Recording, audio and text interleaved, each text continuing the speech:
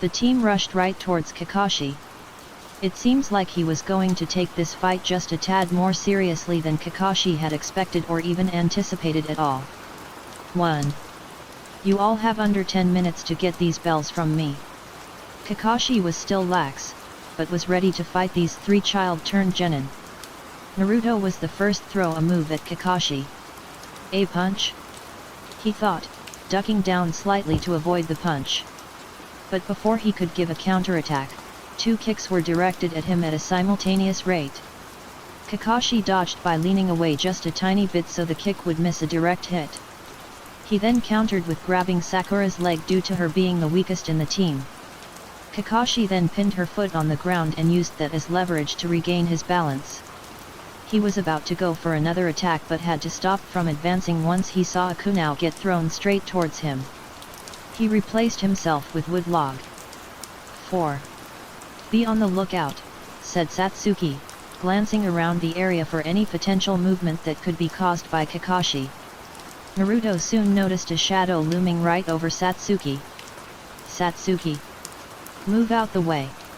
Satsuki couldn't react in time and was about to hit Kakashi's fist. Naruto slightly gritted his teeth, summoning a shadow clone right next to himself. The said clone threw him right towards Satsuki. Naruto looked right over at Sakura.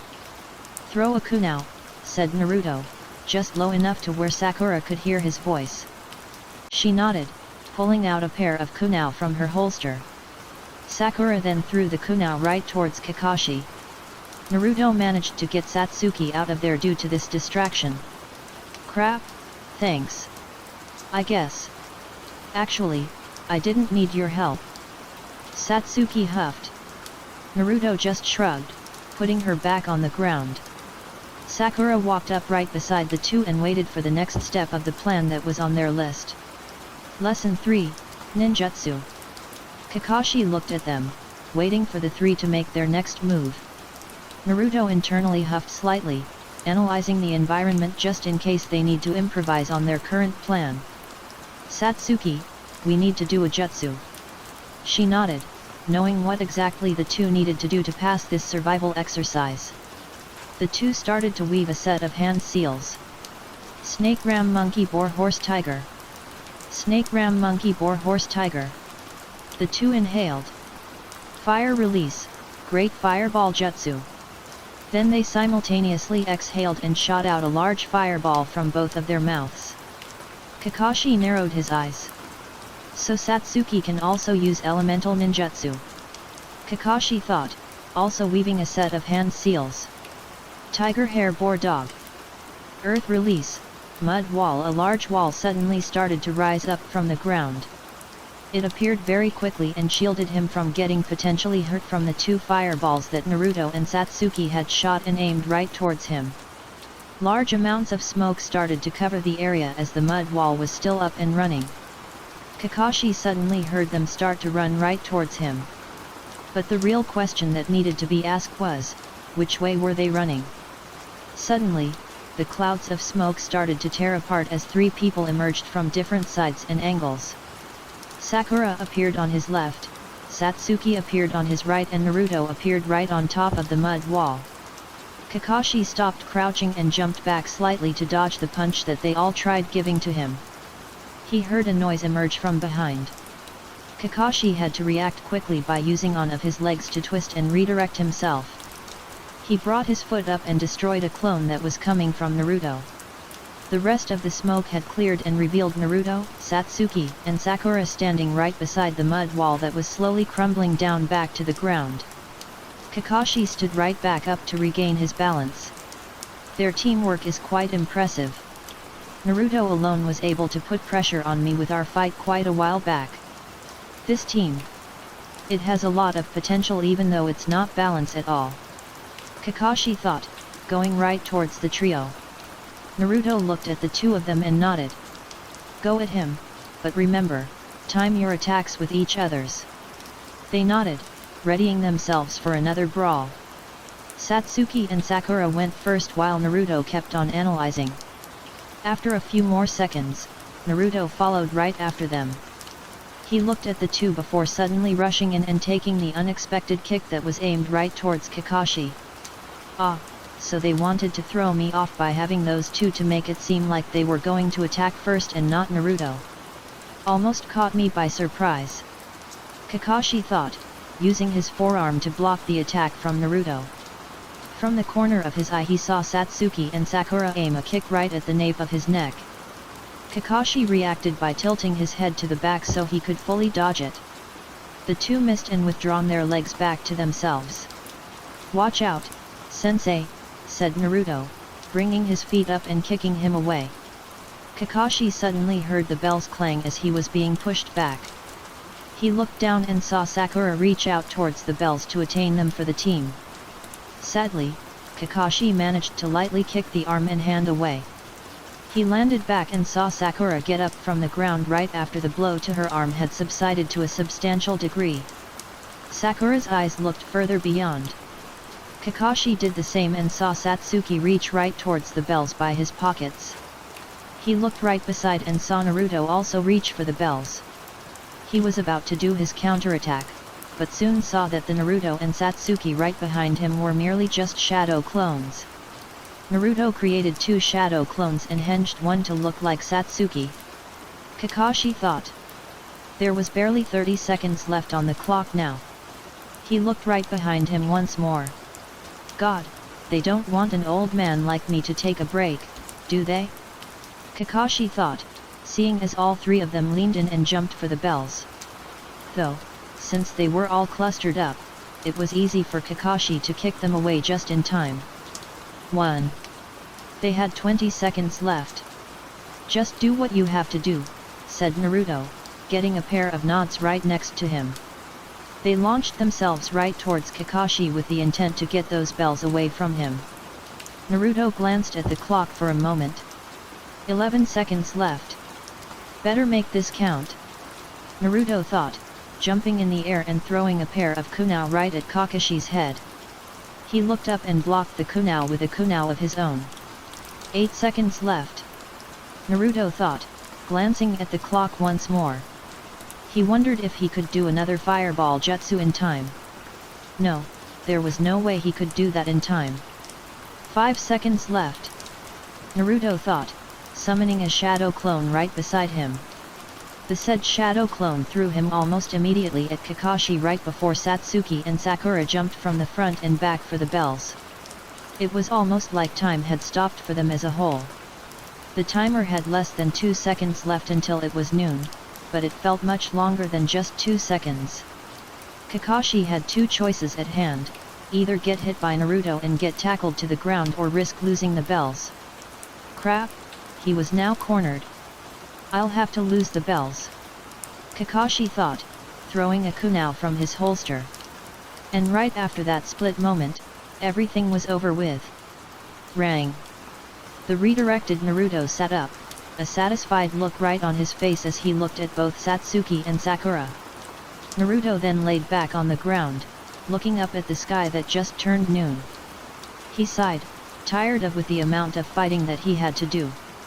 Naruto now finally understands the huge difference between him and Kakashi, whom was a very strong jonin. It was a very large gap between him and Kakashi that he will have to reach. The only real reason they managed to take the bells was being they worked as a team and overcame the challenge with teamwork. Though could they have had managed to get the bells without the planning of Naruto's? Probably not. Whoever that could have been placed on this team will most likely not listen to Satsuki unless they were a fanboy or Naruto himself. But even if they weren't a fanboy, Satsuki wouldn't listen to them due to her dislike of people. She also would refuse to work with Sakura unless they managed to look underneath the underneath. Naruto heard the two slowly get up from the ground and walk towards Naruto with silence looming between the two as they made their way towards Naruto's location. "Here," they said in unison as they had the two bells hanging right off of their hands. Naruto looked at them from the ground and raised an eyebrow right at them. "Why?" "Because you were the reason we got these bells in the first place. Every moment that passed, you were already many moves ahead of the game while we all fought him." Naruto heard Satsuki say with actual envy. "To think you would actually praise a lowly person like me, said Naruto, yawning as he looked back at the sky that had many clouds that illuminated the world. 3. TCH, you're far from being a lowly person. Naruto shrugged, not caring how much Satsuki was wanting to slap in the face for ignoring her with just a simple shrug. I agree with Satsuki-san. Ah, well, there really isn't much importance in the bells, you know. They raised an eyebrow at Naruto, seemingly confused at him with the words that came out of this mouth. What do you mean by that? The two asked, gazing at the delayed down Naruto right in front of them. I have already figured out the hidden motive of the survival exercise quite a while ago now. Why do you think I even asked for your help? This seemed like an obvious question. To get the bells. What else? We had to work as a team to defeat Kakashi-sensei. The bells had very little to no importance whatsoever because they were only there to split us apart and drift us away from the thought of using teamwork. And you figured this out because? Sakura asked, curious on Naruto's mindset when thinking about these things. Naruto had a slight pause to just gaze at the sky for a moment or two. Kakashi sort of gave it away, said Naruto, making them raise an eyebrow. How? They asked, wanting to learn more about Naruto's mental capabilities as a shinobi. Naruto sighed, knowing this will take time to explain. Well, the first thing was when he talked about the bell test that we all were doing. Kakashi-sensei had said that the person that does not have a bell gets dropped and goes back to the academy. But this did not make much sense. What the heck do you mean? It makes perfect sense. He literally said that the person who doesn't have one of the two bells will be sent back to the academy. Satsuki narrowed her eyes down at Naruto. I mean, that doesn't make sense if you don't look even closer.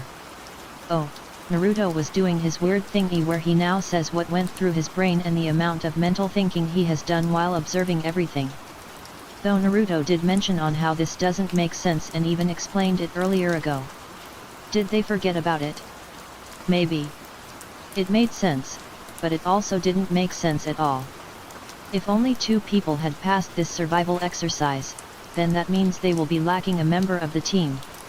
If they lack a member in their team, the team will slowly crumble. Satsuki sighed, knowing what Naruto is going to say. Full of brains and power but doesn't know how to act like a normal person. 13. The Manji formation is a very basic that is used by many. But here's the thing, it needs 4 people to work. If there is one genin missing, then only 3 people will be left. The Manji formation would soon fail due to them being unable to protect 4 sides. The two nodded, wondering where this was all going to lead to. 2 genin and a sensei would only work if the 2 other genin were very strong from the start. But even then, there is limitations that they have that will hold them back. I would rather not explain with more detail, but you get the idea. Teamwork was the only true requirement to pass this survival exercise. The 3 suddenly heard a clap from afar. Naruto sat up and turned his head alongside the others to see who was person that was clapping right at them. It was Kakashi. He had an eye smile form with his right eye. Correct, Naruto. You know, if you had a fully black hair, you practically could almost pass as a Nara. By this I mean, you're a very smart individual. Naruto nodded, not caring for the praise that he had just been given. 4. Anyway, yes, this whole entire survival exercise that I have given you was to simply test your teamwork. The other Jonin senseis did something similar, but was probably not as hard as the one that I gave you. Satsuki was puzzled at that. Though, it was almost expected you 3 would pass. But, even then, this variant of the survival exercise is much harder than the exercises that the other teams might have gone through. This brought up a question from Satsuki. Why? Why was this survival exercise made to revolve around the use of teamwork? This causes Kakashi to lose his eye smile that was right on his face. Ah, well, that is quite the simple question to answer if I'm being honest, said Kakashi, bringing his head up and looking up at the sky that loomed right over their heads. 1. In this world, those who break rules are scum. Yes, that is true. But there was just a minor pause to Kakashi's words. Those who abandon their comrades are worse than scum. Satsuki and Sakura slightly widened their eyes. But just after that, Kakashi I smile once again. But, anyway, you all have passes the bell test. They nodded, satisfied at the words that had just been told to them. 1. Our first mission is tomorrow. Get ready and meet me at this exact training ground once again in the morning. I'll see you here tomorrow morning. Kakashi walked away. 1. Liar. You're going to be hours late, I bet. The bushes and trees stirred as 4 people rushed around, trying to find the thing that they were out to catch for. They all stopped and saw that their targeting also stopped moving. They all pulled out a walkie-talkie and angled it right underneath their mouths. Satsuki here at point B. Sakura here at point C. There was a slight pause as they waited for their last member to make themselves known. Naruto here at point A. He could hear a slight sigh radiate from the walkie-talkie, knowing he was going to get crap-talked by Uchiha Satsuki herself. What a pain. Naruto, you're slow. Naruto heard Satsuki tell him via the walkie-talkie. He just shrugged it off and listened to what Kakashi was going to say to them. Alright, Team 7, the target has just moved.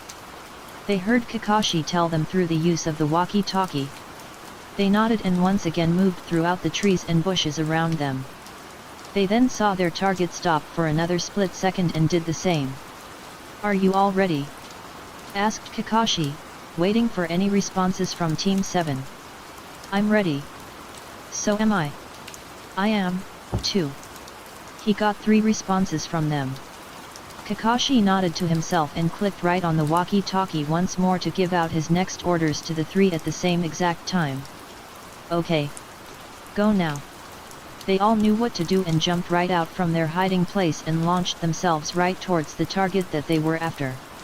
Got it, said Naruto, alerting his 2 other teammates. They were after a stupid and dumb cat. The other 2 nodded, maneuvering their hands to use their walkie-talkie. Satsuki held it right under her mouth. Is it the correct target? Does the target have a ribbon on their right ear? Satsuki looked right back and saw Naruto holding the cat while it tried eating Naruto away. 1. She gained an amused look on her face. Positive. There is a ribbon on their right ear. Satsuki could practically imagine Kakashi sigh in relief. They had been trying to catch the cat for quite a while now. Alright, our mission to catch the lost pet Tora has been complete. 2. Mission successful, Hokage-sama. The team stood right in front of the Hokage and other instructors that sat right next to Hiruzen himself. Most notable was Irika. A lady came up to them and had a huge and kind smile on her face. Ah! Thank you all so much for catching my sweet and kind soul. She took the cat, Tora, away and held her very, very tightly. Sakura slightly sweat dropped at that sight. No wonder that cat wants to run away. She thought, diverting her eyes away from them and focused right on their next mission. God, Sho is getting tired of these same repetitive missions over and over again. Good job. There is much more options to choose from. Some are varying from cutting grass, painting fences, and many more things. This got a growl straight from Satsuki. There is no way I am doing another D-rank mission. It's not helping us improve at all. She was losing her mind trying to do these D-rank mission over and over again. Naruto had to agree, but he managed to hold down the dreadful feeling down very nicely. Hiruzen sighed, knowing that this would have happened sooner or later. I'm sorry, Satsuki. I can't do that for you. This will be a learning experience and is crucial for any ninja's development. Satsuki just sighed, angrily glaring at Hiruzen. 11. There is no way that this is actually helping me or anyone in this team at all. Hiruzen had a look of indifference, not showing much emotion outside of using his smoke pipe. Actually, it does help us but only by a tiny bit. Our teamwork and efficiency would be put to the test, and our time completing the task should be shortened dramatically just by teamwork alone. But all in all, it doesn't help us as individuals, and you should just let us go on a C-rank mission." Many of the people in the room deadpanned at Naruto's words. "Thank God someone has a brain in here. I could almost hug you to death due to you siding with me on this one," Satsuki thought, satisfied that Naruto had sided with her and not with the others. 15. They could hear Hiruzen sigh once more. "I think it's a good time for my cute little genin to finally embark on a C-rank mission. They have been completing a lot of D-rank missions the past month. Almost 70, I think." Hiruzen nodded, understanding Kakashi's point that he was trying to get across. 12? I see. I do guess you do pose a point there, Kakashi. Hiruzen started looking through the papers that he had piled right on the desk that he was sitting right on. It seems I only have one C-rank mission. Would you like to accept that?" asked Hiruzen, looking up from the many papers that he had surrounding the long desk in front of him. They nodded, confirming their answer. "Yes, Hokage-sama," said Kakashi, getting a firm nod from Hiruzen as he sighed with tiredness. God, he was getting too old for this crap. This was such a tiresome job. 1. All right, send in our client right this second. Immediately after, Team 7 looked around and saw that the sliding door was slowly being opened. The person wasn't anything fancy or anything, he was just an old man who was getting drunk out of his mind. What? Just a bunch of kids. This is Tashina, a master bridge builder for the Land of Waves, introduced Hiruzen, getting nods from Team 7 as a whole. Though Satsuki was glaring at old man with disdain. Naruto saw this and placed his hand right on her shoulder. "We are here to protect Tashina, not kill him." Satsuki grunted, slowly calming down to Naruto's touch. She didn't know why, but Naruto had very soft skin. She wondered why. 42. Trust me, Tashina. My team and I are more than capable of protecting you on this C-rank mission. Tashina nodded with much suspicion. This put off Naruto very much and was very odd to see. It's only a C-rank mission. The most dangerous thing that could happen is just us running into a pair of robbers or low-ranking bandits that are looking for weak opponents. Naruto thought, putting this bit of information at the back of his mind. They saw Kakashi talking with Tashina just a few meters away. 1. Kakashi looked at them with his lone eye. This mission might take a week or two to accomplish. We will be having to protect Tashina while he builds a bridge. So get your things and necessities ready and meet me at the gate once you all are packed up and ready. They nodded, dispersing by walking out of the door. Naruto arrived home, rummaging through his things for the mission. He had to have things that will help him survive just in case they run into the worst case scenario.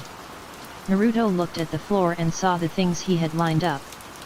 He had a backpack that he was going to fill with scrolls that contained any more things that he needed. Some may say that Naruto was going overboard and that he shouldn't be doing all this preparation for just one simple C-rank mission. But Naruto would beg to differ. That Tashina guy. He's suspicious as it is. Naruto thought, throwing in everything in his backpack and throwing it right around his back like it's supposed to be used. He then jumped right out of the window and landed on the streets of Konoha. Naruto looked around and then soon placed his sights towards the direction of the gate. He then started to slowly walk towards his newfound destination that he needed to go to. Naruto arrived at the gates and saw the two others there alongside Tashina. They immediately saw Naruto and raised an eyebrow at him, expecting a reason on why he was late. "You're late, Naruto," said Sakura, looking at him as he neared the two of them. Naruto nodded, know that he was late to the occasion. But it seems like Kakashi wasn't here yet either. God, this will take some time. Naruto thought, looking up into the sky as they waited for their sensei to finally arrive at the destination that they were all at. It took some time, but he finally arrived just a few minutes before an hour was created. You're even later than Naruto, said Sakura, complaining at Kakashi's tardiness. Haha. Sorry, I was just lost in the road of life. The three deadpanned except for Naruto. He did not want to waste time at all. This was his first C-rank mission that he was going to do as a official ninja of Konoha. Alright, let us getting going, my three cute little genin. Kakashi had an eye smile right on his face as he walked right in front of them and gestured for the rest of the four to follow them. Naruto and Satsuki, you two guard the front for any potential robbers. Sakura and I will guard the back. Tashuna will stay in the middle as we guard him as well. Got it. They all nodded to that order. They all got into their positions and waited for any potential strike to be made by any surrounding enemies that would want to kill them or Tashuna. Kakashi pulled out the Ika Ika novel while they were walking. Seriously? Porn in public? Does he not have dignity whatsoever? Naruto thought, soon diverting away from the book that Kakashi was holding. They all continued to look around, analyzing the environment. 12. Soon enough, Naruto saw something from afar. A puddle? Naruto thought, questioning himself on how there was a puddle. He internally started to think as they slowly walked past the puddle that Naruto had seen just before. It's the middle of summer, there is no way it could have been raining all of a sudden. Unless... Did I miss a rainy day? No, I didn't. This isn't merely trivial thinking. Yes, I finally get it now. Naruto thought, eyes turning very deadly. Suddenly, a person, no, two people from the puddle of water rose up and appeared behind Kakashi. They had gauntlets that had chains attached to them. The chains wrapped around Kakashi. Everyone looked right towards Kakashi and saw the mess that was about to happen right in front of their very own eyes. Got one down. One yelled, pulling their chains right back at them and ripping Kakashi to shred. Naruto narrowed his eyes, eyeing the bits and pieces that fell to the ground. Satsuki, get ready to fight them. Sakura, protect Tashuna even if it costs your life. They nodded, getting ready for a battle. Naruto felt the two of them appeared right behind him. This one will be easy, yelled one of the other weirdly clothed maniacs. Naruto ducked to the ground to dodge the two chains that were aimed right behind him. Two kunaus from Satsuki and Sakura were thrown right towards their heads. Naruto took this time to jump away from them to create distance from them all. He looked towards the place that should have Kakashi's ripped up limbs, but saw nothing and only saw a pile of a ripped apart log that was laying on the ground. So Kakashi was alive. Naruto looked back at the battle and saw Satsuki dodge a chain by one of the two lookalikes. Move Tashuna out of the way, Sakura. He jumped into the air and started to weave a multitude of hand seals. Snake, ram, monkey, boar, horse, tiger. Naruto inhaled. Fire release, great fireball jutsu. He then exhaled and let out a large fireball from his mouth. The said fireball made its way right towards the two enemies. 3. Watch out. Move out of the way. One yelled at the other. The other nodded and jumped away. Oh, no you don't, said Satsuki, kicking one of them back in front of the flames of the fireball without much hesitation. Sakura grimaced at the sight, but was right back at taking this very serious. Gozu. Oh, so the one that was getting crisped by the fireball was named Gozu. Sakura. Satsuki. Throw a kunai. He tried yelling as little as possible. And he managed to succeed in doing so. They nodded and pushed their hands into their holsters and pulled out a kunai. Take this, yelled Sakura, throwing her kunai right towards the last one out of the two. Satsuki did the same and threw hers. Then Naruto did the same and threw a kunai of his own that he had just pulled out from his own holster. The other one just barely managed to dodge by backing away. He widened his eyes, looking back and saw that he had hit a tree with his back. He then widened his eyes even further and saw Naruto throw a nasty kick that was aimed right for his eyes. The guy ducked down, just barely dodging the kick from Naruto. Another kunai came flying towards him. It was Sakura's kunai. He titled his head to the side to dodge it. Satsuki then came running and threw a kick to the side of his neck. Gahh! He yelled, feeling the pain from the kick. He gritted his teeth, jumping back up to regain his balance. "You're done," said Naruto, appearing behind him and stabbing him lightly on the back. He soon was knocked out due to the intense pain. They all heard a clap from behind. "Good job," said Kakashi, holding the burnt Gozu with his hand. "You're alive!" Sakura exclaimed, getting a nod from Kakashi. "1. Indeed I am." Kakashi went towards the other one and picked him up without much trouble. "These two are Gozu and Miyaizu. They are Chunin level ninjas called the Demon Brothers." Naruto internally cringed at the name. "Wait, if you were alive, why didn't you help your genin?" asked Tashina, drinking a bottle of sake right after. Kakashi looked around and met eyes with Tashina. "I was trying to find out who their target was." "And it was?" asked Sakura, wondering if they were the people that the two brothers were after. "The person that they were after was you, Tashina." He suddenly started to sweat with nervousness plastered right on his face. Tashina looked around, trying to figure out a way to get himself out of this situation. "And don't try and make it seem it was just a mere coincidence." Tashina sighed, knowing this wasn't going to end well for him either way if he didn't comply to what Kakashi was saying. "Fine, I lied about the ranking of the mission. I only had enough money to get a C-rank mission. My only hope was to get high-level ninjas for help." Kakashi narrowed his lone eye. "This mission is easily B rank or above. This is something that only ninjas of my rank can handle." Sakura nodded in agreement. 5. "This is way too strong for us to handle," said Sakura, hoping for the other two to agree. Though they were frozen still, not knowing what to do as of now. 1. "Naruto, your hand." Kakashi pointed right towards Naruto's right hand. He raised an eyebrow, looking at his hand. It was freaking wounded. "I observed their chains and found out it reeked with the smell of poison. Your hand injury will be a burden. We'll have to go back to the village and get you a doctor." Kakashi eyes Naruto.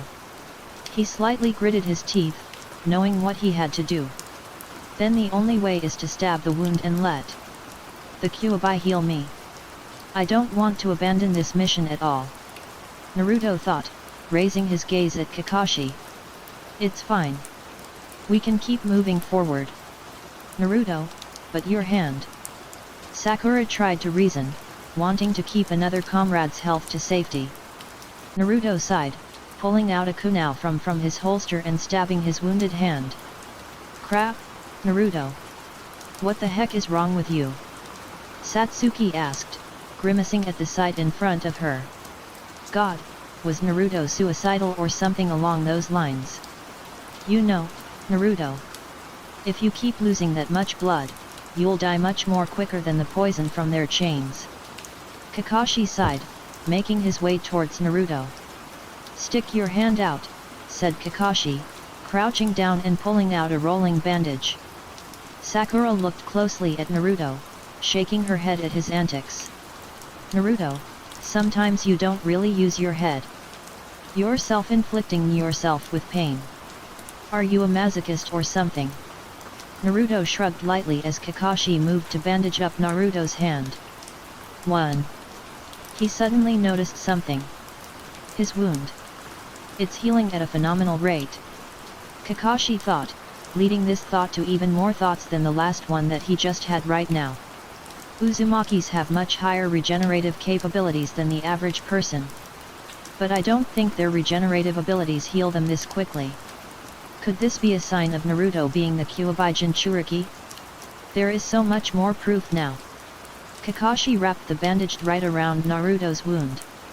"I say we continue this mission," said Satsuki, agreeing with Naruto's opinion on the matter.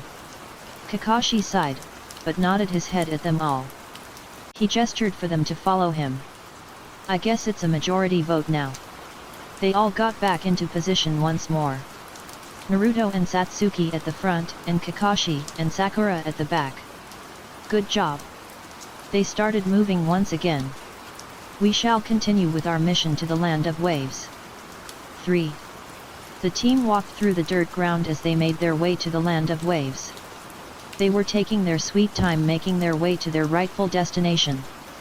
We're about just in the territory. They nodded, noticing the slight mist roaming around the air. After a few more minutes of walking, they had finally caught sight of something from afar. Over there, said Tashuna, pointing right at the bottom of the bridge. There was a man there, waiting for them to arrive in time. They nodded and went towards the boat. Hello, Tashuna. Hello to you, too. They all got on the boat, slowly rowing down the waters of the wave. This did raised very large suspicion and had questions looming right over their heads. Why are we going so slow and why are we so quiet? Asked Sakura, using a very quiet tone of hers.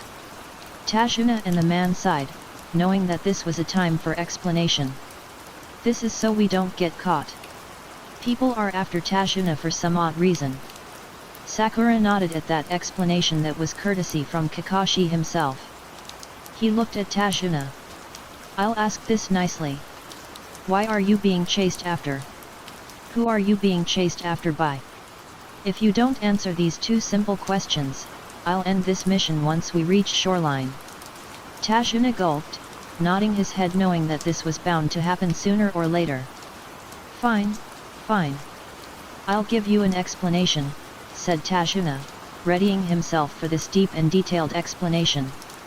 This man that arrived at our country just over a year ago is responsible for all of this shenanigans that is currently happening. Kakashi raised an eyebrow, curious on what he was talking about. 1. Who was it? He was named Gato, one of the most richest businessmen in the entire nations. Kakashi slightly widened his eyes, now learning of this bit of information that Tashuna was talking about. 3. When he came to our country just over a year ago, he took seize and control of everything in the land of waves. Be it being the economy, people, everything. The reason is because the land of waves is a country that is not connected to any other nation and is just an island. They nodded. Tashuna pointed towards the bridge that was right above them all. They all looked up. But this bridge is what Gato fears. If this bridge is completed, everything that he has gained via drug trafficking, illegal sales, etc. it will all be wiped due to the land of waves being connected to a nation. They were finally getting it now. They suddenly entered a tunnel. Everyone looked at the front, wondering what could possibly be at the end of said tunnel. Once they got out of the exit, they saw the mist that was around them before magically be no longer there. Everything was so vibrant and bright. We're almost there, said Kakashi, getting nods from the others. Naruto, Satsuki, and Sakura got themselves ready just in case they were going to be engaging into another battle. They soon made it back on land where they actually belonged on. Alright, this is the stop. Now get off. Naruto could feel it, the man was scared beyond insanity. They all got off of the boat and once again walked on land. Keep guard, told Kakashi, getting another 4 nods from them all. They all walked around Tashuna as they entered a forest of some sorts. They all kept on walking on and on. Naruto suddenly heard a bush rustle. He pulled out a kunai from his holster and threw it towards the rustling bushes. They all turned at Naruto, slightly startled. Everyone eyed at Naruto, wondering what he had just heard. What the heck?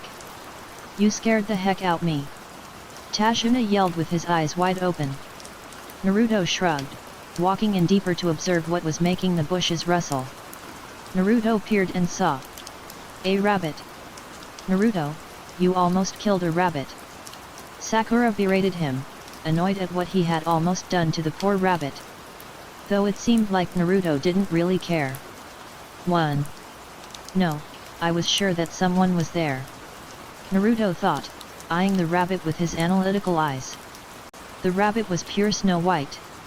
That was just very odd for Naruto. A snow rabbit?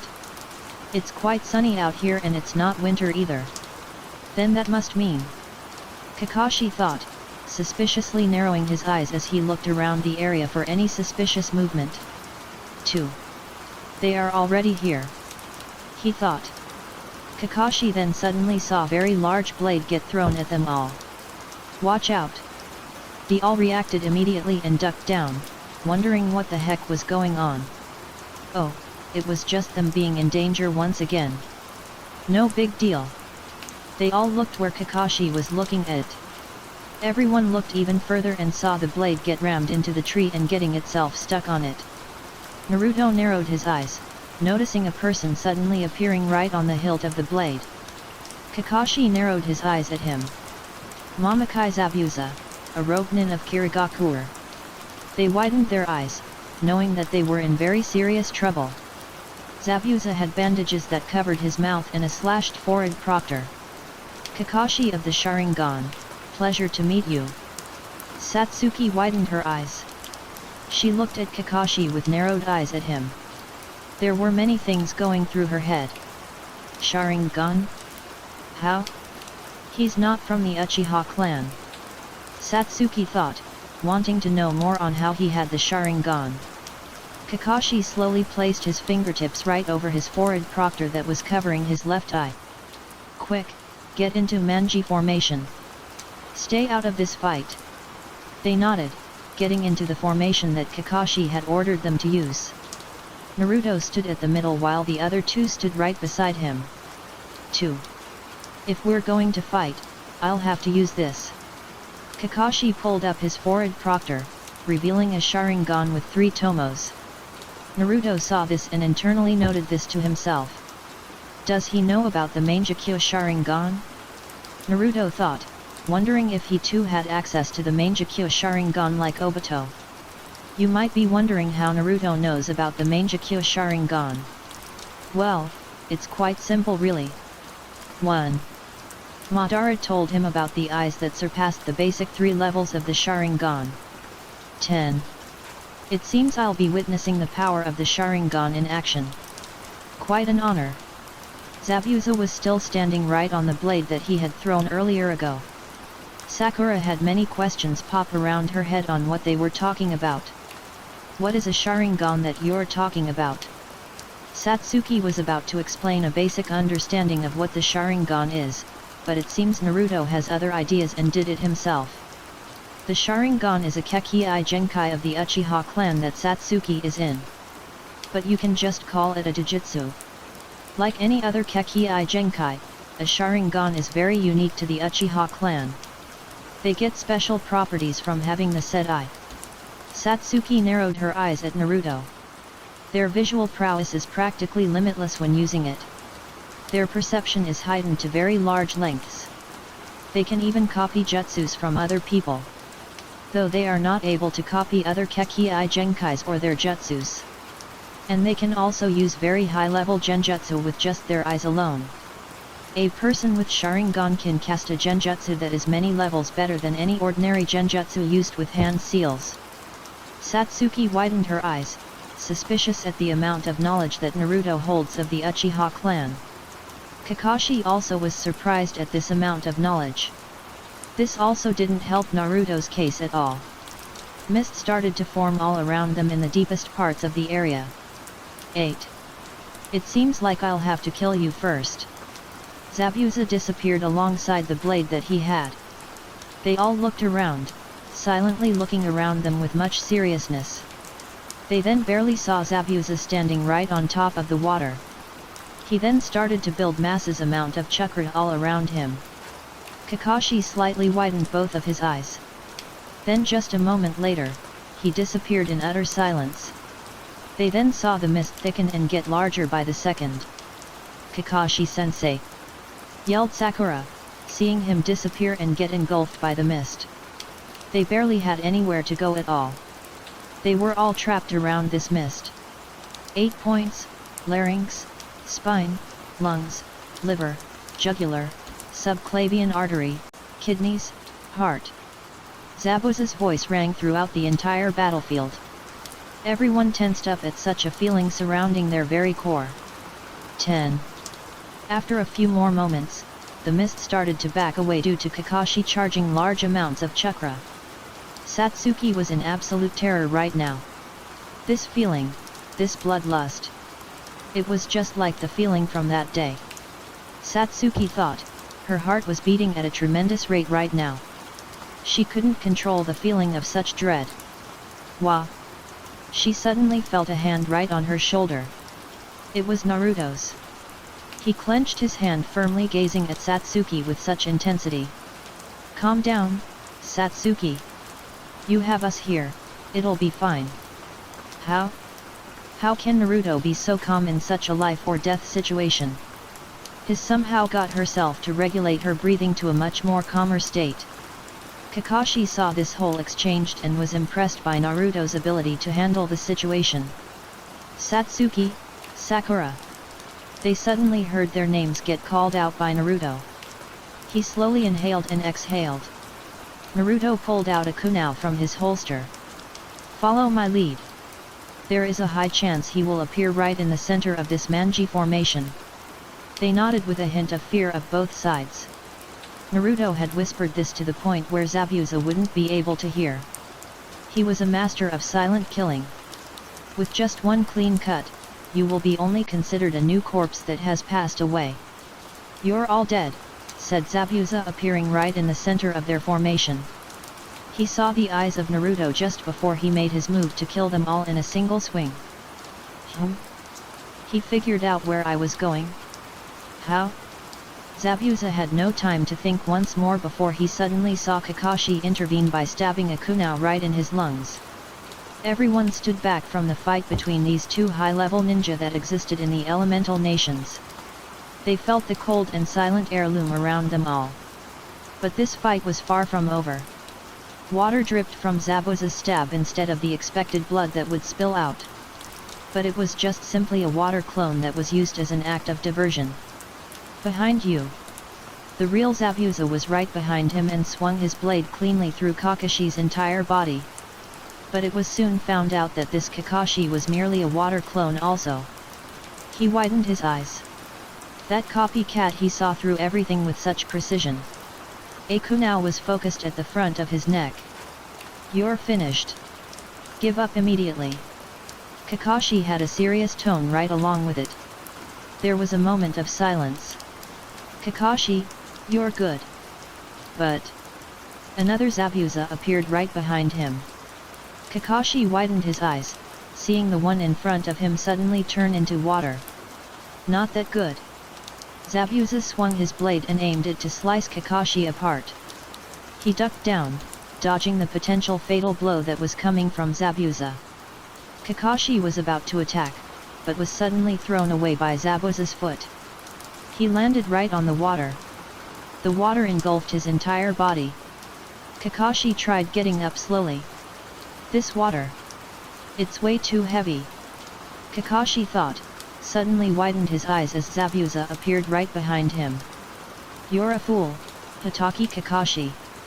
He started to weave a multitude of hand seals. Snake ram horse hair snake ox clap hands.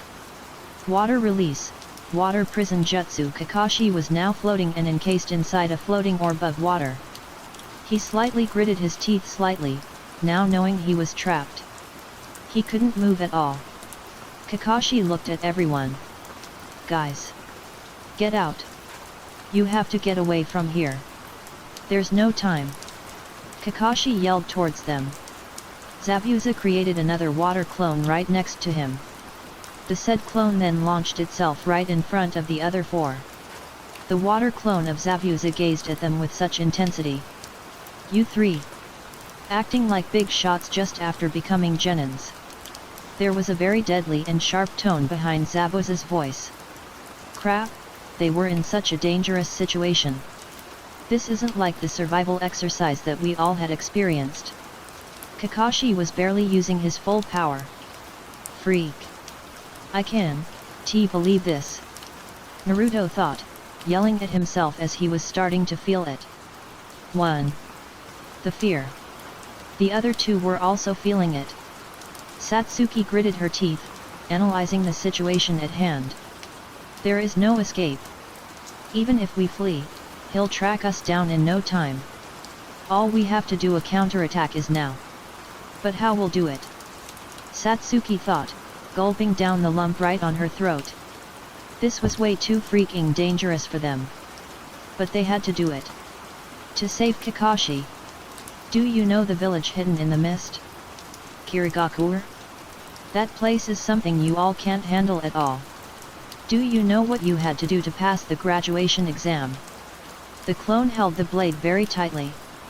Kakashi widened his eyes. We had to kill each other. The others widened their eyes, surprised at this information at hand. Naruto gritted his teeth slight, looking at the clone that was talking to them. You won.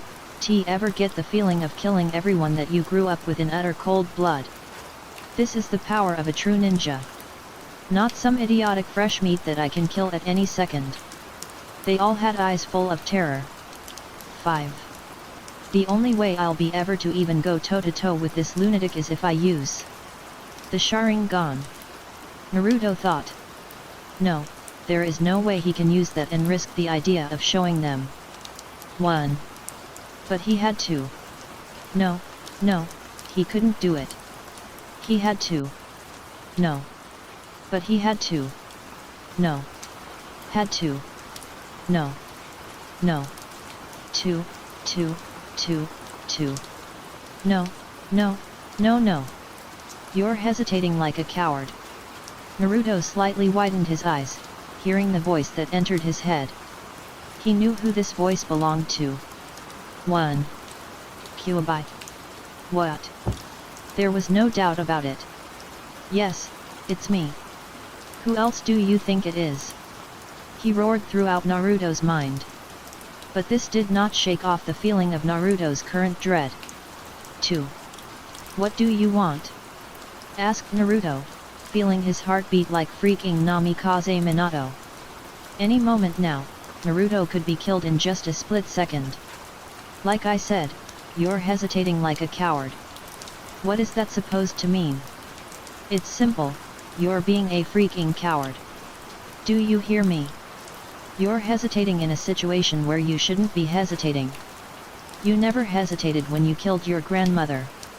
You never hesitated when you beat the crap out of those arrogant graduates. What's different now?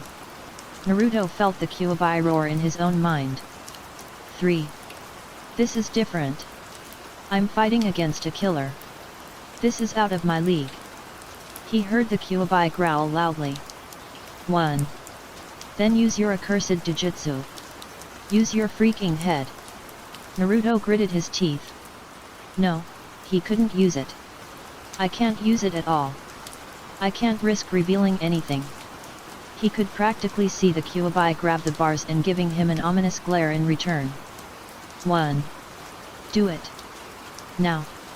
I won't let myself die and wait to reform because of your stupid decisions. Do you hear me? I am the Kyuubi. I fear absolutely nobody. Naruto froze, looking at the ground as everything felt frozen in time.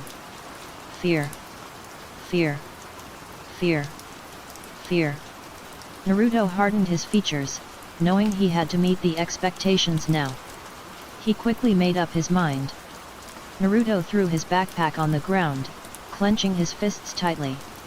We're not running away. There is no time for a manji formation. Satsuki is with me. Sakura, defend that dang old man with everything you have. Naruto huffed, feeling the fear slowly subside. You know, you might not be so bad after all. Freaking softy. Naruto thought, looking at the ground as the Kyuubi yelled in his own brain. He swallowed the lump that was in his throat.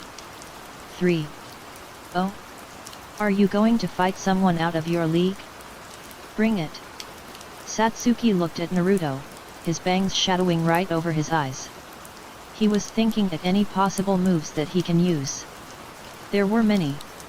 6 years, said Naruto, a small huff at the end. This caused them to raise an eyebrow at what he meant. 6 whole long years that I managed to keep my crap a secret. They narrowed their eyes at him. What does he mean by that? But I guess the ninja world has finally caught up to me. Yes, it's finally time. Naruto started to slowly raise his head up towards the water clone of Zabuza. I'll show you the power of my eyes, the real power of Uchiha Naruto. His Sharingan flared to life. Naruto and Sakura was unable to finish due to her loss for words. Uchiha. Satsuki finished the sentence for her, bewildered at the sight in front of her. What the heck was going on? Naruto was an Uchiha? Thoughts were rolling from her head. He didn't even tell me.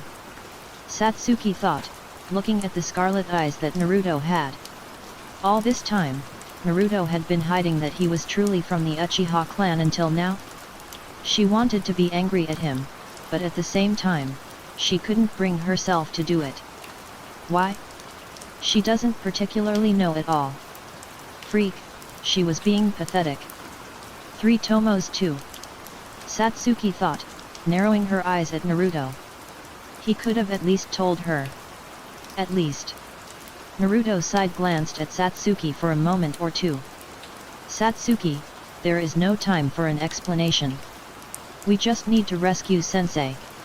Satsuki scoffed, though nodding her head up and down and following Naruto's path. 1. An Uchiha, hey? 3 Tomo Sharingan 2. Still won't be enough to defeat me. The water clone of Zabuza rushed towards Naruto at a quick speed.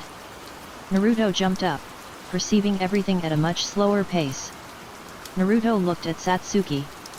There is no time for daydreaming, Satsuki. I'm going to need our help. Naruto dodged a thrust of the blade while in mid-air. He stood right on top of the tip of the blade and jumped right off. Satsuki threw a kunai right towards the clone Zabuza. But he counterattacked with using his blade to block the kunai from reaching him. Naruto gritted his teeth, wondering what he should do. He landed back on the ground and looked to his side where his backpack was it. Satsuki, I have a plan. She nodded, wondering what Naruto had in mind. Multi-shadow clone jutsu. Numerous amounts of clones appeared all around the water clone. They all surrounded him with a kunai in their hands. Shadow clones? It seems this guy has lots of chakra. That could be dangerous, thought the water clone, observing what was happening right around him. Naruto and his clones jumped right towards the water clone. Get ready, said the clones and Naruto in complete unison. They all jumped right on top of the water clone.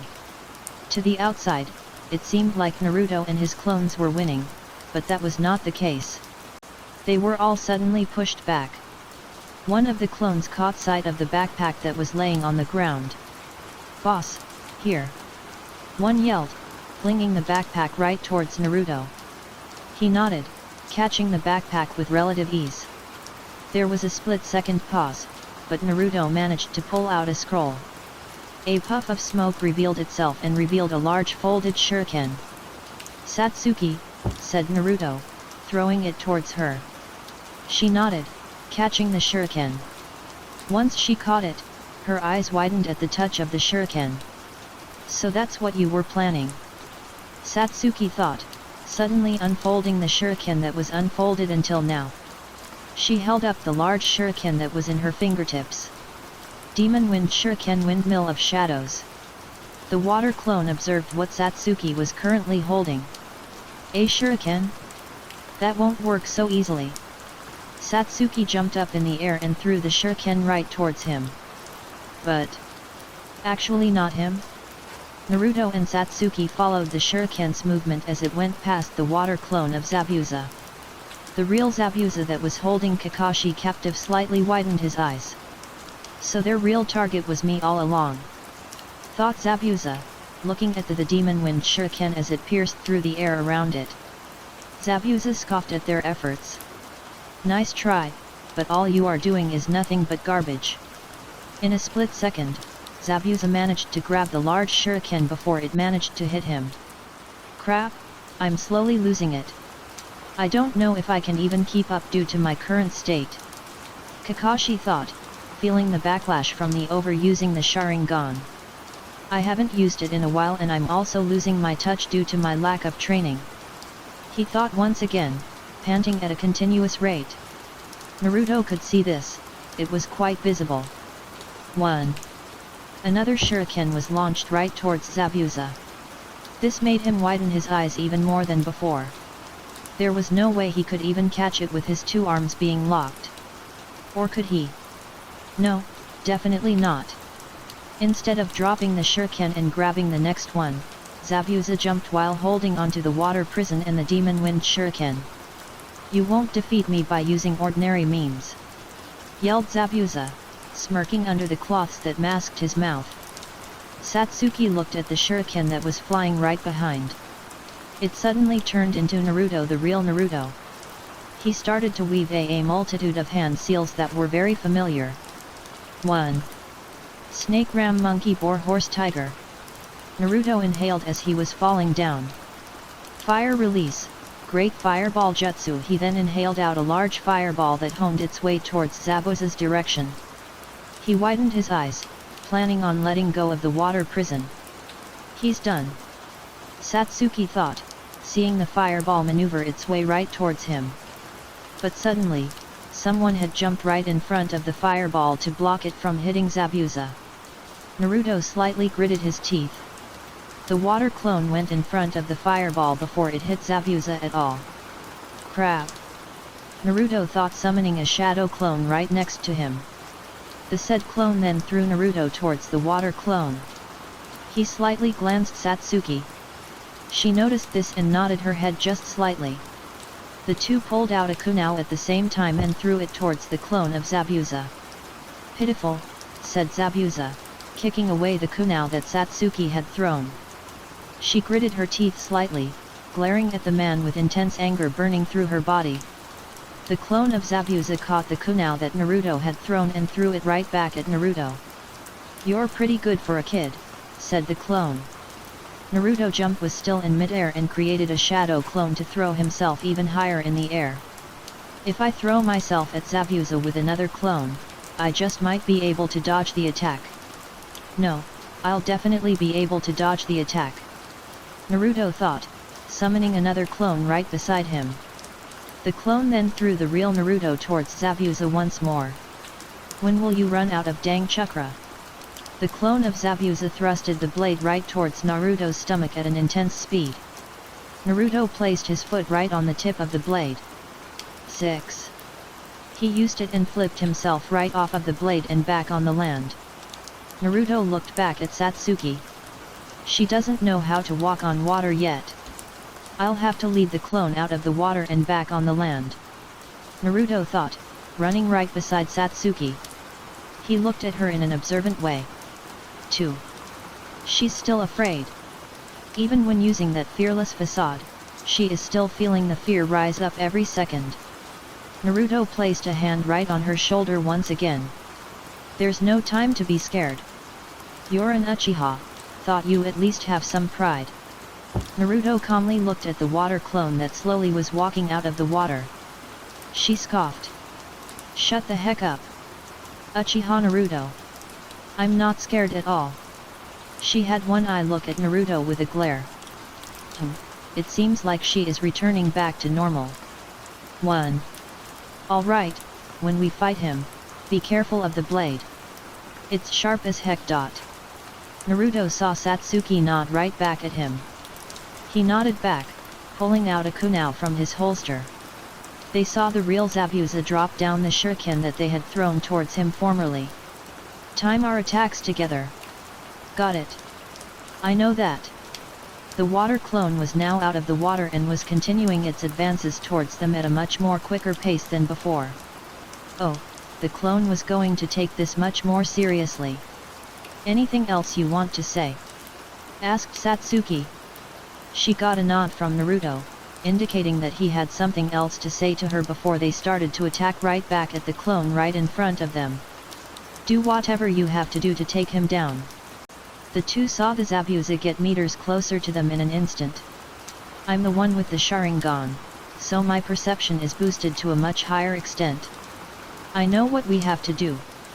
She nodded bitterly, jealous at Naruto's 3 Tomo Sharingan. The clone appeared right in front of them. Jump! Now! Naruto and Satsuki jumped away in 2 different directions. The two regained their balance and locked eyes with each other. They nodded, knowing what to do next.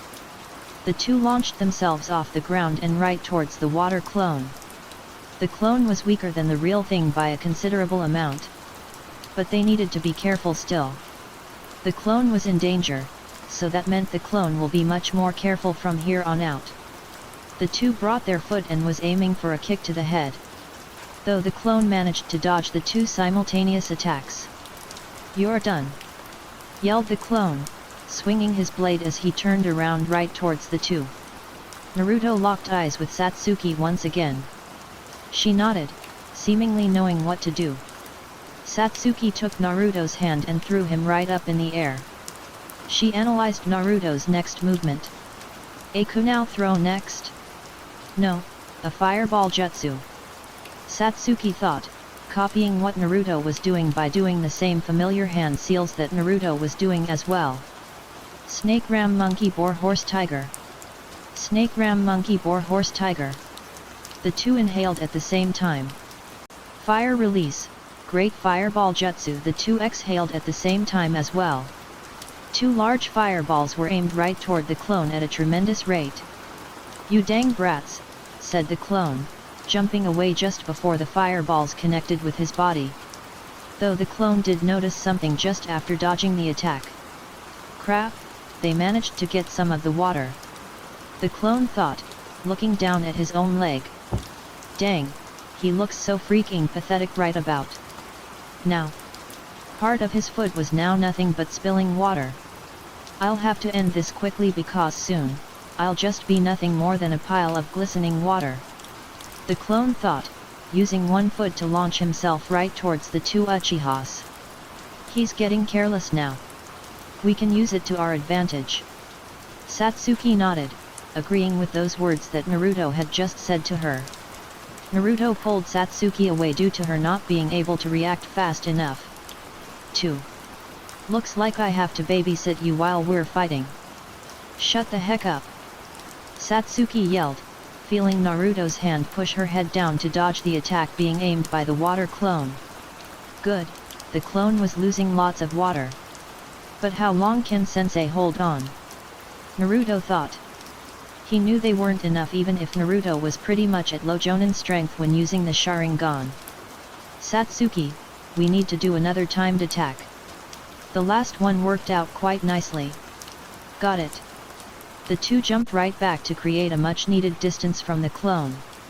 They knew what exactly they needed to be doing as of right now. Snake ram monkey boar horse tiger. Snake ram monkey boar horse tiger. The two inhaled at the same exact time. Fire release, great fireball jutsu. The two then exhaled another large fireball from the mouths. They locked eyes with each other. Don't let him escape. The two launched off from different directions, but their destination was ultimately the same. They saw the water clone try and jumped away to avoid the 2 fireballs. But it seems Naruto and Satsuki had other plans. They appeared right behind the water clone and threw a kick right at his stomach. The clone widened his eyes, feeling their feet pass right through his entire body. Crap, said the clone, falling apart on the ground in utter pieces. I guess you two win. The clone became nothing but a puddle of water. They looked at the main Zabuza. It was now time to go on to the main course dinner. 1. Naruto and Satsuki nodded their heads at each other. They knew what they had to do. They needed to get this jerk to let go of the dang water prison. Naruto and Satsuki rushed towards Zabuza, trying to find a way to the man go of the dang water prison.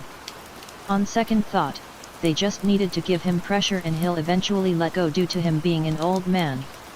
Satsuki went from the front, Naruto went from the back. 7. He was in midair and threw a kick right towards the swordsman right along with Satsuki. Zabuza managed to block Satsuki's due to her being at the front, but couldn't block Naruto's attack due to him being at the back. Naruto swung his foot and placed it right on his back. He then twisted his body to the point where he could give him a punch to the face. Though that failed due to Zabuza's free hand. "Don't get too cocky," said Zabuza, motioning his hand so he would throw Naruto back towards to Satsuki. But Naruto had other plans and disappeared in a puff of smoke. 1. A shadow clone? Since when? Thought Zabuza, suddenly feeling a kick to his face and stomach. Naruto was the one that delivered a kick to the face, while Satsuki was the one that delivered it to the stomach. "Shut the heck up," said Satsuki, throwing another kick towards Zabuza's stomach. "Don't provoke him, Satsuki." Naruto sighed, quickly pulling out a kunai out of his pockets and quickly maneuvering it towards Zabuza's shoulder that was holding right on the water prison. "Tch, such weak and futile efforts." Zabuza suddenly caught kunai with his arm. No, not the arm that was free, but the arm that was supposed to be holding the water prison that Kakashi was in. Naruto slightly gritted his teeth, suddenly being thrown right towards Satsuki. She had no room to react due to it being so sudden and was hit by Naruto's flying body. The two crashed right on the ground, in a compromising position. 16. "Get off of me, Satsuki." Naruto looked at Satsuki as she widened her eyes at what position they were at. She was right on top of Naruto and her head was so close to his own. "Shut up, it's your fault," she grumbled, completely red all over. Naruto shrugged it off like it was nothing and stood right back up on the ground. 9. Satsuki did the same. Kakashi and Zabuza were now facing each other.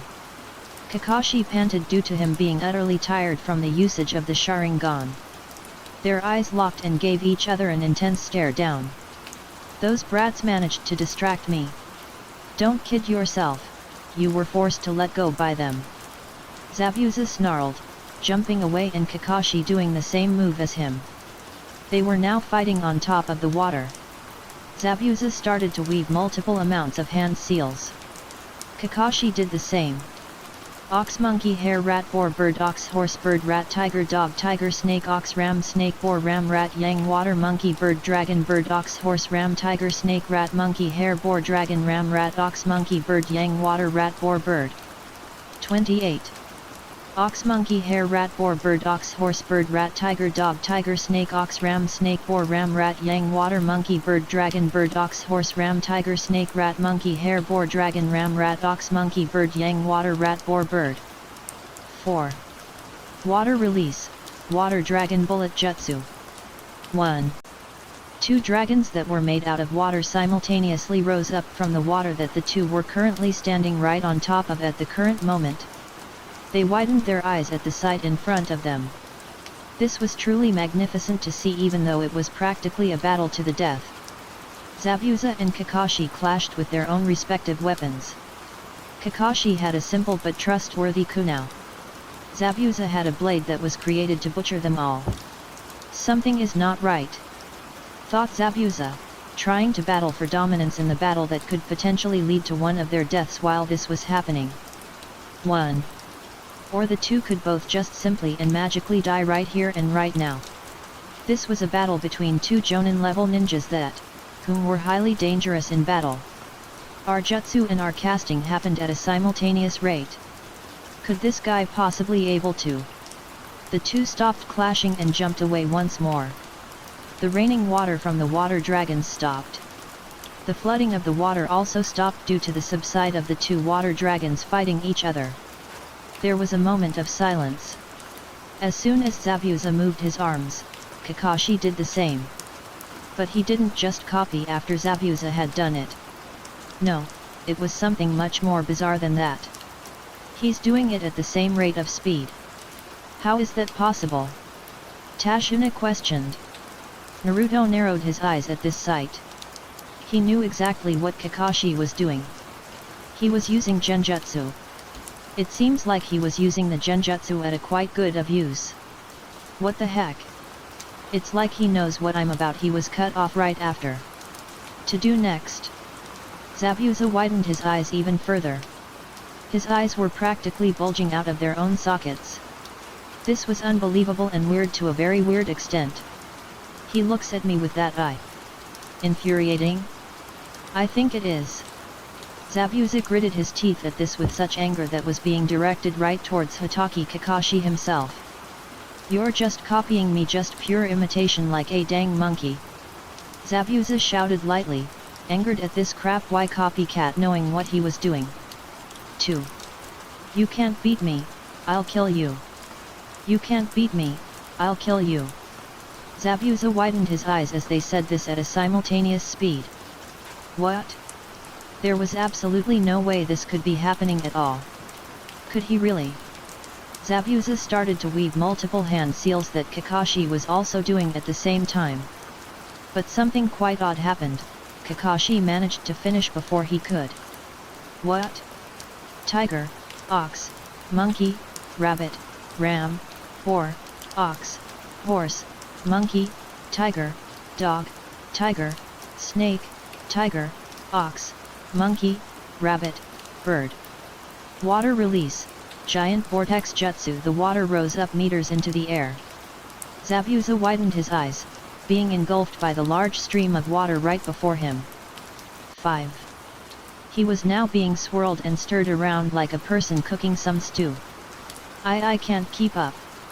Zabuza thought, soon being taken and hitting a tree. Water dripped down his body as he saw Kakashi walk up right in front of him as he was leaning right on the tree. He was tired. Absolute tired at that. Tell me, can you look into the future? Yes, and your future is your end. Kakashi had his kunao at being held tightly in between his very own fingertips. He motions his arm and hand to put Zabuza out of his misery. But suddenly, 2 senbon needles from far away made itself known to the world and impaled Zabuza's neck with such speed and absolute brutality. They widened their eyes as a person jumped down from a tree that was close to their area and landed right next to the ground that Zabuza laid on. Plus. And you are right. He is now dead. That mask. Kakashi thought, eyeing the mask that the person right in front of him had. He narrowed his eyes at the person, analyzing what they were doing. You're a hunter nin. The said hunter nin looked right towards Kakashi and nodded their heads right towards him. It seems like Kakashi was correct at the statement that he just made. You are correct. I am a hunter nin that has been trying to find and take down Mamakai Zabuza for quite some time now. Kakashi slowly and just slightly nodded at those words. 3. Thank you for assisting my mission unintentionally. I'll be taking Zabuza away to dispose of him. Kakashi nodded, seeing the hunter nin slowly pick up Zabuza and disappearing with him. This person should be around their age just by hearing and seeing their voice and height. Kakashi thought, looking back at Naruto and the others as they went closer towards him. It seems we are done with fighting. Good job everyone. They all nodded. It was now time for them all to continue on with the mission that was still ongoing. Just a few seconds after they started walking, Kakashi crashed right on the damp ground. Sensei. Kakashi slowly opened his eyes and seeing a ceiling. He groaned as he tried getting up and moving around. That didn't work at all for him. Suddenly, a person came walking in and looked at Kakashi. He raised an eyebrow, wondering where he was at. Hello, I'm Tsunami. I am Tashuna's daughter. He nodded, now soon realizing where he was now at. He was now at Tashuna's home place.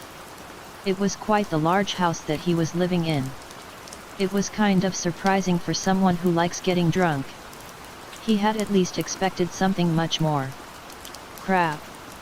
No offense to Tashuna, but he seems like the type of person to just waste money on booze and drinks. He probably is. Oh, sensei. Sakura came walking in alongside Tashuna. Kakashi raised an eyebrow, seeing that she was the only person aside from Tana who had came walking in the room. 12? Gee, the other must hate me, said Kakashi, sighing now that Hiruzen's theory on Naruto being an Uchiha was all correct and that he was truly an Uchiha. Though it seems he was forced to do it because of the situation. But I saw it in his eyes, the fear that overshadowed his own intelligence and skills. How did he overcome it? Does this mean he is hiding something else? Probably. But it's not good to pry in and interrogate him like Ibiki. Kakashi thought, wondering about the enigma named Naruto. 2. Ah, well, Satsuki-san wanted to talk to Naruto about something important. They are just right outside in the woods. Don't worry, they said they won't be gone for too long. Kakashi nodded, knowing what Satsuki wanted to talk to Naruto about. I see, Sakura. Then I guess we should leave them be for now. We wouldn't want to enrage a fox and its vixen. Sakura got a confused look right on her way. 17. What does that mean? Ah, you'll find out once you're older. It doesn't really have much of a definition, but it will make sense. Naruto followed right behind Satsuki. She had said that she wanted to talk to him privately. They then decided to go and talk in the woods that was just right outside the docks. 2. Naruto stood right behind Satsuki with his hands right inside his pockets. What do you want? Satsuki turned right around, glaring right towards Naruto and into his inner and deep soul. Oh, those were the wrong words to use. What do I want? That's the first thing you asked me. Naruto stared at her with his blank face and lifeless eyes. He lightly shrugged, not knowing how to deal with a girl as messed up as Satsuki. Sure. Though I do guess that the words that are spilling right out of my mouth are everything but helpful and good. He heard Satsuki scoff at him. She then looked right down to the ground. Why? Why? Why didn't you at least tell me? Why couldn't you at least trust me with your secret? Naruto felt a lump right on his throat that needed to be swallowed. 1. He did. I don't know. I'm a secretive person, Satsuki. There are things about me that nobody in this world knows about. I'm not really good with talking to people. Sorry. Naruto looked at the ground that Satsuki was staring at. There were teardrops right on the short and grassy ground that the two stood right on. Satsuki looked up at Naruto, 2 lone tears rolling down her face. If only you had told me from the beginning. Maybe we wouldn't be like this. Maybe I wouldn't have felt this lonely. We're friends, you know, best friends. Naruto slightly widened his eyes, turning his gaze away from her. 2. Maybe. But that is only possibilities, hey? We won't really know for sure unless we really did it. Satsuki wiped one of the tears that threatened to roll down her face. 16. I guess, said Satsuki, getting a slight sigh from Naruto himself. He looked right at the teary-eyed Satsuki that was currently right in front of him as of right now. You know, I thought you would be throwing a fit that I didn't tell you that I was an Uchiha. Guess you do care about my own feelings. Naruto felt a slight punch to his arm. Shut up, Naruto. You're a bench dot. Naruto shrugged, patting the top of her head. He saw another tear fall down on the grassy ground that the 2 Uchiha stood on. He cursed himself, knowing her fanboys would be enraged if they ever found out what he was about to do. Naruto internally grunted to himself, putting his arms right around Satsuki.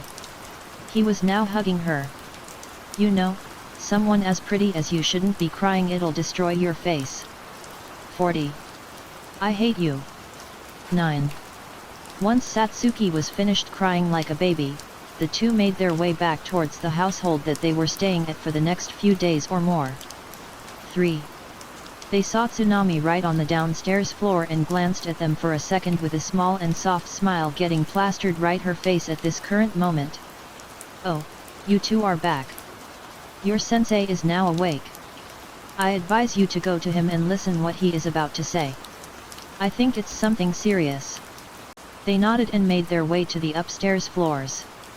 The two saw the sliding door that Kakashi was currently residing in at the moment. They slid the door open, only to hearing some dangerous news coming from Kakashi's mouth. Zabuza is most definitely alive. How? I thought that Hunter Nin person killed him. They snapped towards Satsuki's voice. Sakura nodded, agreeing right along with her. There should be no way that Zabuza could be alive after what they had just seen. I thought about it for a little bit and soon figured out that he is without a doubt, alive. Some eyebrows were raised, curious at what Kakashi saying. How do you know? It's simple, the Senbon needles that struck Zabuza were anything but lethal. But the person was a Hunter Nin, were they not? Don't they knew where to hit and where to not hit? Asked Sakura, getting a slight nod and a sigh from Kakashi in return. Yes, but there is a few things that you should all know. The Hunter Nin that was supposedly after Zabuza took him away from our location. Satsuki raised an eyebrow at this. Does that hold any significance? Yes, everything that Hunter Nin did had significant value. They are not supposed to be taken away even if there is people nearby. They destroy their corpses right then and there. No hesitation needed. And the other. Those Senbon needles were probably used as a way to put Zabuza in a temporary death-like state. While Senbon are indeed sharp and dangerous, they are not very viable to kill someone due to them rarely able to kill someone. So what do we do? We're definitely not strong enough to defeat them head-on. Satsuki slightly gritted her teeth, frustrated at her own weakness. We just have to prepare quickly. This caused more eyebrows to be raised at them, confused at what Kakashi was saying due to him being absolutely injured to the point where he could barely move. But you can barely move, sensei. Kakashi chuckled lightly at those words. I know, but that doesn't mean I still can't train you. You want us to climb on a tree? Easy. Satsuki readied herself to climb on a tree in a single heartbeat. Kakashi sighed at Satsuki's nature of being a rash individual. You have to climb the trees without using your hands. This caused two eyebrows to raise dramatically up in the air of the living. The two were confused at what Kakashi was asking for them to do. How are we supposed to be doing that? Asked Sakura, confused at such thing. By applying chakra to your feet. See. Kakashi had a pair of wooden crutches that were given to him by Tsunami. He walked right towards the tree that was closest to them. By doing this one simple task, you should be able to improve your chakra control as you evolve throughout this task. And as you should know, chakra control is very necessary for evolution as a fresh ninja and onward from there. They nodded, getting what they meant. Kakashi slightly glanced at Naruto, noticing that he didn't really have much care for this exercise. Are you not satisfied with this exercise, Naruto? He shook his head at him, answering the question that Kakashi had asked him directly. I have already learned it before. Kakashi hummed, finally seeing what he was trying to say. Though this led to another question that he now had due to this. Do you know how to do the other one? Yes. Kakashi sighed, surprised once again by Naruto. He nodded his head and pointed towards a tree that he could stay at. Naruto nodded right back and went to the tree that Kakashi had pointed to. Everyone else, use a kunao to measure yourself and what you have achieved. The two nodded, taking one of the kunaos that Kakashi had thrown right on the floor. Kakashi looked at Naruto and made his way towards him. So you're one of the last few Uchihas, hey? Naruto nodded in a very silent manner. Yes. Nothing special. Kakashi chuckled lightly at the last two words that came out of Naruto's mouth. Nothing special, hey? You sure a lot more humbler than Satsuki. Naruto nodded, agreeing at that statement. How did she take it? Take what? 12? That you're an Uchiha. Naruto formed a small O with his mouth, now realizing what Kakashi was asking him. He just shrugged, not knowing what to say. 3. We talked just a few meters away from here. She said something about how I should have told her and that I should have trusted her more to keep a secret. Kakashi nodded, standing right beside Naruto. Why didn't you tell her? Naruto sighed, shrugging once more. Satsuki had asked something similar along these lines earlier. He just didn't know why. I don't know. I guess I never really thought of the possibility of my cover being blown and all that jazz. I managed to keep it a secret for 6 years, almost 7. I used the Sharingan many times when I was in the academy and outside of the academy. I just guess I didn't want all the attention. Kakashi slight raised an eyebrow from his lone eyes. Attention. Something similar to Satsuki. Where people just praise her, I don't want that. I didn't want to have the burden of being an Uchiha that is always under the spotlight. Naruto looked up slightly up into the sky. Though my personality is much more unlikable than Satsuki. Before I came to this village because of the pervy sage, I was always level-headed and not prone to acting on my feelings.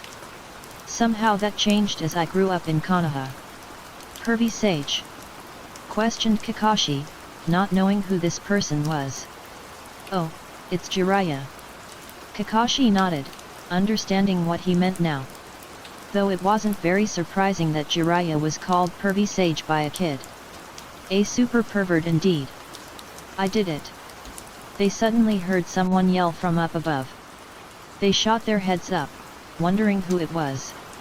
Their eyes traveled up the 2 trees and saw Sakura on top of the tree, celebrating her achievement. As expected. Her chakra control is much better than Satsuki's due to having less amount of chakra. Kakashi thought, looking down towards Satsuki. He saw her gritting her teeth with frustration. 3. Kakashi looked back at Naruto. Can you take care of Satsuki? I'll have to get Sakura out of here before Satsuki loses her mind. You make it sound like I'm a babysitter. Kakashi smiled at Naruto, slightly chuckling at those words. It's because I am. CYA. Naruto sighed, nodding his head as he saw Kakashi take Sakura away to the bridge. 1. Naruto looked at Satsuki. It's been another few hours or 2 since then and Satsuki was getting angry and angry by the second. She fell down right back at the ground. She laid down, panting due to her being tired. You give up? Naruto asked, his head appearing right on top of hers with a blank stare. Satsuki widened her eyes, startled at the sudden move that Naruto had just done. You're seeing me upside down. TCH, shut up. Satsuki sat right up while panting at a continuous rate. She looked right back at Naruto. He was just blankly staring right back Naruto with a glare. When? What do you mean? When did you learn this tree climbing exercise? Satsuki clarified, wanting to know how long Naruto has been hiding such a fact from her. Naruto didn't answer for a moment or 2. 7 years. I learned it when I was 5. Satsuki formed a slight pout with her lips as she learned of this bit of information. You're just like my brother. I get that a lot. Though I do wonder why. Do you know? Satsuki looked away, nodding her head with a slight grunting at him with some annoyance being directed to him also. You act like him. You talk like some ancient philosopher that knows every corner about life. Your prodigious and inhuman abilities as a shinobi. And finally, you're an jerk. That last one did pose confusion to Naruto. 1. How am I an jerk? TCH. Did you forget? Remember all those times where you refused to train me? Felt like crap. Though I guess it's fine since you're an Uchiha. And you didn't teach me how to climb on trees. Now I'm falling behind. Naruto gained a blank, puzzled look on his face once more. Trust me, I didn't teach many more things. Satsuki growled at him. 1. And you just made the situation worse. I really don't care. Though I am sure I am much more blunt and straightforward than your brother. Satsuki nodded, agreeing with that statement. Yet, I can see that. You didn't give me a gift the few days after the massacre. You crap-talked me for a present. Felt like crap. I guess you're right. Naruto laid right beside Satsuki. Give me tips, said Satsuki, suddenly startling Naruto as he looked at dead in the eye. For tree climbing. Satsuki nodded at Naruto, answering the question that he had just asked. Naruto thought about it for a moment before answering the said question. Just be relax. I saw that you were acting quite tense and angry at your continuous anger. That's really all I have. Satsuki narrowed her eyes slightly, observing Naruto for a moment. Was he telling the truth? Yes, definitely. No, he was definitely capable of lying. Though Satsuki just believed it because it was a true fact Naruto had given her. Though he noticed that she wasn't doing it. Are you not going to do it? I'll do it later. I have time. Satsuki laid down on the ground. Naruto shrugged and did the same thing as her and laid right on the ground right next to her. This was not a very unfamiliar thing they had done. The two would usually do this if they trained together late at night for an hour or two. They just kept looking at the moon that shined through the night sky that illuminated the entire elemental nations. 3. Though the two would never admit it, they liked each other's presence. Actually, scratch that, Satsuki would be the only one that would never admit it. The two ignored everything around them and just focused their eyes right towards the moon that was lighting up the entire earth with just its presence alone. You're a pretty good person once I got to know you. Naruto hummed. 3. You too, Satsuki. 1. Naruto stood right next to Satsuki. She had been training for literal hours. And it was just about time for them to get back to the household. He looked at his side and looked at Satsuki. You ready? Asked Naruto, walking forward and gesturing right towards the direction of the house that they were allowed to stay at for the remainder of the mission. Satsuki scoffed but nodded her head. Yeah, I'm ready. Why else am I standing right up? Naruto stared at her for a few seconds before shrugging his shoulders once and turned away from her. I don't know, maybe to just simply stand up. Yeah? You're the idiot. Satsuki followed right behind Naruto, looking right at his back. God, this reminded her of the time where Naruto first decided to help her out on her kunai and shuriken throwing. She was grateful for Naruto then and is still grateful for Naruto's help even now. The two passed through the empty woods that they were training in for the past few hours. Well, Naruto was not training at all, it was just all Satsuki. After a minute of two of complete silence and walking, they had finally came out of the entire forest that was engulfing them before. They saw the bright light that the house emitted. Their feet touched the wooden dock. The two walked through the dock that had water surrounding right around it. They saw the door that was supposed to be the entrance of the house open for them. The two entered without much question. Oh, it seems the two of you have finally made it, said Tashuna, walking down the stairs that led up to the upstairs floor. Lots of food was covering the table. Special occasion? Asked Naruto, smelling the food lol the way from the door. Tsunami shook her head, chuckling at the question that was being asked by Naruto. No, we have never had this many people over here before. So I thought of making extra food just in case. Naruto and Satsuki nodded and made their way towards the table with their dirty and ragged clothes. Crap, they needed to clean up. But they couldn't. Their stomachs didn't let them do it. They wanted the food that was being served at the table immediately. They settled right down just as Kakashi and Sakura came walking down the stairs. Ah, so you two are finally here. Good. Kakashi and Sakura sat down at the table. The kid, Inari, sat down at the table also.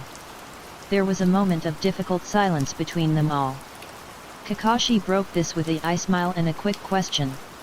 So, Satsuki, how much are you improving with the tree climbing exercise?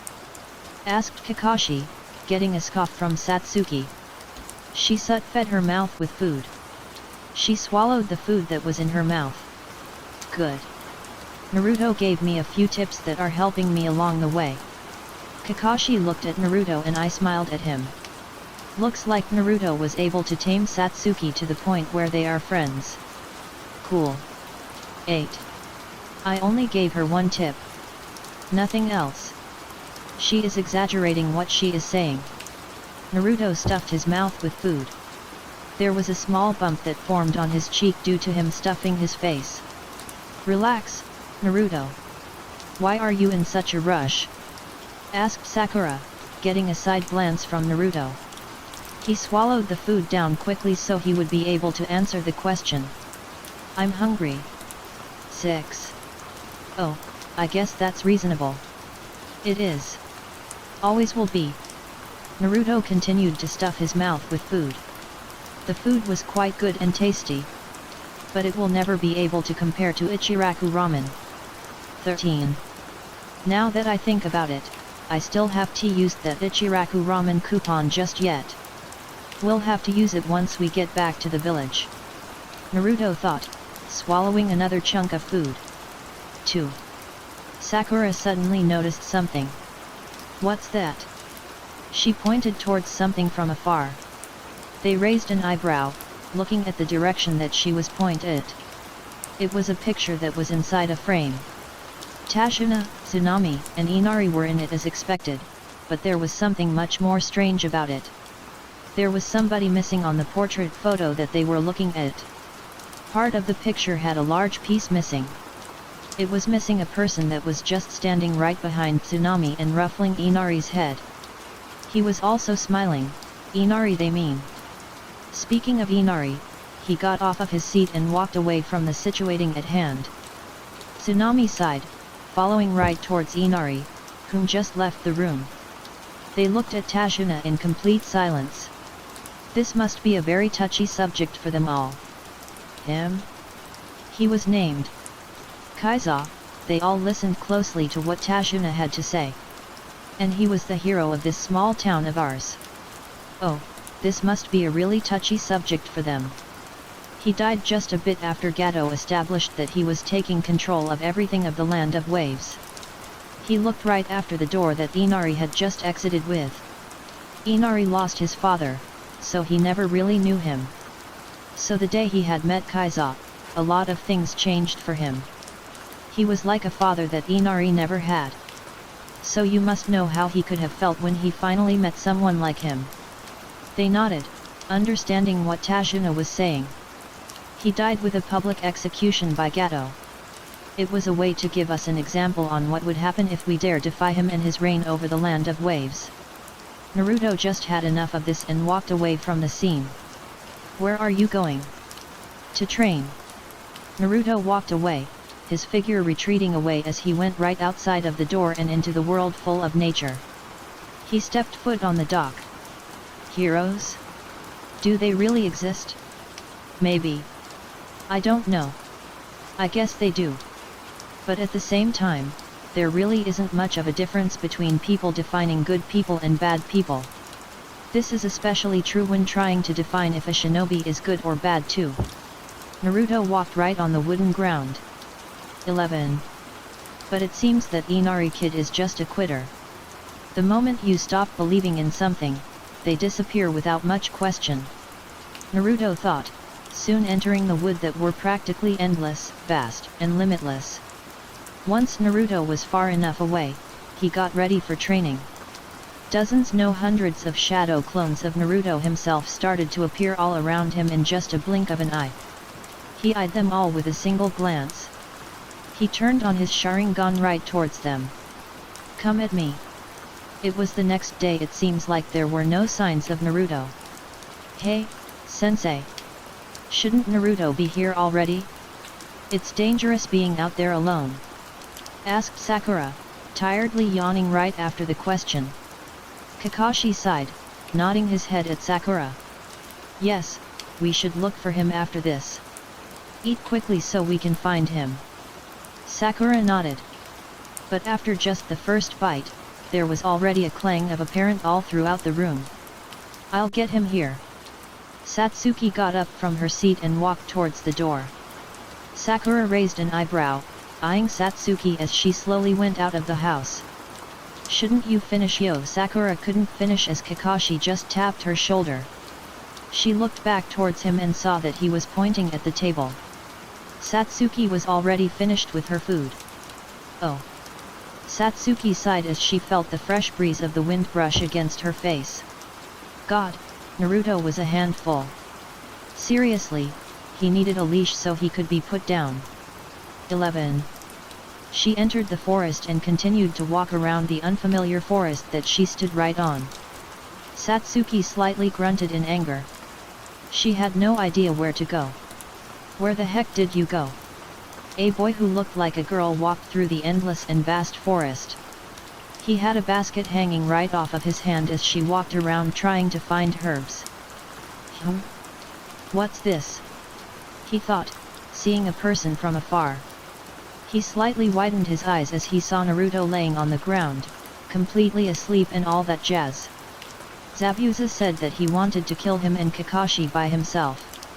Is he this much of a threat? He thought, narrowing his eyes as he gazed at Naruto. He slowly brought his hand up. His hand hovered right above Naruto's neck.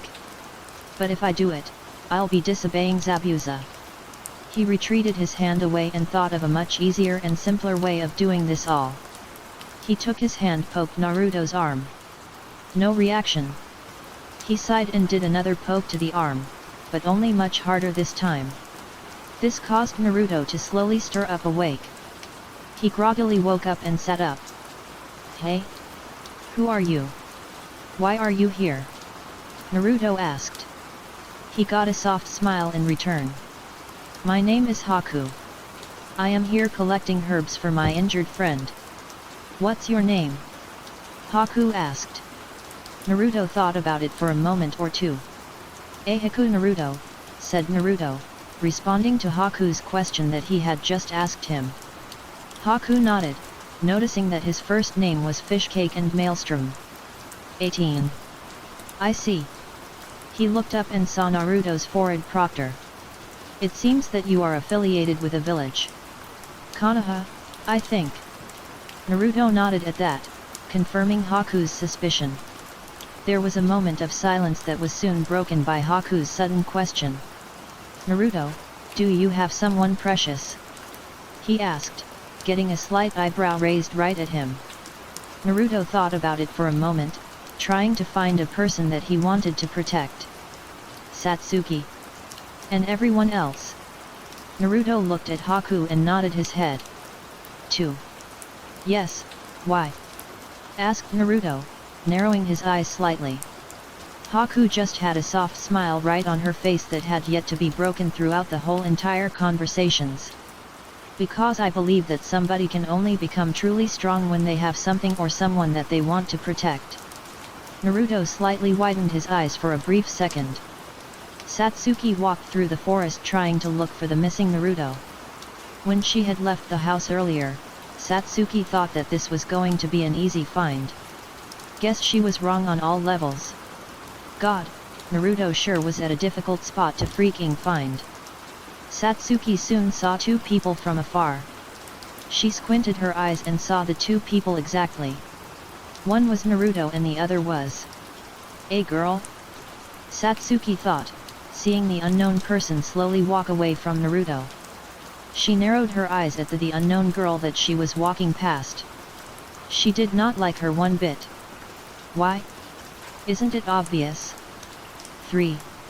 Naruto saw Satsuki approach him with that look in her eyes. Oh, he was absolutely freak-ed. What? Why are you looking at me like that? He asked, wondering why she was glaring at him. 1. Who were you talking to? The person was named Haku. He's a guy if you were wondering. Satsuki slightly widened her eyes, narrowing her eyes right at the suspicious Naruto right in front of her. A guy, huh?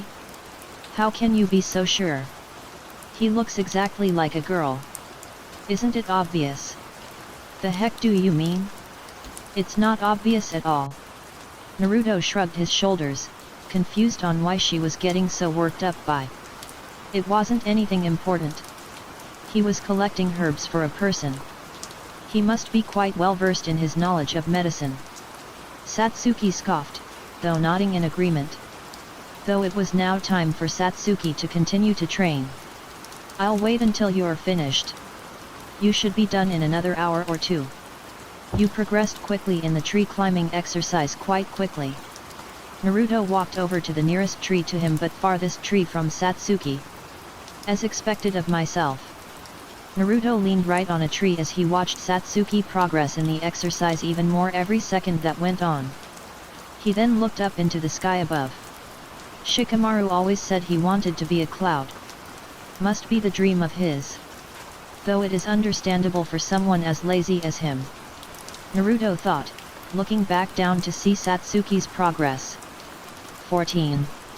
She is just about there. Now that I think about it, I haven't talked with him or the others in quite some time. I've just been caught up doing all of this. Naruto thought, a small genuine smirk appearing right on his face. Though Shikamaru's team probably hasn't made much progress in getting stronger. They're quite problematic. Naruto thought, finally seeing that Satsuki was finally done with the exercise after numerous amounts of thoughts escaping Naruto's head. Satsuki dropped towards the ground and walked towards Naruto. Train me. Naruto looked up and saw Satsuki looming right over him with an ominous aura riding all around her. Naruto sighed and got up to stand right on his feet. Why? TCH, so I kill Ataki. Naruto gave her a side glance before shrugging his shoulders lightly, signaling that he agrees on training her. She slightly brightened up before making her way to the other side. You know, I'll get stronger until the day where you and I are equals in strength. Equals? Hey. Yes, equals. Now, let's get started with this spar. Naruto sighed, getting into his stance. The two locked eyes with each other just moments later. As they sparred an endless amount, Naruto just couldn't stop thinking about what Haku had said to him. Who I hold precious to myself. You ask difficult questions, Hunter Nin. 7. How are you not tired? Asked Satsuki, panting like crazy as the sunset was rolling down on them. Naruto looked at Satsuki, sighing right back at her. 2. You don't see it, but I am very much tired. I am just good at hiding it. Just how good you hid that you were an Uchiha. Naruto gave her a weird look before raising an eyebrow straight towards Satsuki without hesitation needed. You want to talk about it again? No, absolutely not. I am not crying like a little girl again. Naruto shrugged, walking right past Satsuki. But he must admit, Naruto was amused at Satsuki saying that. 1. You know, crying is fine. My father said it showed weakness. I will never show weakness ever again. Naruto gave her a puzzled look. Fugaku, hey? So he was that type of person. I guess that's what your father thought was showing weakness. Maybe he was right, crying is a state where you are most emotional vulnerable. But maybe he was wrong. Crying is also such a tragic thing, but it can be such a beautiful sight. Naruto looked up into the horizon. Crying is something that makes us human. Satsuki looked at Naruto with a slight pout being created with her lips at that current moment. You sound like a therapist. 5. I guess so. But we have to go and eat. It's just about time for dinner. Satsuki nodded, knowing that he was right in that sense. The two started walking away into the vast and endless forest once again. The two arrived at the house once more. Tashuna gained a nasty look on his face. Naruto, you smell like crap. Clean yourself up, Tashuna suggested. Naruto knew he was right about that sense and went to the bathroom and took a shower to washen up for the day. I haven't took a shower in 2 days. Sad. Naruto thought, walking out of the shower and wearing a pair of new fresh clothing that went right over his body parts. 15. Naruto got out and walked right down the stairs. He sat right around the table and waited for everyone else to come and sit around. Kakashi came walking in with only one crutch this time around. You've healed quite well, said Tashuna, getting a nod from Kakashi of the Sharingan. He chuckled slightly, nodding his head at the statement that was just made. I have. Dinner is just about ready. Tsunami was just making last-second preparation nows. She brought the food towards the table and placed it right at the center. It looked tasty. Really tasty. Dig in. Naruto and Satsuki immediately started eating the exact nanosecond she had said those two words right out of her mouth. Oh, they were freaking monsters when eating. 4. Don't you think you should relax when eating? Asked Kakashi, surprised at the speed that they were able to eat. Satsuki and Naruto swallowed the portions of food that they had stuffed in. I rushed my food so I could find Naruto. I didn't even eat the whole day. Kakashi slightly chuckled at those two responses. These two were like exact copies of one another. To make it even worse, they were both Uchihas who were the last of their kind. 9. Why? Why do you guys keep trying? Everyone suddenly grew silent and looked at the person just voiced themselves to everyone present at the table. It was Inari. Your efforts on defeating Gato is pointless. He is way too strong. He has the money and men to back it up.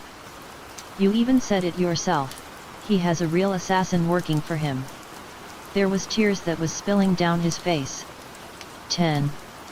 You all don't know what we went through. What this whole land has been through because of Gato.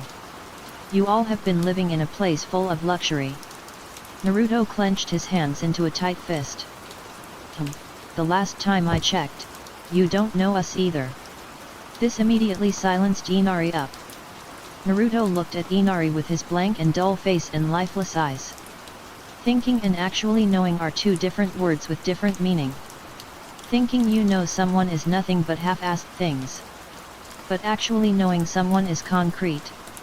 You think but you don't know. This made Inari widen his eyes. Your beliefs about ninjas may be true about some but not every person that exists then or now. Thus making your beliefs merely just assumptions and everything but concrete. Naruto turned away from the table. Don't think you can just generalize ninjas and shinobi alike in just one large category/group. Naruto slowly walked away with intent to going to sleep. Because I'll prove you wrong. 5. Are you not going to wake Naruto up?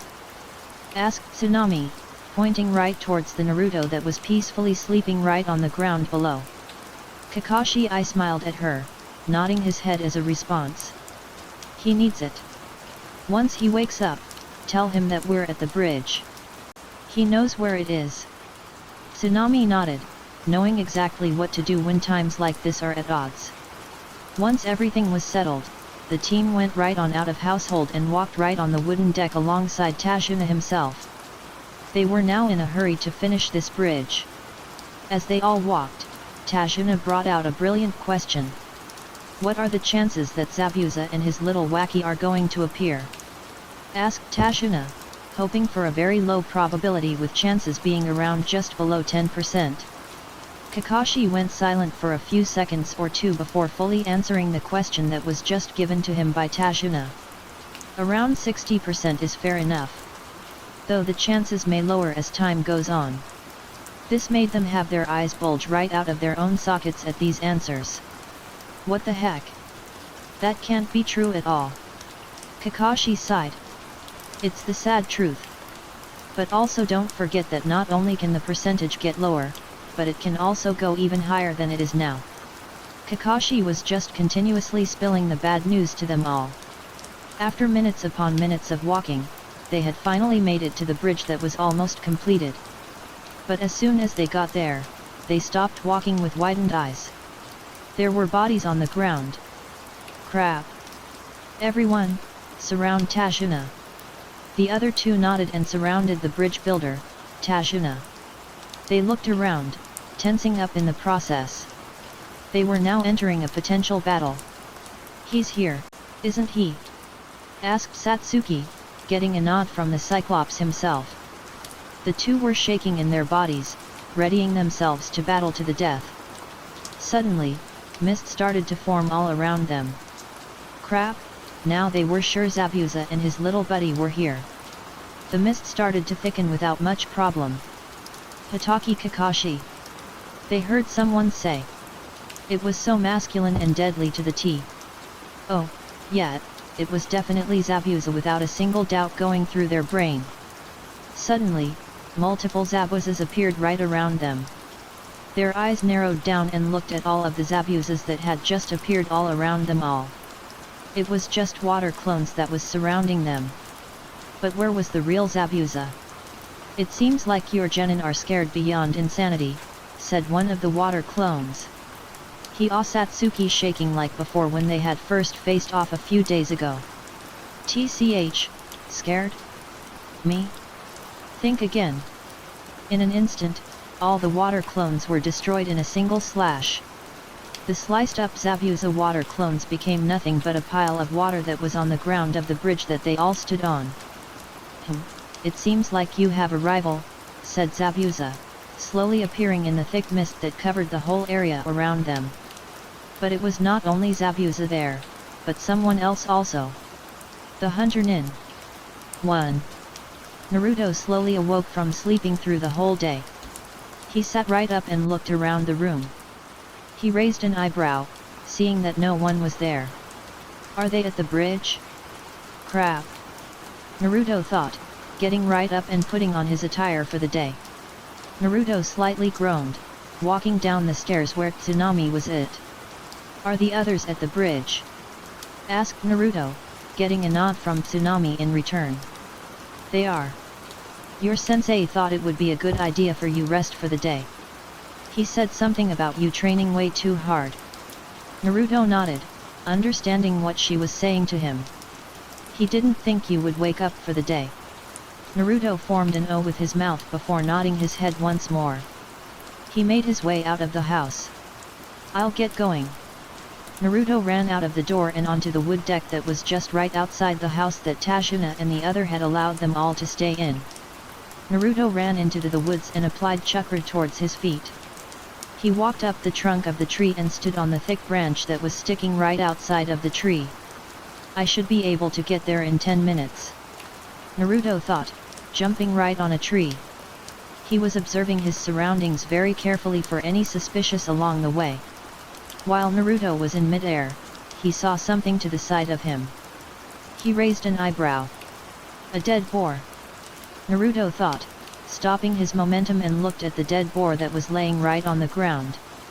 He furrowed his eyebrows, jumping right on the ground. Naruto walked right up towards the boar and observed it carefully. It seems to me that someone was practicing their sword skills. Naruto thought, looking all around him. There were marks on the tree that indicated that someone was here. This boar hasn't rotten too. So it must have been recently. Naruto thought, looking even further from their current starting point. He narrowed his eyes as he saw more marks up ahead. They marks lead to Tashuna's house. Naruto thought, retracing his steps once more. Naruto looked back as he made his way towards Tashuna's house. Sorry, I'll be there later. Naruto thought, turning his away once more and focusing on getting back and seeing if his suspicions were true. Though he had a sneaking suspicion that his suspicion was true. Naruto jumped from tree to tree, slightly gritting his teeth.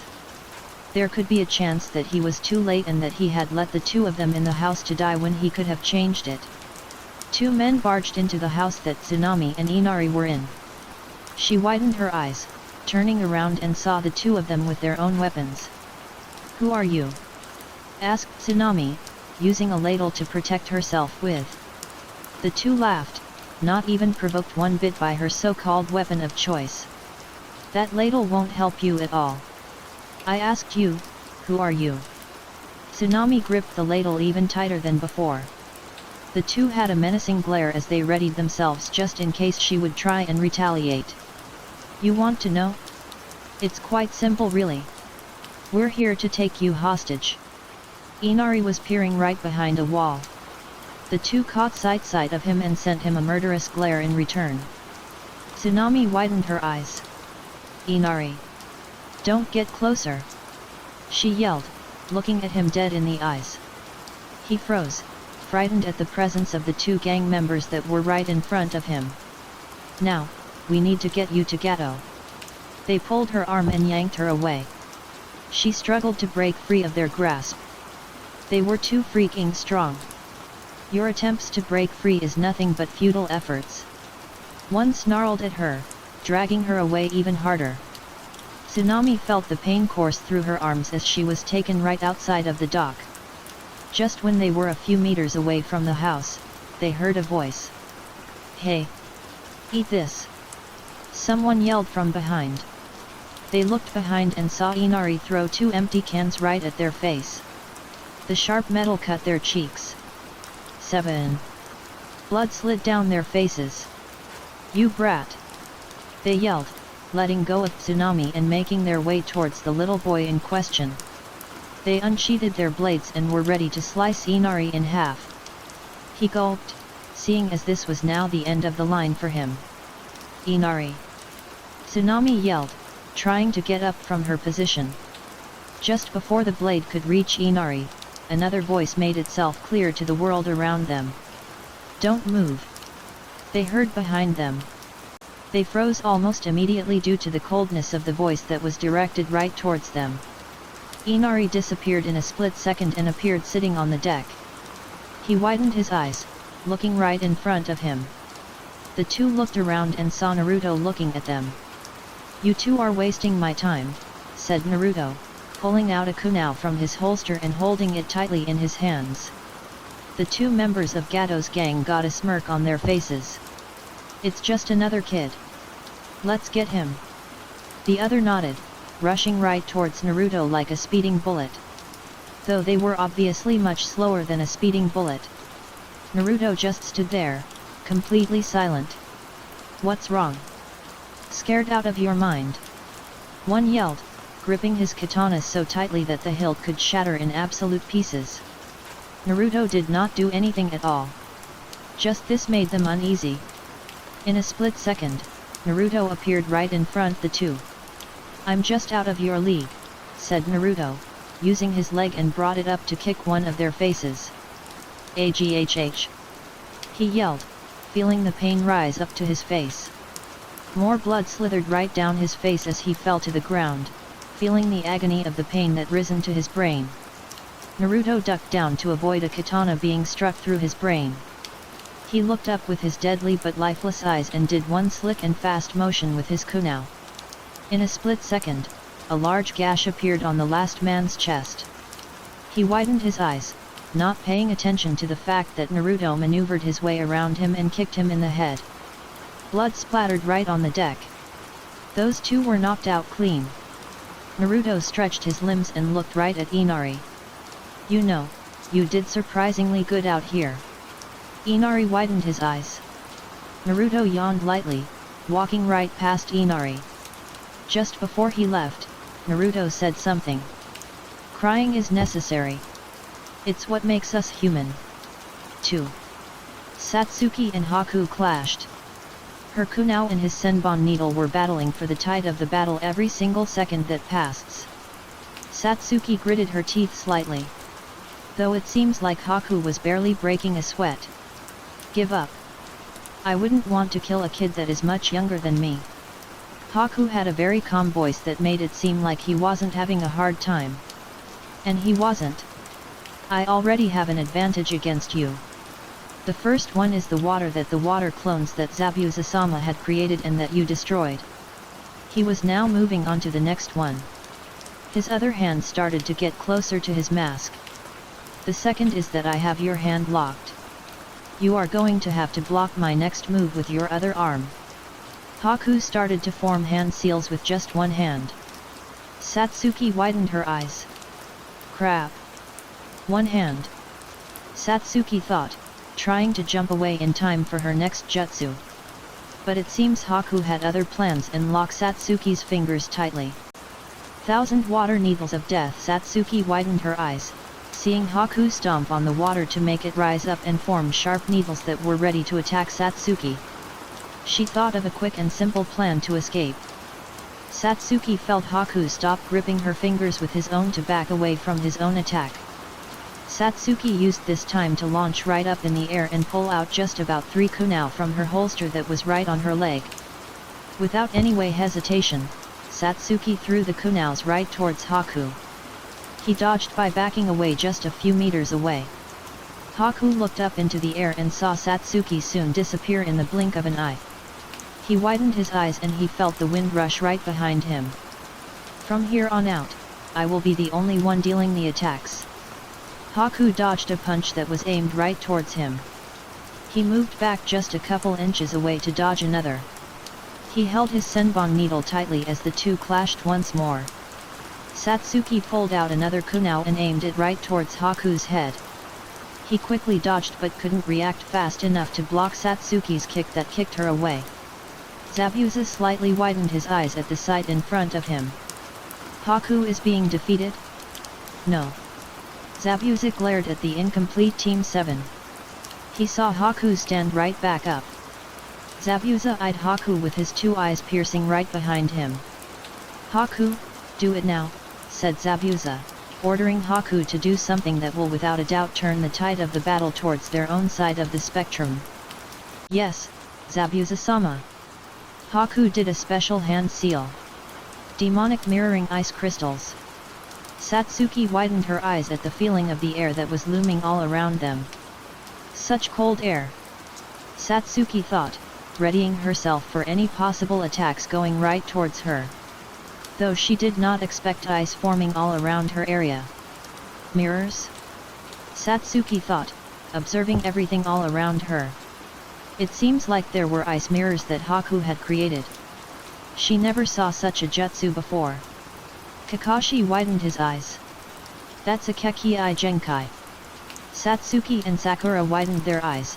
Hearing those two words escape from his mouth gave them terrible chills to the spine. Satsuki gritted her teeth. Haku entered one of the mirrors.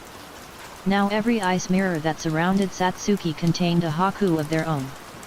She looked around, heavily huffing and huffing. Crap, she was completely trapped. Now, I'll show you how speed truly looks like. Haku threw a senbon right towards Satsuki. She didn't have any room to react and suddenly felt the senbon needle cut a bit of her sleeve and gave her a slight cut to the skin. Satsuki widened her eyes, feeling another senbon needles pierce her skin once more. Aghh! Satsuki yelled, feeling the intense and sharp pain wash all over her body. Haku shot another senbon right towards Satsuki. It pierced her skin also. Give up. It is not my intention to kill any of you. Satsuki scowled and growled at Haku. It doesn't matter. You're going down. Yelled Satsuki, huffing from the amount of pain that she was currently experiencing all through her body. God, she was freaking tired. Just before all the Hakus that surrounded her threw another round of senbon needles, Satsuki started to form hand seals. Snake ram monkey boar horse tiger. Satsuki inhaled.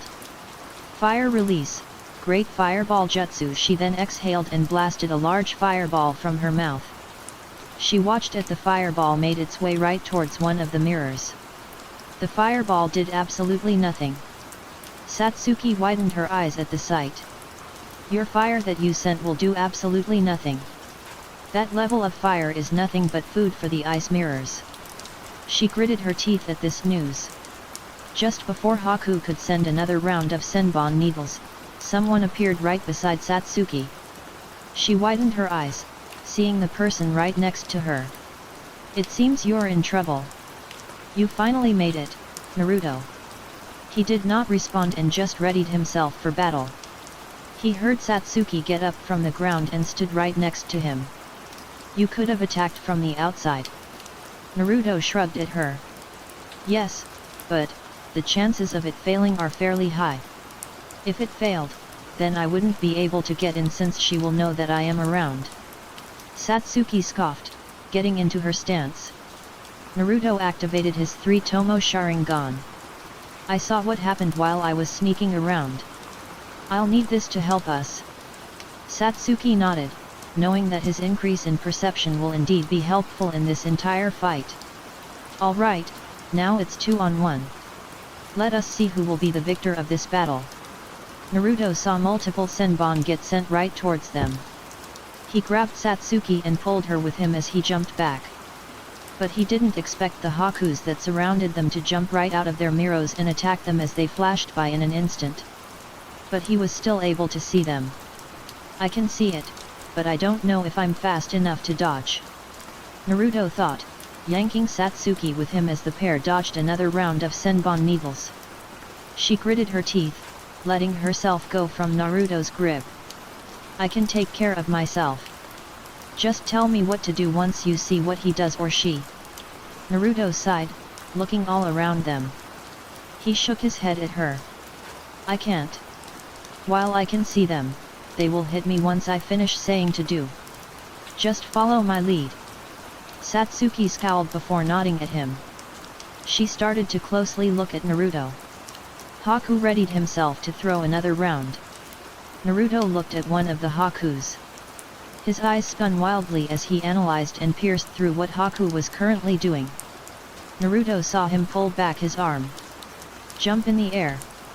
Naruto jumped in the air as he saw Haku throwing the Senbon needle right towards them. He panted, feeling nervous. He looked around and saw the Hakus once again get out of their mirrors and launch themselves at Naruto and Satsuki and attack them one by one before they went back to different spots. The two fell right on the ground. Freak. I'm not fast enough to dodge all of the Hakus all at once. Naruto thought, looking around once more. He was looking everywhere but this one spot. Haku threw a Senbon right towards Satsuki while Naruto was not looking. She widened her eyes, feeling her life flash all around her all at once. What the? Satsuki thought, slowly seeing herself become much more perceptive.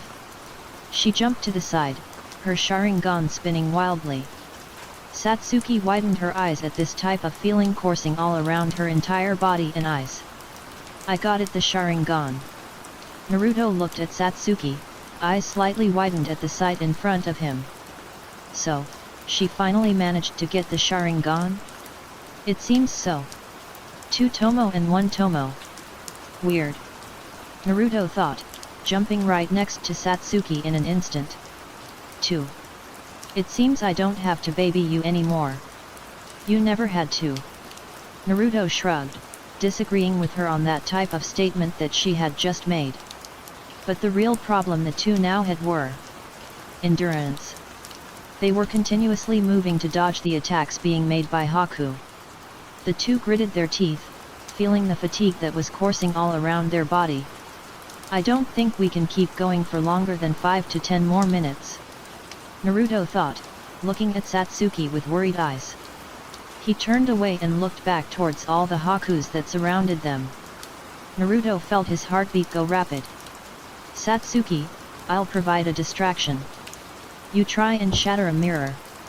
She nodded, getting ready for the distraction that Naruto was telling her about. Naruto summoned a dozen of shadow clones right beside him. They all did the same hand seals. Snake ram monkey boar horse tiger. Fire release, great fireball jutsu. All them shot out a ball of fire right out of their mouths. They all did this in different sides so they could block Haku's view of them. Satsuki. Now. She nodded, jumping right towards one of the mirrors. But they had underestimated Haku's guts to go through the fire and fell to the ground. Satsuki, they mean. The two saw the burn marks on all of the Hakus that illuminated their sight. The two gritted their teeth as Satsuki recovered her balance. She stood up and winced at the pain she was receiving. Naruto felt his heart beat even faster and faster. Freak. I don't know how to dang counter these ice mirrors. I don't have a fire jutsu that exceeds the endurance of the ice mirrors. Naruto thought, lost in thought as he felt the frustration boil up from within. Haku noticed Naruto lost in thought and did another round of Senbon from Naruto's front. Satsuki widened her eyes as she noticed what Haku was doing. Naruto. Watch out! She yelled, jumping right in front of Naruto. He widened his eyes at the sight. Satsuki was right in front of Naruto, shielding him from getting pierced by the Senbon needles that were supposed to be directed at him. Satsuki. She fell down on the ground, unable to move. His eyes twitched as he fell down to his knees and looked at Satsuki. She looked back with a weak look. Why? Why would you do that? Satsuki gave him a light smirk. It was my turn to. Save you. Naruto froze, feeling everything around him tune out. Only he existed. Endless thoughts and questions. She had the need to save him. 4. I would have survived. Naruto thought, feeling a single tear roll down his face. Why? Why was he feeling so lonely? He felt Satsuki stop moving. He felt Satsuki's heartbeat.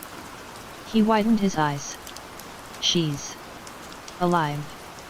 But all I feel is hatred. Naruto heard Haku start talking behind him. Is this your first time seeing a comrade die? Naruto froze once more, the hatred bubbling inside of him. He looked back towards Haku, his 3-tomo Sharingan no longer there. No, it was something much powerful. The tomos doubled and was connected with a thick black circle that surrounded his pupil. He stayed silent, his deadly and sharp eyes spinning wildly. 15. Haku suddenly felt the wind become wild. I'll kill you, said Naruto in such a calm but dangerous tone. A grey aura started to rise from his body. A grey skeletal-like ribcage formed all around him. 40. More. An arm and hand formed. More. Naruto thought, finally surrounded by a complete skeletal Susanoo. Naruto slowly picked up Satsuki off the ground. He slowly stood up and regained his balance on the ground. 1. A lone tear escaped his eyes as he looked at Haku with his lifeless eyes. He had Satsuki in a bridal carry. He just stood there, feeling the power course through his body. Haku, said Naruto, his voice chilly to the bone. I finally have a concrete answer to your question. The wind felt even more intense than before as Naruto took a step towards the mirrors. I'll protect Satsuki with my life. Even if I fall into the Uchiha's curse of hatred. 6. Naruto stood as the Susanoo protected him and Satsuki from potential danger. The wind was intense and suffocating to breathe in. Haku widened his eyes as he felt the power of Naruto ooze right off of him as he took another step. So this was the real power of Uchiha Naruto, hey? 4. Haku persevered the intensity of the power and tried throwing Senbon needles from all sides of the ice mirrors that surrounded Naruto and Satsuki. But the Senbon needles did nothing but bounce right off of the Susanoo without even damaging the ethereal warrior in the same process. The Susanoo moved due to Naruto's desire to attack. With just one simple and overwhelming punch, Naruto and his Susanoo shattered numerous ice mirrors with barely any effort needed. Haku widened his eyes, hearing the ice mirrors create shattering and piercing noise. Naruto had barely any knowledge on how to use the Susanoo that surrounded him. I won't let you hurt my comrades or Satsuki. Naruto saw Haku appear right behind his Susanoo. This easily caught her off guard due to Naruto being able to track her with such ease. His Mangekyo Sharingan glowed in the thick mist that covered the area around them. And I also won't let you hurt Zabuza-sama. Haku moved around Naruto's Susanoo and tried finding a way to break it and find a way through such a defense. I guess we both have something we want to protect, said Naruto, destroying the rest of the ice mirrors that surrounded them all. Haku jumped away, appearing right side of the bridge. What the heck? What's that power? Zabuza questioned, feeling the overflowing power that was radiating right off of Naruto. Kakashi, too, had no idea on what it was. Is that an ability of the Sharingan? Kakashi thought, using his forearms block the waves of air that was ripping everything apart. Naruto looked up and met eyes with Haku. Naruto laid Satsuki down on the ground. He slightly gritted his teeth. His body was experiencing pure pain that washed all over his body in an instant. But he managed to handle some of it and continue right onward. He looked at Haku once more before jumping in the air. Haku countered by dodging and getting right off of the bridge. He landed on the water that was just below the bridge itself. Naruto followed also by applying chakra to his feet and landing on the unstable water that was wavering every second. The two stood toe-to-toe in front of each other. It seems we are both prodigious people in our own right, said Haku, pulling out even more senbon needles. Naruto didn't disagree, but he also didn't agree. 2. Naruto pulled out a kunai from his holster and held it tightly. He jumped towards Haku with his intense and suffocating power that washed over all. The wind backed away as Naruto used his Susanoo to throw and punch right towards Haku. He slightly widened his eyes behind the mask of his and barely dodged the overwhelming power of the punch. Naruto threw him an onslaught of punches. Haku appeared right behind the strong defense and tried destroying the grey skeleton that covered Naruto and protected him. But he slightly widened his eyes as he saw the punch do nothing to the Susanoo. What kind of power is this? Haku thought, backing away from the Susanoo just in case something dangerous was about to happen. Naruto calmly turned around and looked at Haku dead in the face. His Susanoo brought up one of its trusty arms and smacked the water with its fist. 6. The water started overflow all around the area. Haku widened his eyes, jumping away to avoid the amount of water that he had to endure at that exact and current moment. Naruto balanced himself as he jumped right towards Haku. He then disappeared and reappeared right behind Haku to punch him in the back with his Susanoo. Haku widened his eyes, feeling the pain erupt from his body. He was then launched in the air, the pain coursing all throughout his body. But Haku persevered through the pain and landed right on the water once more. Haku then moved away and ran up the sides of the bridge that they were right next to.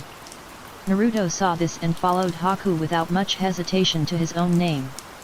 Haku was now right back on the bridge that he and everyone else had started on. Right next to you, said Naruto, appearing right beside Haku in an instant. He widened his eyes, feeling his insides rupture due to the punch that Naruto had delivered. This is payback. Naruto had his Susanoo pull back its arm to charge up a fist. Haku had no time to react due to the overwhelming pain that was washing all over his body of his. His mask broke into pieces as he was launched away once again. He landed on the ground and laid right on the ground of the bridge. Haku painfully and slowly got up from his pained and defeated position. Naruto slowly walked right towards Haku. His mask started to fall apart in utter pieces.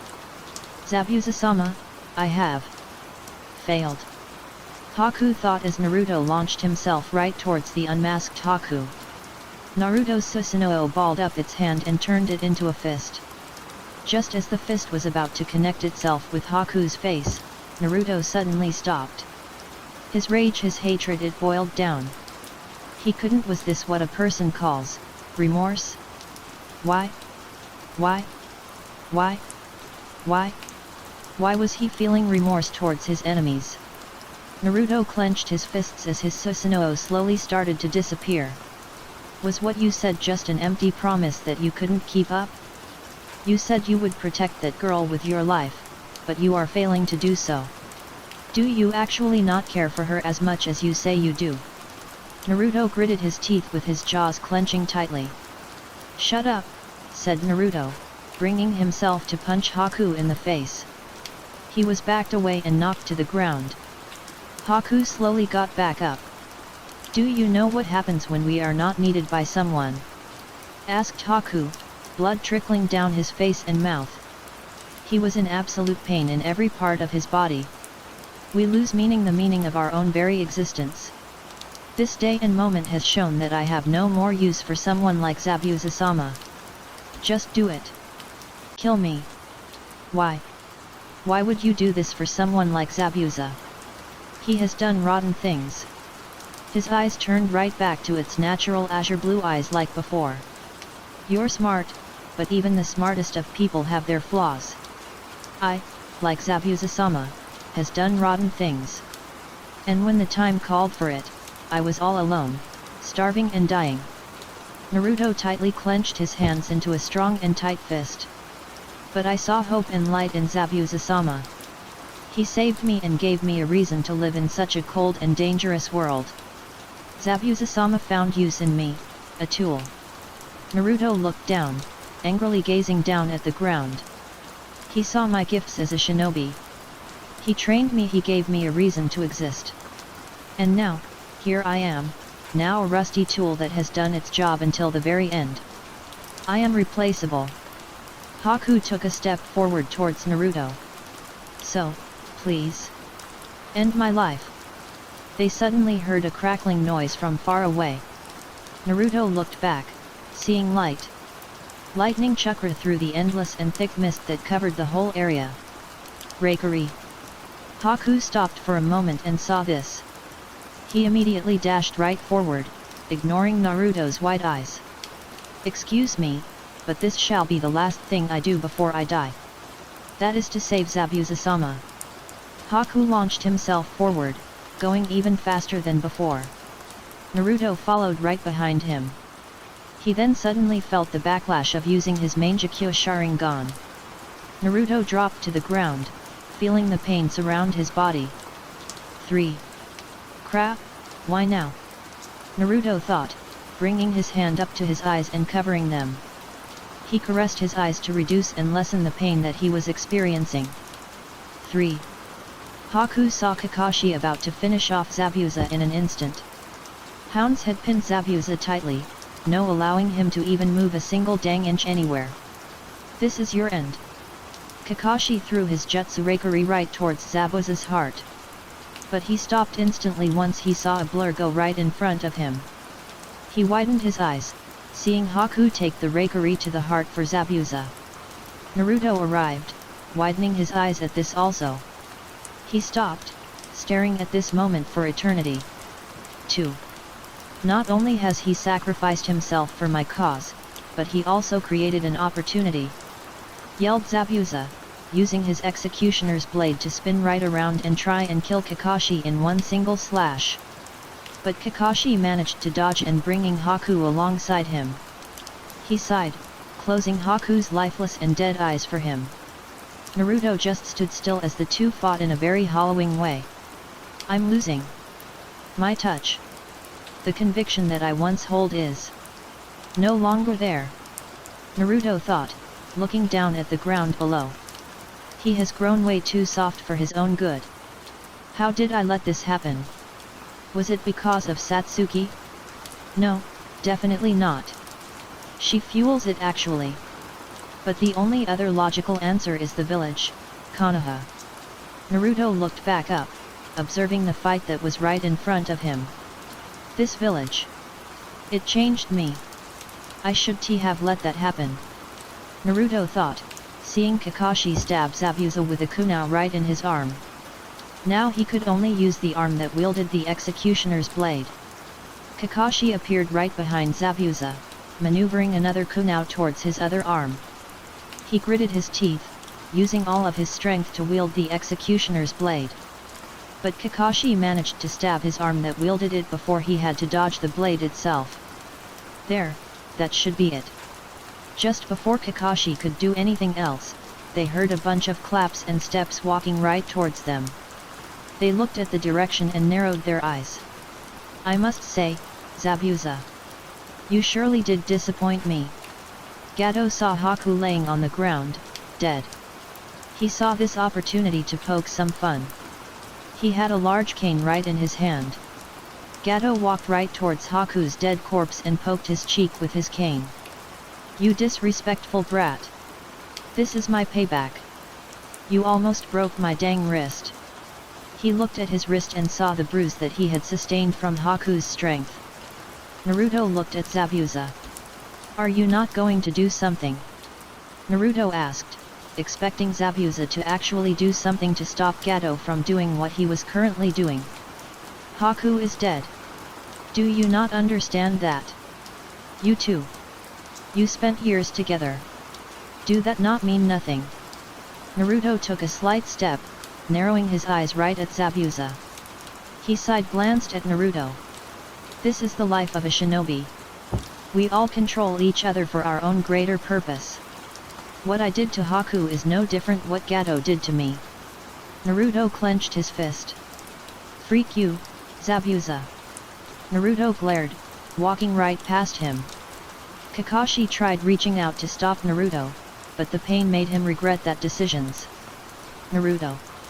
Don't. But he ignored him and stood right in front of the all. TCH, you refuse to do something so simple. You care about Haku, but at the same time you pretend you don't. Naruto pushed his hand into his holster and pulled out a kunai. You lack the conviction in your words that won't make me believe such bull crap. Naruto got ready to fight the army of such useless and pitiful gang members that were hired by Gato. 3. If you're not going to do it, then I will. Just before Naruto could launch himself right towards Gato, someone kicked him back away. Naruto sighed, now looking up at the sky. Your words. They are vile. There were tears running down Zabuza's face. Oh, he was crying. Naruto's eyes gazed right up the sky that was being covered in pure mist. Give me your kunai. This was directed right towards Naruto. He nodded, throwing his kunai right towards Zabuza while he laid flat on the ground. 1. Zabuza caught it with his mouth. He gripped it tightly as he maneuvered his way towards Gato. He widened his eyes, quickly running away from Zabuza and made his way back to his gang members. Get him. Protect me. He yelled, running in the army and going to the edge of the unfinished bridge. Gato gulped in fear, eyes widening a considerable amount at the sight in front of him. Zabuza caught sight of Gato and glared right at his soul. The endless gang members tried stabbing Zabuza, but all it did was fuel Zabuza's anger and hatred for Gato. He made it out of the endless hired gang members and appeared right in front of Gato. He backed away, fearing for the end of his own life that he so desperately wanted to keep and save. Zabuza. We can talk about this. I can give you anything you want. He tried getting on Zabuza's good side to save himself from his own unexpected death. But he didn't listen and used the kunai that he was gripping down with his mouth to stab Gato repeatedly. He felt the pain from the kunai piercing and tearing down his own flesh. Gato looked at his hired gang members. Help me. He called out weakly. They nodded and charged right behind Zabuza with their weapons. He stopped for a moment, looking at Gato with such pure fury. And in a split second, Gato was falling right off the unfinished bridge. 1. The weapons that he was stabbed by fell off of his body and dropped right down on the ground below. The ex-hired gang members backed away in fear. Zabuza started to limp right across, making his way towards Haku. He was so close, but yet, he was so far away from Haku. Zabuza crashed down on the ground, slowly dying. Naruto slowly sat and looked at the ex-hired gang members right in front of him. He sighed with one eye closed and him panting due to his tiredness. The ex-hired gang members smirked at them all. I'm not leaving here empty-handed. Get them. Everyone nodded, grinning at them as they quickly picked up their weapons that were knocked off of their hands by Zabuza. They waited for a few moments before charging right towards them all. Naruto sighed, slowly moving to the stand right back up. Though he was quickly stopped once he saw an arrow strike down in the middle of the bridge. This caused the gang members to stop their charging in a very abrupt manner. They all looked further ahead and saw Inari and the entire village right behind him. The hero, ES, always comes in at the last second to save everyone.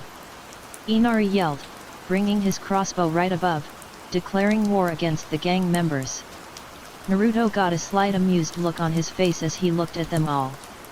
He looked right back around and saw the gang members grit their teeth slightly. I'll use the rest of my chakra to summon shadow clones. Naruto thought, summoning dozens of shadow clones all right them. They all gazed at the gang members. 1. Run! They yelled, running away and jumping off of the bridge and into the depths of the ice-cold water just right below that unfinished bridge. Naruto panted, feeling the tiredness wash all over him. The clones dispersed and only real Naruto was the last one standing. God, the Susanoo, or whatever it is called, took the toll out of me. Naruto thought, laying back on the ground. Kakashi took the dying Zabuza and placed him right next to Haku. The mist that was covering the area soon started to turn non-existent and disappear completely. Naruto slowly started to close his eyes. A pained but peaceful face appeared as he soon fell asleep. Oh, I'm here again. Naruto looked at the cage right in front of him. The Kyuubi looked at Naruto with his fierce and dangerous eyes. A growl was made. So you unlocked the next step of your accursed Dijutsu at the age of 12. Even younger than Madara. Naruto narrowed his eyes, gazing at the Kyuubi. The Mangekyo Sharingan, hey? Madara told me about it and one of its abilities, Susanoo. Though, I am confused at one matter. How did I get it? Asked Naruto, confused on how he could have gotten it when Satsuki didn't die. I know that someone close to you or something along those lines are needed to die or something for it to meet the criteria. But that was not the case with Satsuki. This was what made Naruto confused. A snort was made by Kyuubi. Isn't it obvious? Someone smart like you can't even figure this out? Fine. I'll tell you. Naruto stood still, silently listening to the words of the Kyuubis. The moment you saw Satsuki or your girlfriend sacrifice herself to save you, the process was already undergoing and taking shape. 1. But it took shape so quickly. Doesn't it take time? Humph. Don't think someone like you who is quote-unquote emotionless is immune. People like you typically feel the most emotion. Naruto shrugged, disagreeing with the Kyuubi's statement. 6. Wouldn't the process stop immediately after I found out Satsuki was actually still alive? The Kyuubi stayed silent before he answered the question that was directed towards him. That's the thing, the process was already done by the time you found out that she was alive. You have strong feelings for the girl. I'll have killing you too once I get out. Strong feelings? I do not follow. You wouldn't understand. You are prone to not understanding these type of things. That's just your own nature. Naruto stood there, silent to everything that was happening. 3. Strong feelings, hey. Naruto started to slowly disappear from the mindscape. Naruto slowly awoke from his deep sleep. His eyes saw the ceiling. He slowly sat up and looked all around him. They're all down eating. Naruto thought, hearing the talking from all the way from his current location.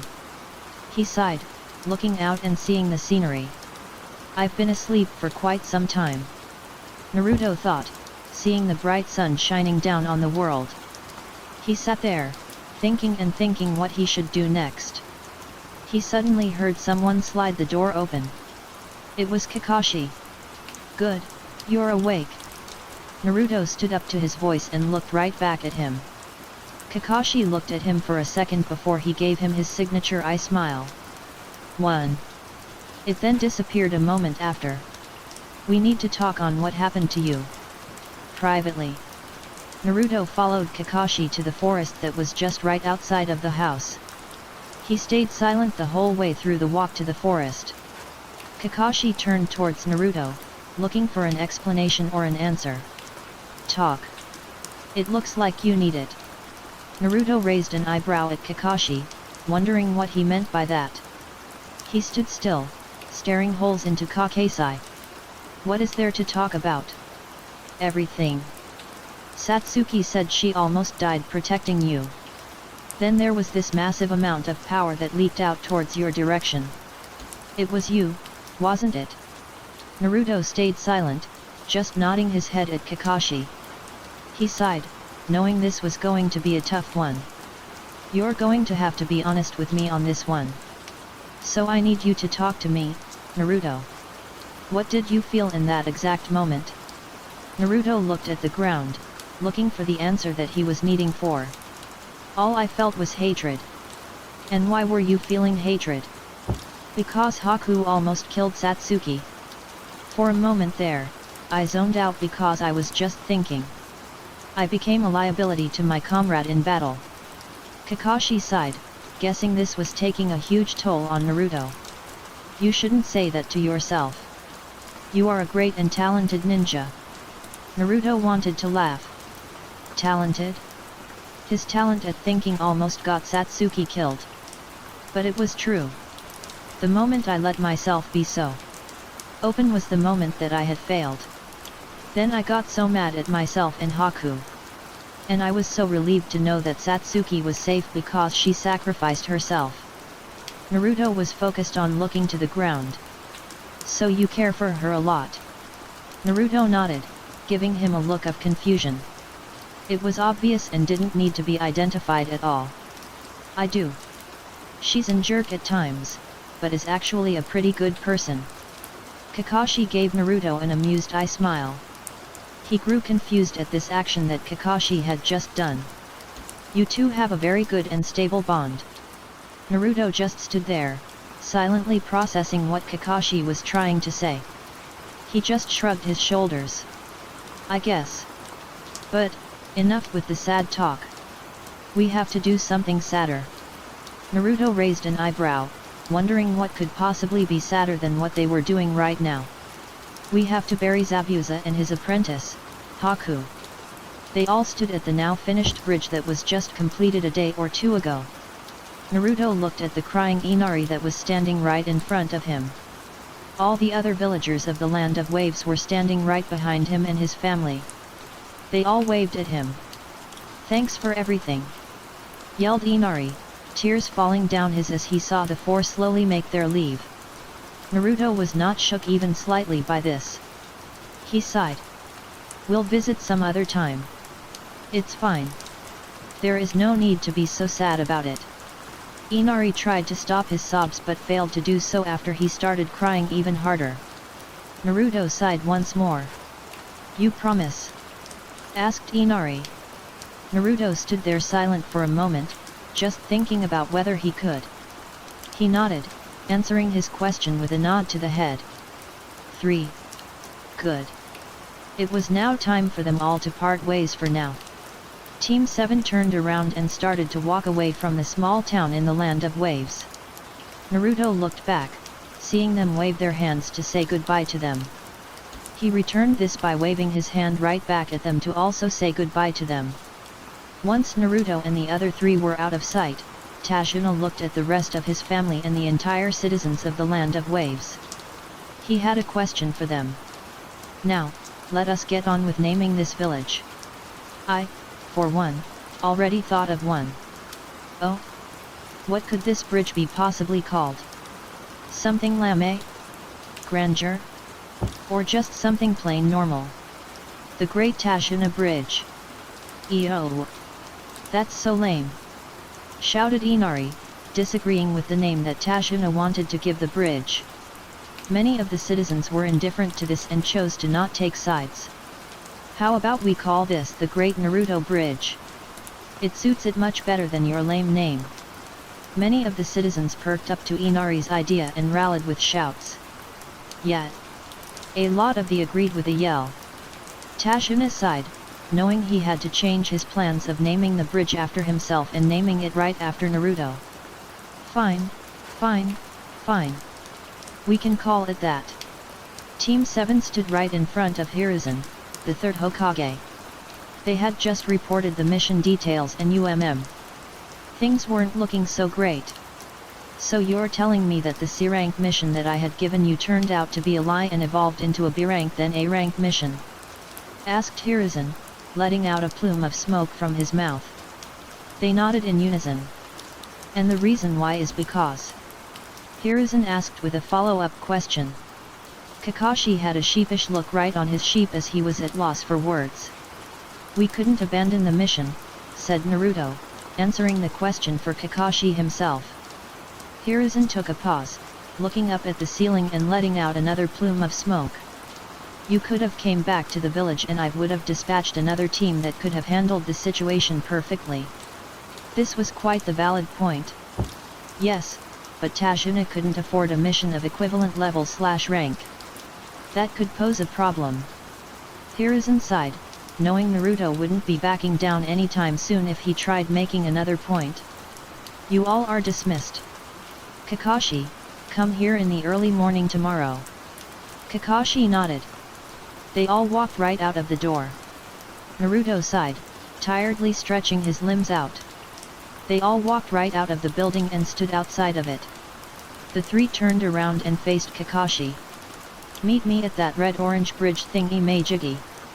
You know where it is, right?" They nodded. Slowly. Kakashi sighed, knowing that they didn't know where it was. 3. Looks like you'll have an extra 3 hours to look for it. Bye. Kakashi disappeared in a swirl of leaves. This left them dumbfounded as they looked at the spot that Kakashi was formerly at. "Well, I'll see you two tomorrow." Naruto walked away, making his way back to the apartment complex. Your mission turned into an A rank?" questioned Danzo, analyzing Naruto to the very T. It seemed like Naruto held no trauma from the experience. It was expected. Naruto was a member of Root. They do not let such trauma clench them and hold them back from completing the mission. The Chunin exams are coming up once more. Many opponents of opposing villages will be coming to our village to participate in the Chunin exams this year. Naruto nodded, knowing where his words were currently going. "I do expect for you and your team to pass this with relative ease. You, a prodigy of the shinobi arts, will evolve." Naruto nodded once more, still kneeling down towards Danzo. "Yes, Danzo-sama," said Naruto, standing right up. "You are dismissed." Naruto nodded, bowing down slightly before he left the room that Danzo covered with his own power. Naruto soon escaped the treachery that was known as the Root HQ. He appeared right inside of his apartment and took off his attire that was suited for his duties as a Root Anbu member. Naruto sighed, getting his normal attire and wearing it once more. Naruto then crashed right onto his bed. "I haven't went on a mission for Danzo in quite some time. That is good." This led to another thought that was looming all around his brain. He looked up at the ceiling. "Has Kakashi-sensei reported that I am an Uchiha to the Hokage?" Naruto thought, knowing that will definitely be the case. But there was one real problem to this if he wasn't careful. My secret as an Uchiha could possibly be revealed to the council. And that means Danzo could also find out about it. Freak. I am playing a dangerous game here. Naruto thought, continuing to look up at the ceiling. But there is also the possibility that the Hokage won't tell the council. Naruto thought once more, looking at the window right next to him. The sun was just beginning to set once more. I still have time. Naruto thought, jumping right out of his bed and then jumping right out of his window. He had a simple but definitely an effective plan by Naruto. I'll just ask the Hokage to simply not tell anyone, especially the council. Naruto jumped right on top of a building and quickly made his way towards the Hokage residence. Naruto arrived to the Hokage residence just in time before the sun fully sets. He hurriedly made his ways towards the Hokage's office in a quick manner. Without permission, Naruto walked past every person that tried to stop him from going further into the Hokage residence. He never stopped, they couldn't. Naruto arrived at the door to the office. "Hey! You can't go in there. You need permission," yelled one of the people that tried to stop him. Naruto ignored them and pushed the door right open. Naruto entered the room that Hiruzen was inhabiting. He raised an eyebrow at Naruto's entrance that was so abruptly. Oh, he knew why he was here indeed. Naruto locked the door to block away the crazy people. "Kakashi told me. It seems my theory was correct." Hiruzen enabled the silencing seals that were covering the room that they were in. Naruto stood there, silent to what he was currently saying. When did you create the theory?" asked Naruto, narrowing his eyes at the sly old man right in front of him. Hiruzen let out a slight chuckle in response. "Your interactions with others and Uchiha Satsuki. Your name, your attitude points to it all." Oh, he definitely has some concrete/solid proof that Naruto was an Uchiha. "You act very Uchiha-like. Your surname is also something I didn't pick up until later on when I got to know you. But that discovery was only recently." Naruto had a question in mind. "My surname is very concrete evidence that I am an Uchiha. Why did you not act on it right on the moment you found out about it? Naruto asked, seeking and extracting information from Hiruzen. While yes, it was definitely quite solid proof. But what are the chances that your surname was just a mere coincidence that I had picked up? That would be humiliation. So I decided not to act on it. Naruto nodded, seeing as that was at least solid reasoning. Are you planning on telling others and spreading it across the village? Hiruzen laughed, shaking his head as a response to Naruto's worried question. Why should I? If something as scandalous as this were to break out, it'll cause a massive outrage. Your secret is safe with Kakashi and me. This did raise another question for Naruto. What about Satsuki and Sakura? What if they say my secret? Kakashi has that covered. I ordered him to check up on the two and tell them to not spill the beans about your secret. This is a very serious matter. Naruto sighed in relief. Maybe this wouldn't have happened if our team had just simply turned back. Whatever. What we had done is in the past. Naruto thought, bowing down slightly before leaving the Hokage office. As he left the office, Naruto looked up into the sky and saw that the sun was no longer there and that the moon was the only thing that was left. He looked back down and saw that many people were beginning to go back inside their own houses for obvious reasons that were quite known. Naruto sighed, walking back to his apartment. Once he had finally arrived at his apartment complex, he saw something unusual unexpectedly happen to him. Satsuki was attached to the side of the complex, trying to find a way in his apartment. What are you doing? Naruto asked, suddenly appearing right next to her in an oddly fashion. Satsuki slightly widened her eyes, backing away just a bit due to the sudden question. I thought you were inside. I've been calling for you for the past 10 minutes or so. I wasn't here. If I was here, I would have responded immediately. Sure, whatever. Now, let's go.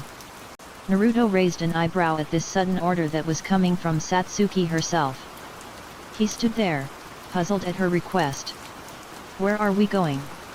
To train, you dang idiot. Naruto sighed, knowing that she was going to keep on berating him until he agreed to train with her once again. It's night. Doesn't matter. Naruto nodded, walking right back down to the ground alongside Satsuki. The two were now back on the ground. God, Satsuki was a freaking handful. Why do you want to train so late at night? A scoff was heard by Naruto. Oh, he asked a wrong question to Satsuki. Man, him and his mouth sometimes. It's barely 9 p.m. Stop being lazy and train with me. Naruto gave her narrowed eyes, wondering why she was being so curt. Is that the best way to put it? Fine. Sure. I already am. Alright, Naruto. What I want is for the two of us to spar with our Sharingans. Again, this potential choice for Naruto could possibly go all wrong for him. Why? Because I said so. Just do it. The two finally reached the training ground that the two had been using the entire time before they became full-fledged genin. You sure? Asked Naruto, standing right across from Satsuki as the two go into their own stances. Satsuki growled at Naruto's continuous amount of questioning that were unneeded. Her Sharingan flared to life. Yes, I'm sure. I can at least spar for far longer now. Naruto shrugged, knowing that multiple amounts of shadow clones were on the lookout for anything suspicious. His Sharingan flared to life. The two didn't move for a moment. They were just closely observing each other to the absolute max. In an instant, they started to rush and approach each other at fast speeds. The two quickly closed in on each other. And in a blink of an eye, they clashed. 4. Naruto yawned, knowing he was going to be the last one to appear at the red-orange bridge thingy-majiggy that Kakashi told them to meet him at today. I slept in for an extra 2 hours. Naruto thought, rubbing his tired eyes as he made his way towards the bridge. Satsuki had made him stay up late to train with her for over 5 hours. I'm still growing, I need my sleep. Naruto caught sight of his two other team members that were also in his squad. He then got another question appear inside of his head. Satsuki is shorter than me. Is she trying to purposely stump my height so I would grow at a slower rate? Nah, I'm probably overthinking it. Or am I? Naruto walked up to them in complete silence. 4. You're late, said Sakura. Naruto shrugged in response. I guess so. It doesn't really matter, Kakashi-sensei will probably be late for another hour or something. Sakura sighed, knowing what Naruto said was factual statements. Satsuki was just there, silent through the whole ordeal that was happening at the moment. And just like that, everyone was now waiting for Kakashi to arrive within the next hour or two. Naruto leaned right on the ledge, looking up at the sky during the process. And as expected, Kakashi appeared right in front of them after an hour of waiting for him. You all are here. Good. They nodded, no longer leaning on the ledge of the and were facing Kakashi. I smiled in response to this. I already got our 5 to 7 missions for today. The first one is to cut the grass of a lady on the outskirts of the village. They nodded, immediately following Kakashi to their destination.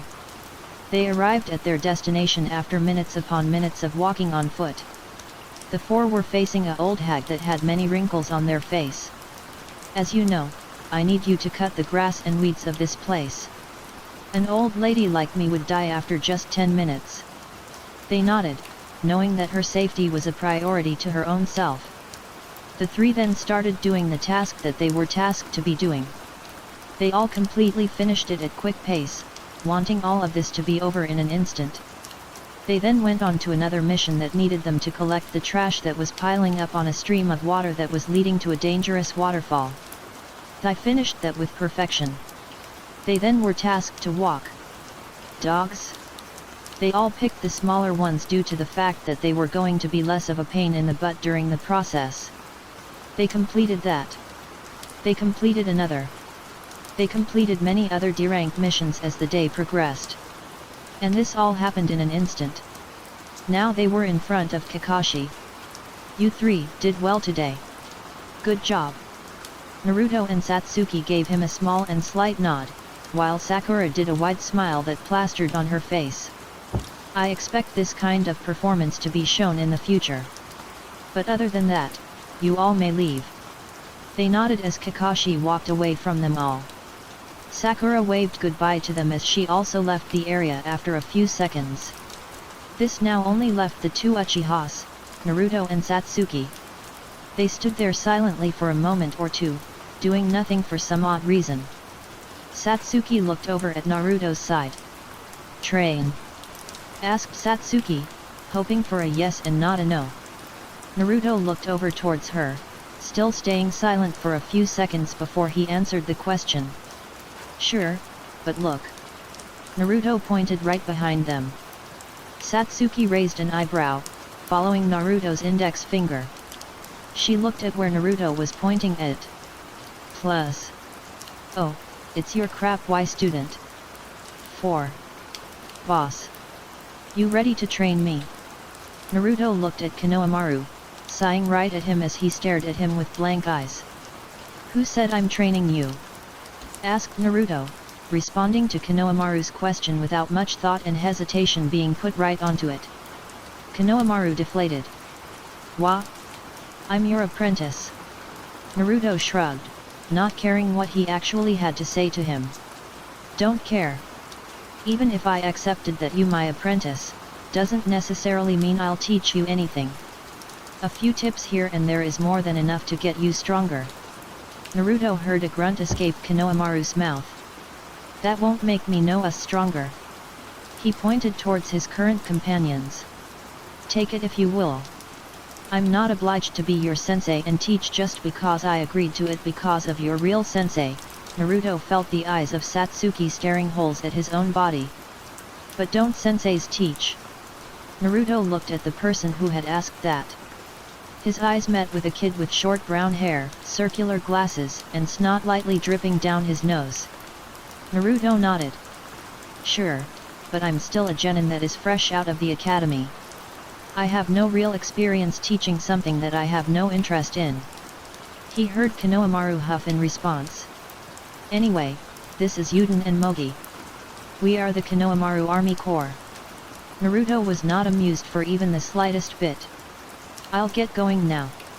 Satsuki is dragging me to train with her. Naruto started to walk away from Konohamaru and his two other companions that he was with. Why are you always training with her? What about your own apprentice? I and the other two need to experience growth. Oh, so Konohamaru was complaining. As expected. 1. She's my best friend. I guess. I have friends, but I'm not very close to them. Having 1 or 2 bonds is enough for me. Plus, she'd berate and drag me to train with her. Nothing personal. Naruto felt the glares from Satsuki right behind him. I do not berate or drag you to train whatsoever. Keep telling yourself that. Satsuki huffed, walking right beside Naruto as they walked right towards their training place that they were supposed to be at. They suddenly heard Konohamaru shout towards them. Your girlfriend is rude. The two stopped. Satsuki turned around, facing Konohamaru with such fierce and dangerous eyes that could kill him in an instant. 2. He gulped. Naruto saw this and sighed at this foreseen outcome that was about to be created. Run, said Naruto, ordering Konohamaru and the other two to run for their lives. Satsuki suddenly appeared right in front of Konohamaru and the others. You're dead. Satsuki outstretched her hand out towards Konohamaru. He widened his eyes, quickly running away from her before she could kill him. Boss! Help me!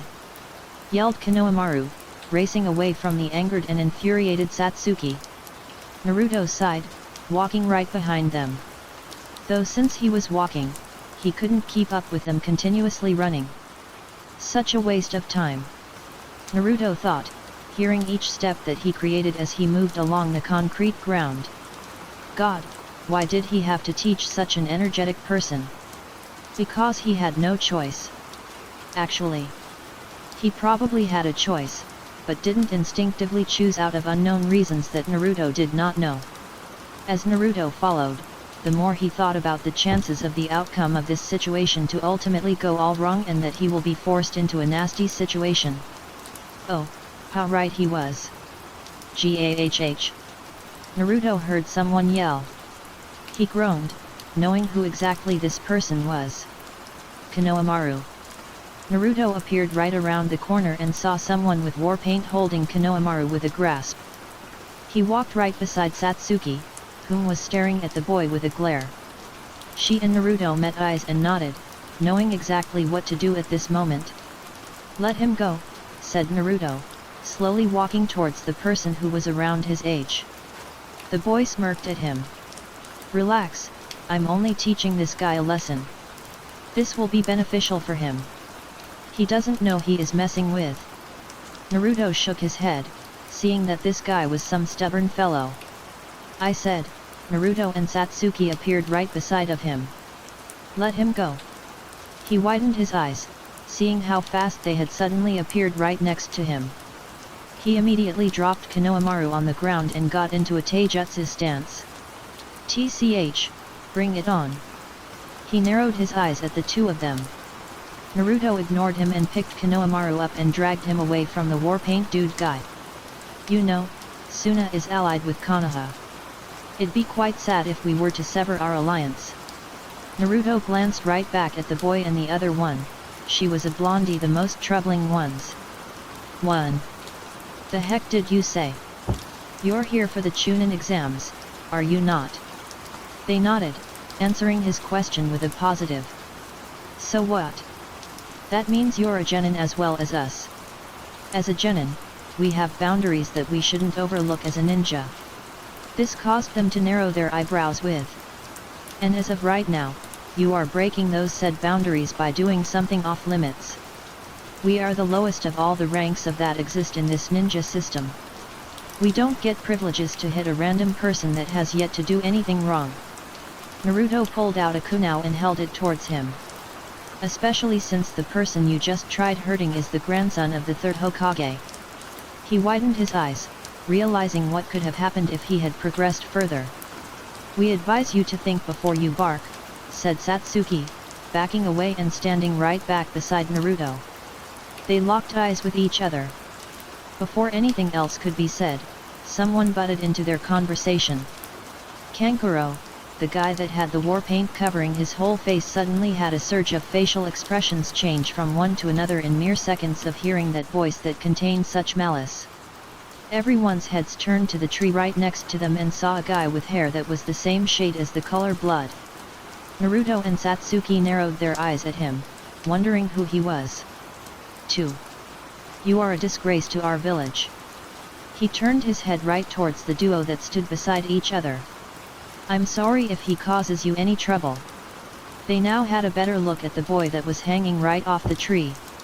Around his eyes were black rings that could potentially indicate that he has had no sleep. He disappeared and reappeared right beside the other two with a swirl of sand. He looked right towards his other two teammates with such serious eyes. Let's go. We didn't come here to play around.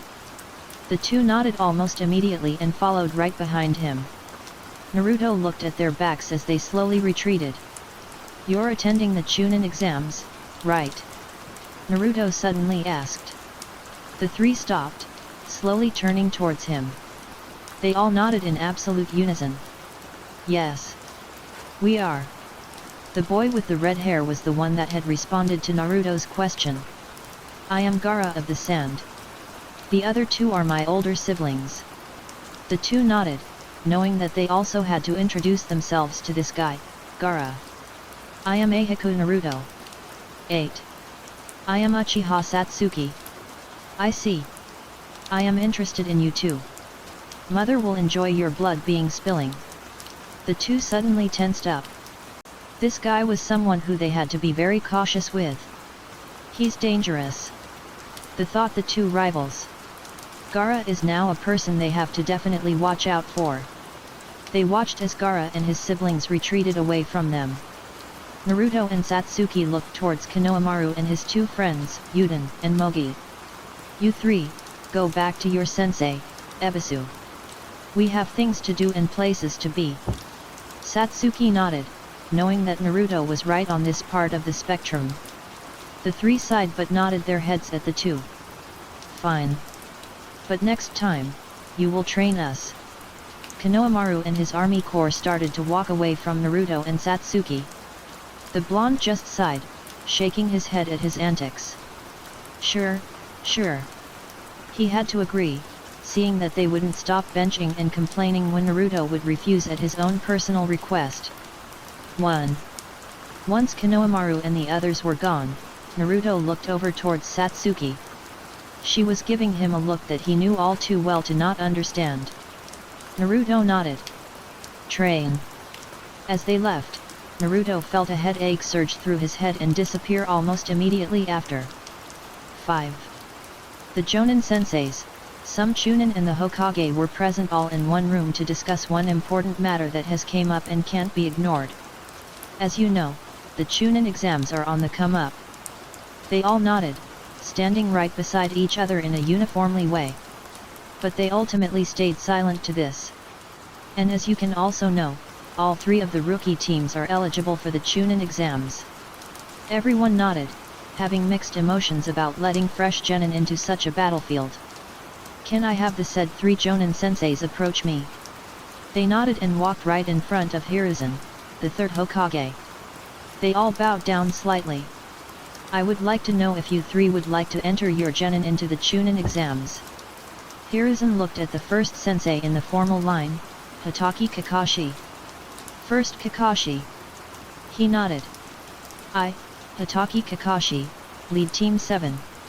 The three genin that I am teaching are, Eihaku Naruto, Uchiha Satsuki, and Harano Sakura. This was on at the beginning. They wanted to know what his decision was. And I, Hitaki Kakashi, recommend these three to enter the Chunin exams. Iruka widened his eyes, seeing as this was an unexpected decision by Kakashi. Next was Kurane. Kurane led the following students: Inyazuka Kaiba, Hyaga Hinata, and Abarame Shino. There was slight pause that was created by Kurane herself. And I recommend these three to enter the Chunin exams this year. Even more eyes widened at this decision that was made by her. God, 2 rookie teams entering? How about 3? It was now time for Asuma to say if he was going to allow his 3 genin to participate in the Chunin exams this time around. Asuma took out the cigarette from his mouth. He let the smoke escape his lips. Asuma led Team 10. They consist of Nara Shikamaru, Akimichi Koji, and Yamanaka Ino. And as expected, everyone was caring about his choice. And I recommend these 3 to enter the Chunin exams. And yet again, their eyes widened once more. Another 3 genin entering the Chunin exams. 9 in total. 2. Hokage-sama, if I may? Asked Irika, bowing down slightly. Hiruzen looked at Irika for a moment or two before nodding his head, signaling that he could speak his mind. Those 9 genin that they had listed, I knew, and taught them all at the academy since they were just 6 years old. I know what they are capable of. They have lots of potential, but putting them in Chunin exams this soon. Irika was trying to change their minds. With all due respect, Irika. I was 6 years younger than my genin team when I became Chunin. Irika shook his head, gritting his teeth with much anger. Kakashi, they're not like you. He just shrugged his shoulders at him, disagreeing with such a statement. I would beg to differ, said Kakashi, making the room grow quiet at this. Sometimes, failing is good. Pain can teach them things that other people can't. Irika did not like this. 11. Are you trying to crush them? No, but this is merely an experience that they can use to improve themselves as a shinobi of Konoha. But the Chunin exams is a serious and dangerous thing to enter. You know that. Kurane sighed, looking at Kakashi. She blocked Kakashi with her arm. Kakashi, I think that is enough. But he shook his head as a response. No, Kurane. Irika needs to understand that Naruto, Satsuki, and Sakura are no longer academy students that are under his supervision, they are now my students. Before Irika could say anything else, Kakashi continued. 2. I have spent time with them and know their true capabilities. Their abilities as a shinobi has changed greatly in just the past month or two. Irika narrowed his eyes at him. You can't, Kakashi. They're still fresh out of the academy. Kakashi sighed. Yes, they are fresh out of the academy and had just became genin. But, they are ready. Naruto is without a doubt a Chunin level ninja, maybe even more. With Satsuki closely and quickly trailing right behind him. And while Sakura is indeed the weakest out of the 3, she has potential to be strong. Before things could have escalated much further, Hiruzen butted in. That is enough, you two. There is room to argue somewhere else, but not here. They turned their heads towards Hiruzen and nodded, knowing that they had overstepped their limits and own boundaries as a ninja of Konoha. Yes, Hokage-sama. It was the next day and the team were waiting around the same red-orange shaded bridge that they had waited in like before. And as normal, Kakashi was late again. Will Sensei enter us into the Chunin exams? Naruto thought, wondering if Kakashi had the guts to them 3 into a battlefield that held numerous ninjas from different nations and lands. This was certainly something that Naruto did not want to miss out on. The Chunin exams were something for them to further their abilities as individuals. And the chances are also high if I fight him. Naruto thought, recalling back yesterday when he and Satsuki had encountered that bloodthirsty redhead. Gaara. Naruto thought, feeling a sudden headache come in and go. This was certainly an odd one for Naruto. Headaches don't just appear and disappear in a blink of an eye. Now that I think about it, this happened to me yesterday when we met Gaara. Naruto thought, pondering if there was a connection to that he was missing. 2. The only thing that I could possibly think about that is remotely possible are the chances that the Kyuubi is the one giving me these headaches. Naruto heard someone appear right on top of the bridge. Hello. They all looked up and saw Kakashi looking down on them all. I smiled at them as he jumped down to match their current level. Sorry, I got lost in the road of life. Sakura huffed with much annoyance. Liar. Haha. Anyway, I do have something special that I wanted to show you three. They raised an eyebrow, noticing how he was pulling something from his pouch. What's that? Kakashi outstretched his hand towards them, showing 3 small pieces of paper sticking out of his hand. These 3 are your Chunin exams application form. I had recommended you 3 to participate in the Chunin exams. Naruto and Satsuki were satisfied with this development, while Sakura was very unsure. I can fight that Gaara person and Naruto. Satsuki looked at the blonde right next to him. She wanted to fight him so badly. He was someone who was able to measure and exceed her standards as a shinobi. But even if I did recommend you 3 into the Chunin exams, this is still very much an optional choice that you can decide on your own. They nodded, looking at the pieces of paper that they had just been given. This is all I had to inform you 3 for today. These exams start in 5 days. You 3 can take the days off until the day has come for the Chunin exams. The 3 nodded once more, understanding what he was saying. 1. Kakashi then disappeared in a swirl of leaves. Chunin exams. Naruto thought, looking right in front of him. There was no way he was not entering the exam.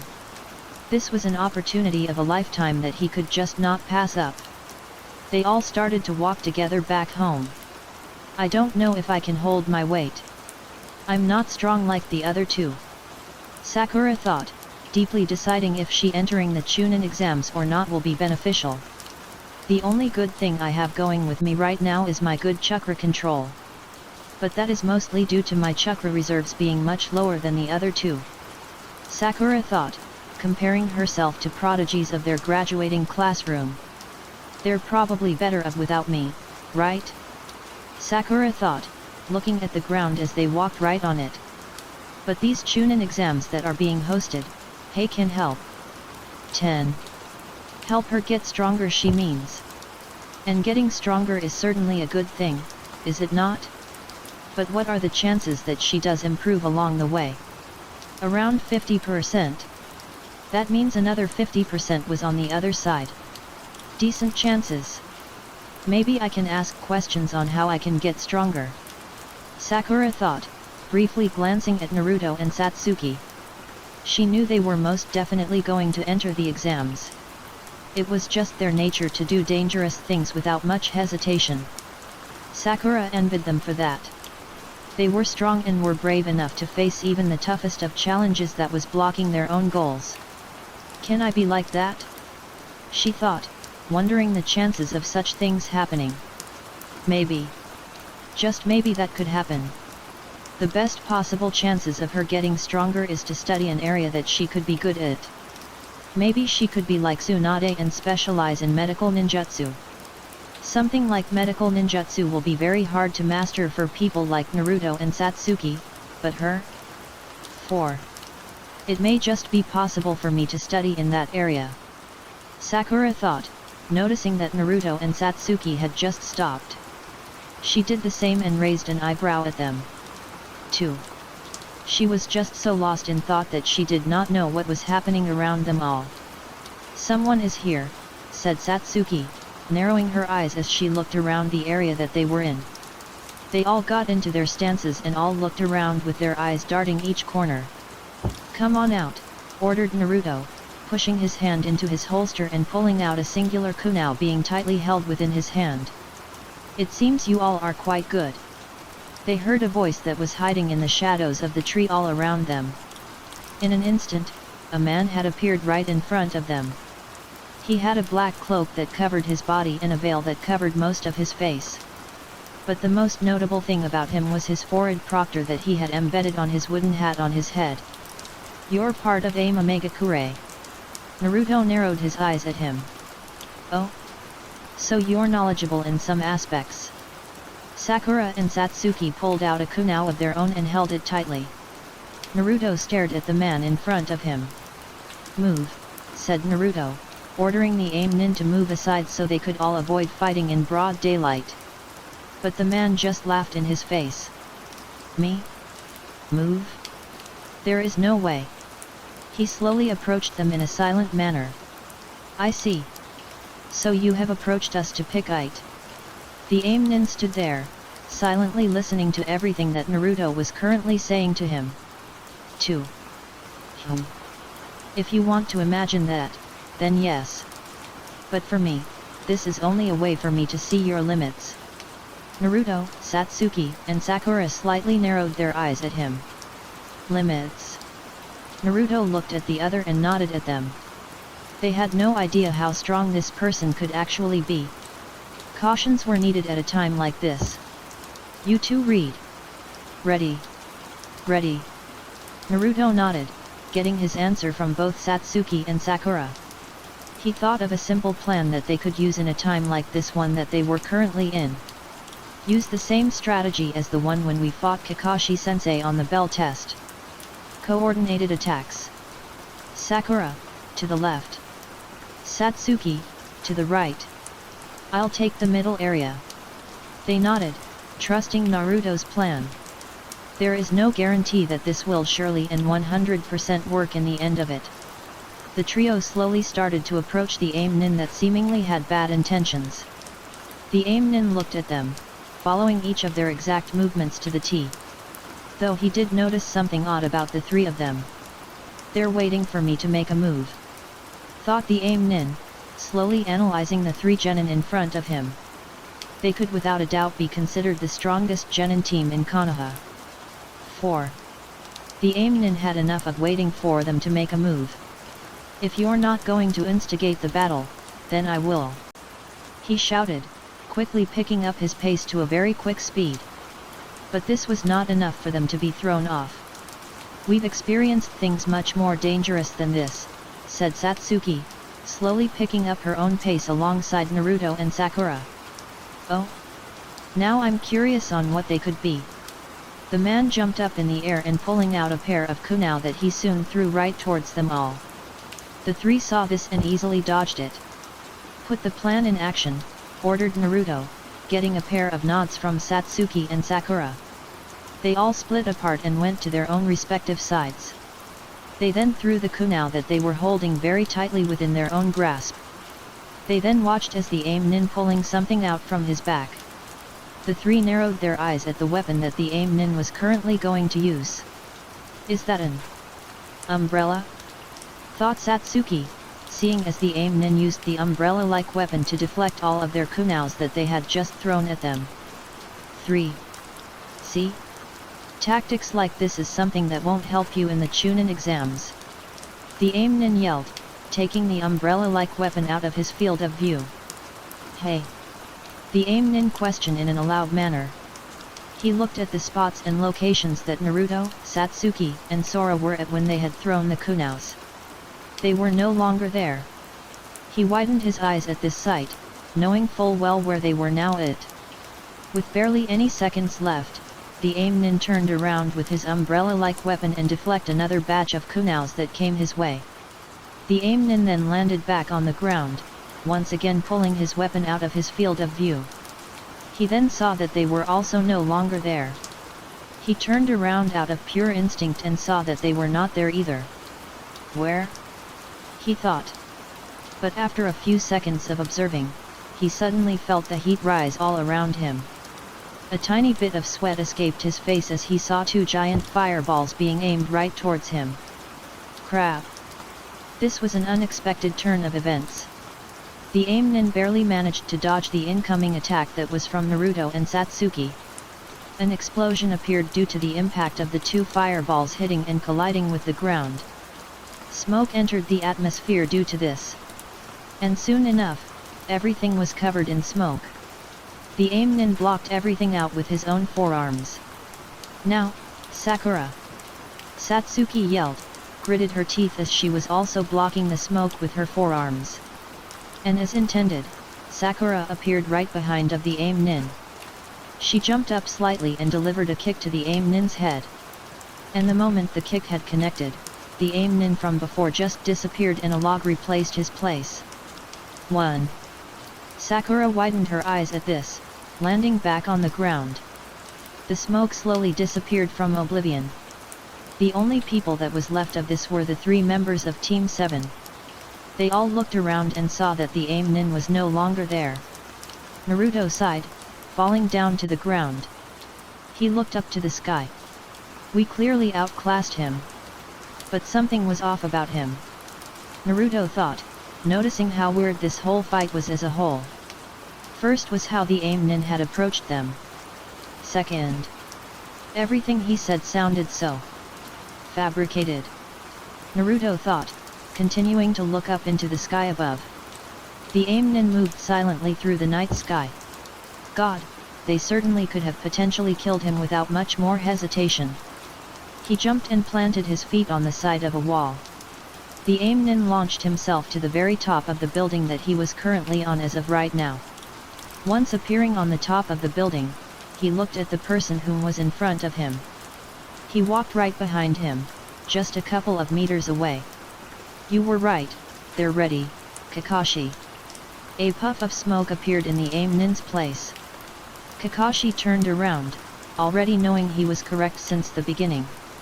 I know they are, Irika. 6. Is she here yet? Asked Naruto, looking at Satsuki. TCH, what do you think?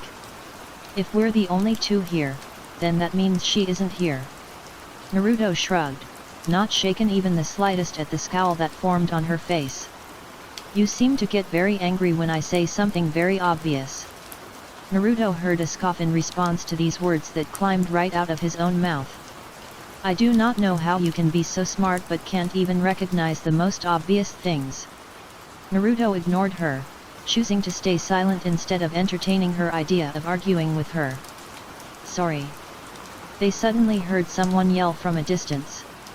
Their heads shot up, looking right in front of them to see Sakura approaching the 2 of them. Sorry that I was late. I woke up late.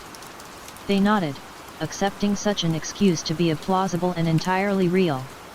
The 3 looked at the building right in front of them. God, they were back at the academy.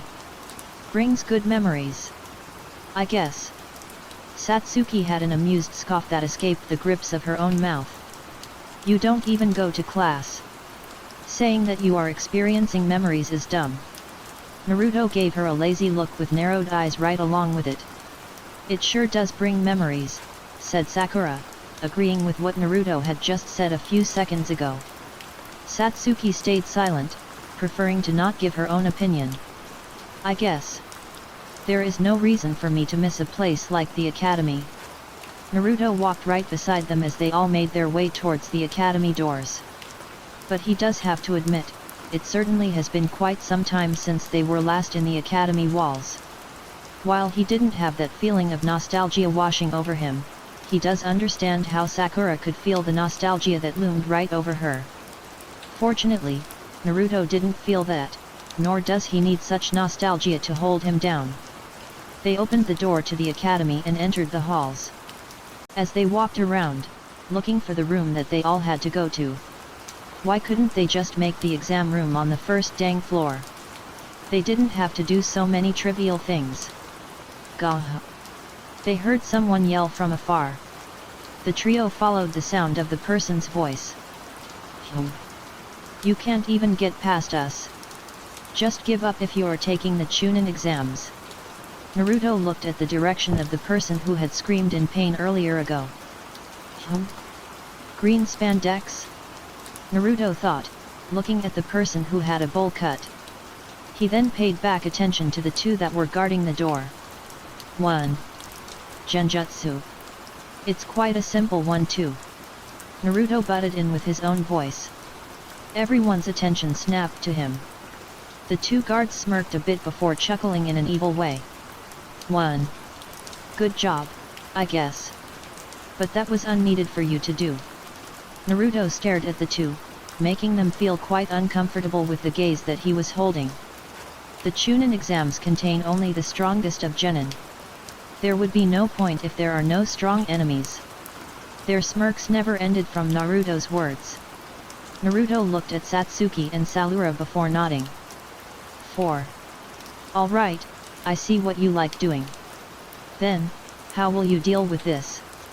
One yelled, throwing a punch right beside. Naruto didn't react or flinch to this very effacement.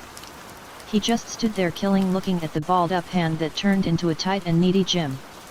Someone suddenly appeared right in the middle of this and stopped the Chunin's leg from connecting with Naruto's face. Naruto looked at the person who had just blocked the attack for him. The green spandex's teammates approached him, wondering what he was doing. I thought you said we should stay a low profile. Naruto observed his two other teammates that he had. It seems like they had an agreement on not showing their full power. Ah, sorry about that. The boy walked past them and set his sights right in front of Satsuki and Sakura. Naruto suddenly gained an amused look on his face. Satsuki noticed this and glared at him. What the heck is he amused at? She thought, wondering what was the exact reason on why he was giving them a look of such amusement on his. Naruto was then back to thinking. My name is Rock Lee. Satsuki-san or Sakura-san, please go out with me. I will protect you with my life. Satsuki sent Naruto a slight glare to the side. 2. No. I had enough love confession. Satsuki walked past the deflated Lee and stood right next to Naruto. She glared at Naruto with such fiery rage. Lee still had a chance, looking at Sakura. She smiled lightly. Sorry, I decline. Though, maybe in the future. Lee immediately brightened up at these words and bowed down slightly, showing his gratitude to Sakura. 14. Thank you. I'll ask you again in the future. Naruto ignored everything all around them and continued to think about what could possibly happen in the exams today. Seeing as we are in the academy, then that means we're probably doing a written exam first. Yes, that does seem most likely. Naruto thought, looking at the person right next to him. What? He asked, annoyed at the look that she was currently giving him. God, she was a very dangerous human who had to be kept in check at all times. Satsuki was about to say something but soon saw that Naruto was once again lost in his deep thoughts once more. Naruto slightly furrowed his eyebrows. Should we just go up the floor? Our designated room is just a floor or two away. Naruto thought, looking down at the floor that he was currently standing right on top of. Is there a hidden message in the Chunin exams? Naruto thought to himself, ignoring most of his current surroundings. As he continued to thought for a few more seconds, it was soon disturbed. Naruto felt the wind rush right behind him. Out of instinct, Naruto had dodged a kick to the head by ducking right down towards the floor. Satsuki and Sakura widened their eyes at the unexpected turn of events. Naruto then felt the wind quickly pressure down. Naruto switched himself with a shadow clone that he had summoned out of secrecy. Naruto appeared right behind of Lee. He and his lazy eyes just wouldn't stop looking at him. The one that Lee had just kicked was the clone that he had substituted with. It's too early for a fight, Naruto yawned, bowing down slightly. We'll get going now. Naruto walked past Lee and gestured Satsuki and Sakura to follow. They nodded. Naruto-san. You are strong. That is why if Sakura-san rejects me again, then I shall compete with you for the love of Satsuki-san. Oh, there was an awkward amount of silence that came way. Naruto had a puzzled look on his face. You chase her or something, I don't really care. Romantic relationships are not my thing and will never be my thing. Naruto got a pinch from his sides. He looked to the left and saw Satsuki glaring at him. 15. I see, Naruto-san. But, even then, I shall compete with you. That is youth. God, Lee was amusing Naruto. He just shrugged in response and turned around. Lee did the same and faced his other two teammates. Sorry about that, Niji-san, Tenten-san. Team 7 went up the third floor, trying to find the room that they were all assigned to go to. They all suddenly saw something worth their sight. They guess. Kakashi-sensei, said Naruto, getting Kakashi to turn around and give them his signature eye smile. He waved alongside it as he walked up right towards the two of them. Yo, he said, stopping his walk once he was right in front of the three of them. They all nodded. It seems you all are here. They nodded once more. You make it seem like us three coming here holds some significance, commented Sakura, gaining a puzzled look as she thought about what Kakashi had said. Naruto knew exactly what Kakashi was talking about. We wouldn't have been able to enter if only 2 members had shown up. Oh, this sure enlightened them. No, this was not sarcasm, but the truth. Satsuki and Sakura widened their eyes at this news. So, if I hadn't come, then you and Satsuki wouldn't have been able to participate. Naruto and Kakashi nodded, knowing that Sakura was absolutely correct in that theory. It was sort of like the bell test, but at the same time, not like it at all. 2 people in a team is not good enough and is considered inadequate and not eligible. They nodded. Kakashi smiled behind his mask. You see, if I had said this beforehand, then Satsuki would have pressured Sakura to join. Satsuki scoffed at Kakashi's own words that were directed right at her. I would not have pressured her to join. Naruto shook his head at her own denial. Yeah, she totally wouldn't have pressured Sakura to join the Chunin exams. Your nature as a human begs to differ, Satsuki, said Kakashi, getting a fierce glare from Satsuki in return. Although Kakashi had chose to ignore the fiery hatred she was emitting. Anyway, it has only been a month or 2 since our team has been formed and you all are already growing up to become Chunin exam. You make your own sensei proud. Kakashi had fake tears. Naruto shrugged. Great, now, can we go now? You're holding us up. These words of such hurtfulness were coming from the one and only Uchiha Satsuki. 1. Naruto, you need to put a leash on her. She gets aggravated too easily.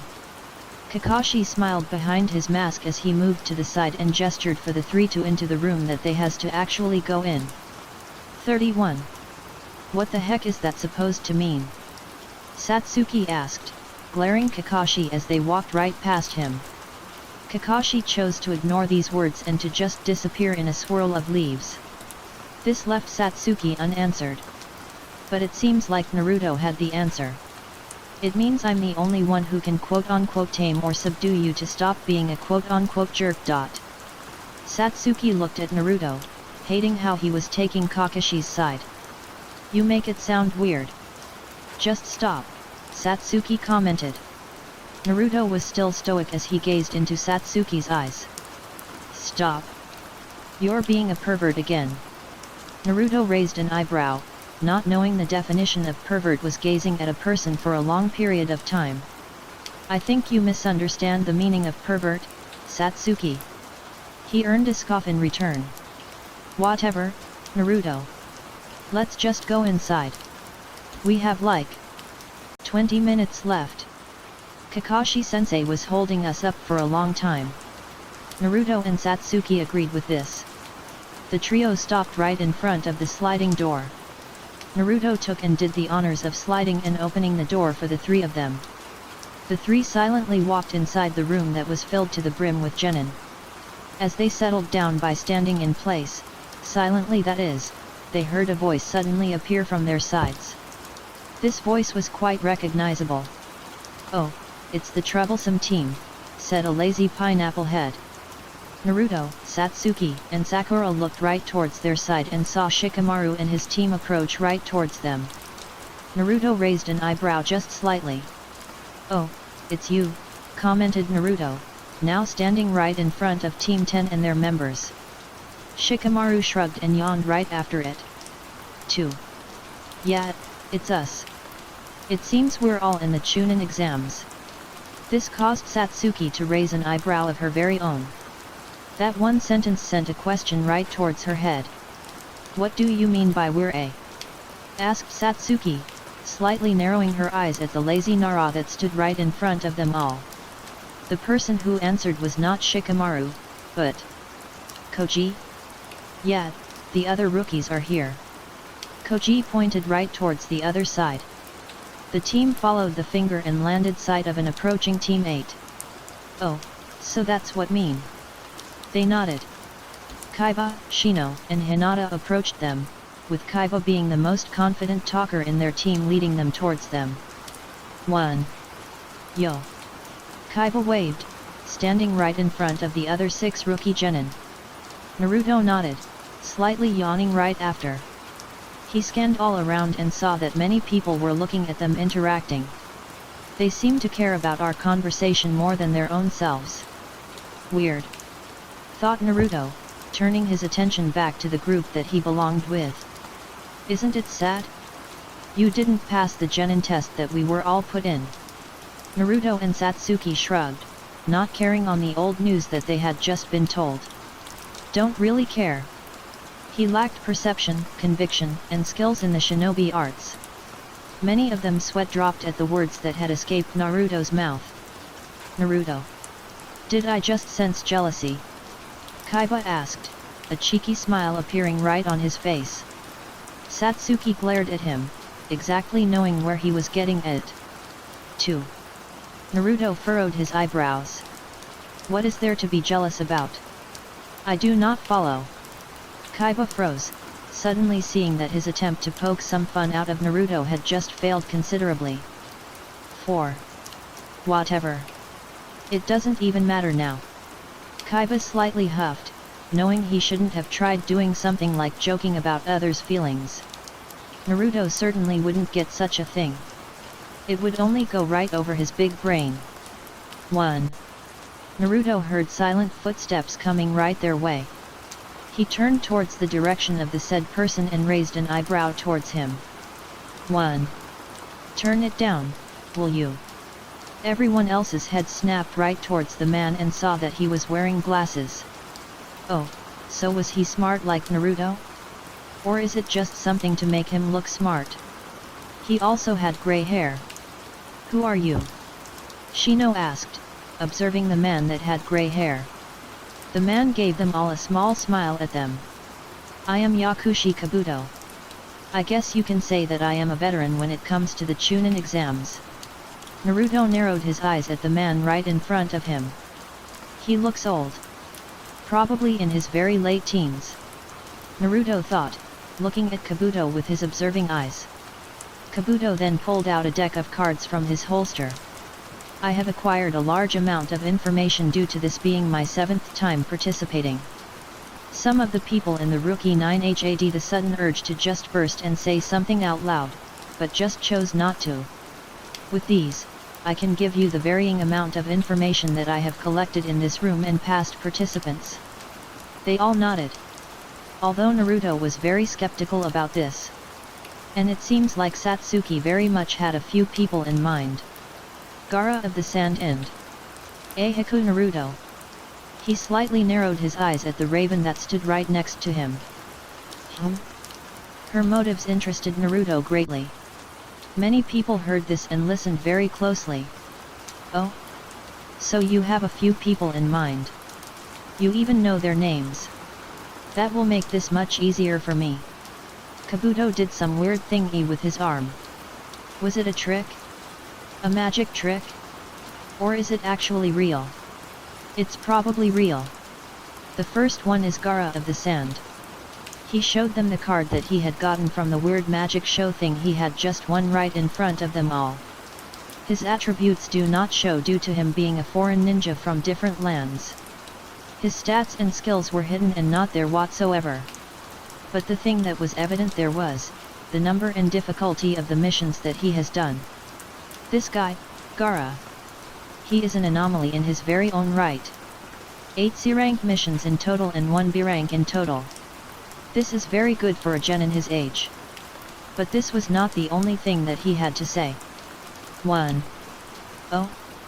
And it seems like in all the missions that he has done, Gaara has yet to be inflicted actual and physical damage to his own body. Everyone but Naruto widened their eyes at this news that was given to them. Now, Eihaku Naruto. He slowly started to pull the card that had his own information from the deck of cards that he had brought right along with him. Sorry, said Naruto, appearing right behind Kabuto with the card that had his information in hand. But my information if off limits. Naruto looked down right at the card that he had just took. He slightly widened his eyes. He knows too much. Naruto thought, looking right behind and glancing at Kabuto for a brief moment. He's way too suspicious. My information is classified and he somehow knows that I'm an Uchiha? Or is it the card itself? Probably. Naruto thought, looking right back at the card he now had in his own possession. It had all the missions that he and his team took part in, even the A-rank mission that went horribly wrong in the end. Kabuto lightly chuckled at this, knowing he might have startled Naruto with the information. Haha. Anyway. Here. Another card was placed right on the ground, showing the 5 great nations in all its glory. Green light started to rise up. These are the number of participants from the different villages. They all saw that Konoha had the most and that Oto had the least amount of participants in the end. As for Oto, you shouldn't be too wary of them, they're just a new village that has been recently founded by someone that I do not know of. This obviously the ears of the Otonins that were here. Zaku, Kin. Let's show that punk. They nodded, quickly disappearing into the endless crowds of people that were all around them. The guy leading the team was named Dosu. Dosu appeared right in front Kabuto, his arm shaking due to the power that he was building up. Dosu threw a punch right towards Kabuto, he dodged it easily.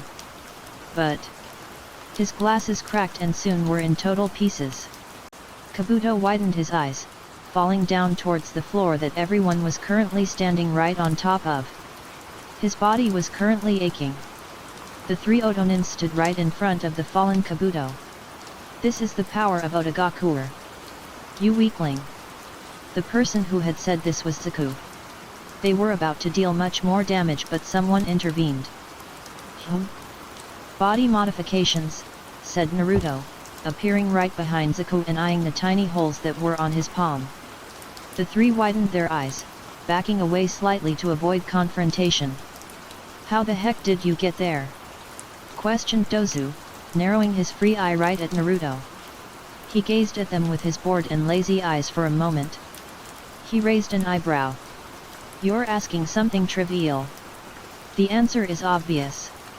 Naruto appeared right behind them once again. They widened their eyes, looking at Naruto as he stood right next to Kabuto. You all are just weak, said Naruto, lightly yawning before making his way back to his team. Satsuki sighed, shaking her head at Naruto showing off way too much in just the span of 1 minute. 2. Naruto, aren't you going to help Kabuto-san up? Asked Sakura, looking right at Kabuto. Before Naruto could answer, he heard the fast footsteps of enemies coming right towards him. Naruto sighed, turning around slowly. Naruto dodged 3 simultaneous kicks from Dosu, Zaku, and Kin with way too much ease. Naruto took out one hand from his pockets and caught the arm of Zaku. Zaku smirked devilishly. You fell for my trap. He started to build up power through the arm that Naruto had caught, but to no avail. He widened his eyes at the failure of an attempt. I applied pressure around your arm so the power that you try and let it out won't work. You can try and persevere it, although it would most definitely cost you an arm. Zaku yanking his arm away. Before anything else could happen, a cloud of smoke appeared in front of the whole room. Everyone's eyes went over to the said cloud of smoke and looked at it intently. Shut the heck up! A man with a scarred face yelled, immediately frightening everyone that was within his own sight. Alongside him was many Chunins that looked like assistants. A written test it is. Naruto thought, looking right towards the man that stood at the front of the entire class. The man glanced at each and every single one of them. I am Marino Ibiki, the proctor for the first test of the Chunin exams. Everyone became even more tense than before. So this was the start of the real Chunin exams. Ibiki stood still for a split second before he started announcing what the first test was for this portion of the entire exam. As you can see, this environment is very closed off and secluded. This may also get you the answer on what the first test actually is. Everyone within close proximity stood silent to everything that was going on. Good. So you all do know how to shut up. Two of the assistant proctors stood right beside him and had papers being held right in her hands. We are doing a written test for the first portion of the Chunin exams. Take a seat and we'll pass you the paper necessary for your eventual outcome in this first part. Everyone nodded, formally going to their respective seats. The air. Naruto thought, seeing the papers get passed around from one person to another.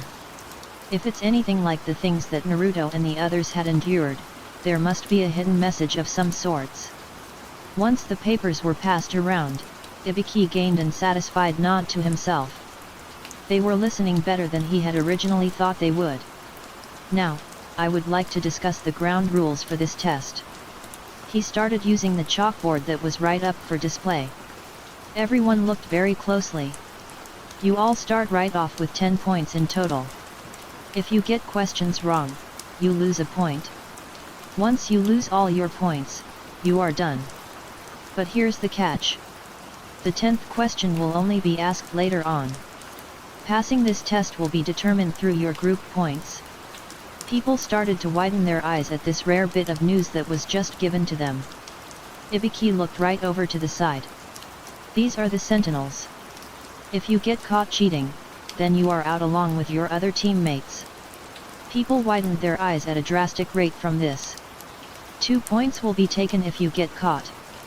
He glanced at them once more before continuing the set rules that have been made for this exam. You have 1 hour to complete the test. Starts. Once they had heard this, people started to immediately scramble due to their own nervousness from all of this. 1. This was not the case for Naruto at all. Naruto looked around with such intent. He had to observe everything that was surrounding him at the very moment. He then looked at the piece of paper right in front of him. This is moderately easy to do. But something tells me that I'm supposed to not do that. Naruto thought, once again averting his eyes away from the piece of paper that he had. He narrowed his eyes, looking from every direction that could benefit him. But he did not look behind due to the fact that the sentinels could take it the wrong way and think he was cheating on the test. Cheating? Naruto mused, moving his own gaze right towards the pencil that was right in his hands.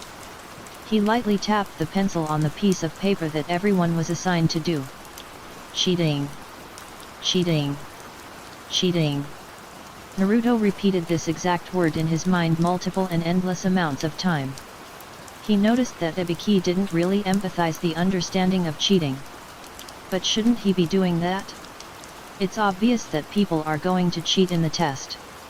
Naruto thought, already seeing people fail in hiding that they were cheating right in front of him.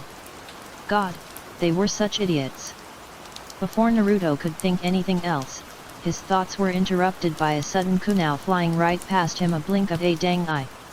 He raised an eyebrow, looking at the direction that the kunai was sent towards. Participant number 24, get out with your 2 other buddies. You have been caught cheating over 5 times. The participant widened his eyes at this sudden turn of events. What? There is no way I cheated. You're lying. 2 sentinels came right behind him, dragging him away from the room that the rest of the participants were currently in. The sentinel just smirked at him. He was a rotten one for sure.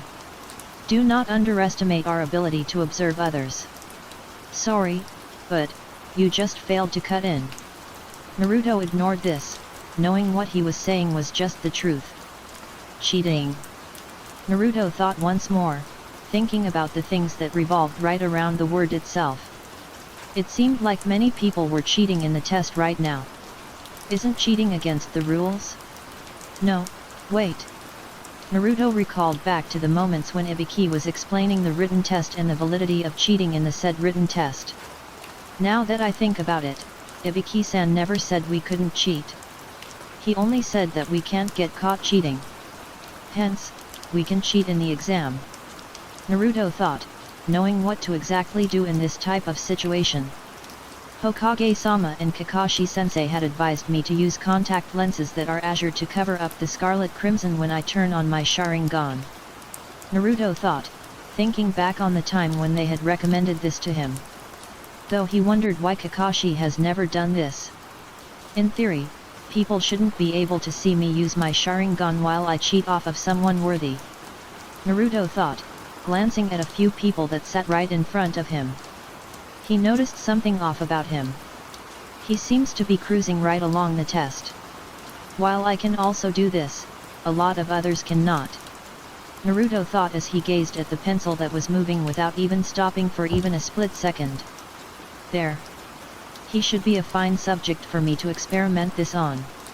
Naruto thought, turning his 3-tomo Sharingan to life. His eyes still retained its vibrant azure blue. Yes, this was what Naruto exactly needed. Thanks for letting me leech right off of you, Chunin-san. Naruto thought, knowing that the person that he was cheating right off of was Chunin. Of course, he figured this out after he figured out the meaning of the said test. This test is only fit for people who are Chunin and above. They have much more knowledge in this type of things than regular genin like us. This was the simple answer and simple reality. 2. Many people noticed that Naruto was moving right along the test at a very fast rate. Satsuki internally scoffed at this.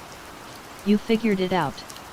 Though it's obvious you didn't even need to resort to cheating, you did it anyway.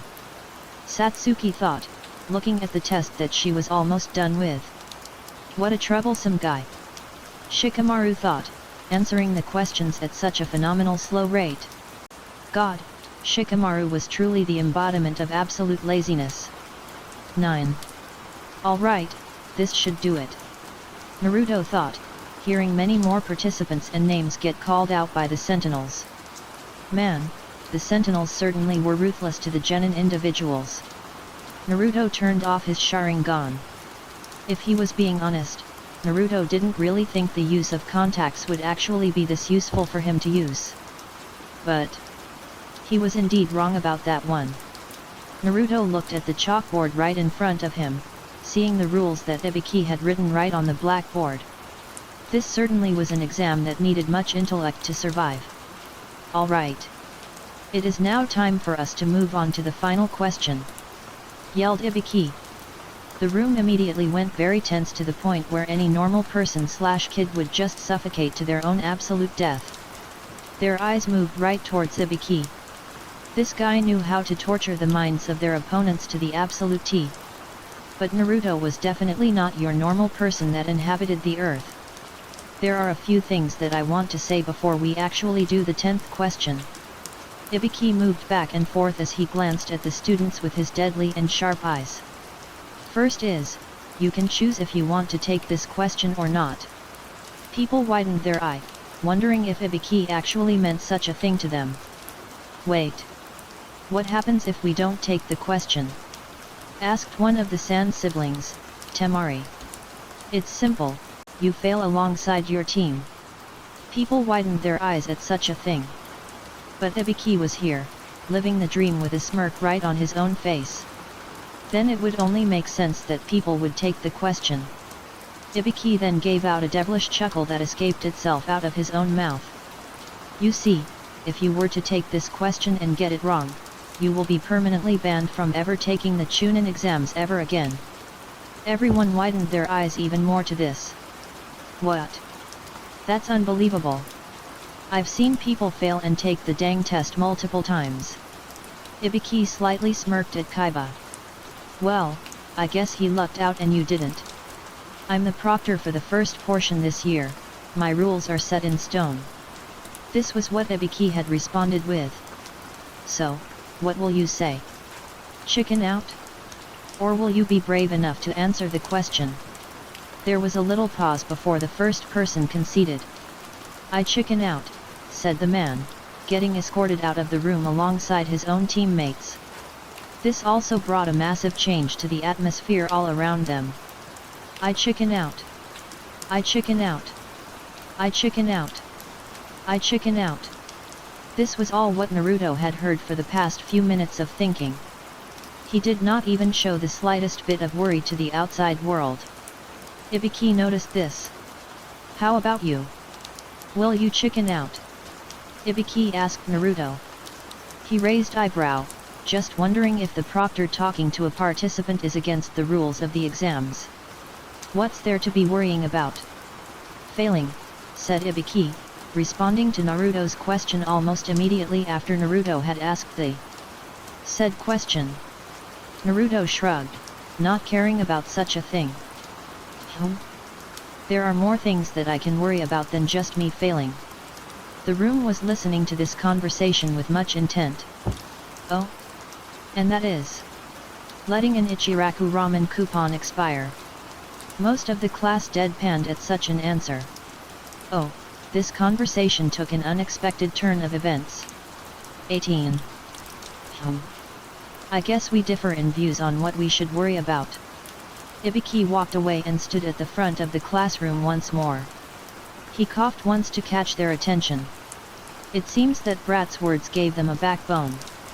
Ibiki thought, knowing that no one else was going to falter and chicken out of the exam anytime soon. Ibiki looked right around the classroom just one more time before nodding his head. It seems there are more genin passing this first part than I had expected. 78. Ibiki thought, looking towards the sentinels. They nodded right towards him. Ibiki took a deep breath before saying, well, congratulations. You passed the first test. Naruto sat there, silent to what Ibiki was currently saying. To be truthful, Naruto did not know this would have happened. I'm just not a coward like most of these people. Naruto thought, thinking back on the amount of genin that were kicked out of the Chunin exams. Sudden noise then interrupted Naruto's internal thinking. What? What do you mean by that? Asked a random genin. Naruto looked back, seeing the hardened expression in the genin's face as he asked that question. Naruto turned back around, hearing Ibiki's grunt at such a question being asked. You'll just have to figure it out yourself, said Ibiki, causing Naruto to internally narrow his eyes at Ibiki's words. Though Naruto did not act on this, he did think about it. What could that mean? Does he think we will be able to find the true meaning of his words?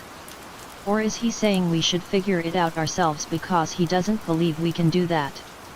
Numerous thoughts wandered all around his mind as he thought about the words that had just been told to them.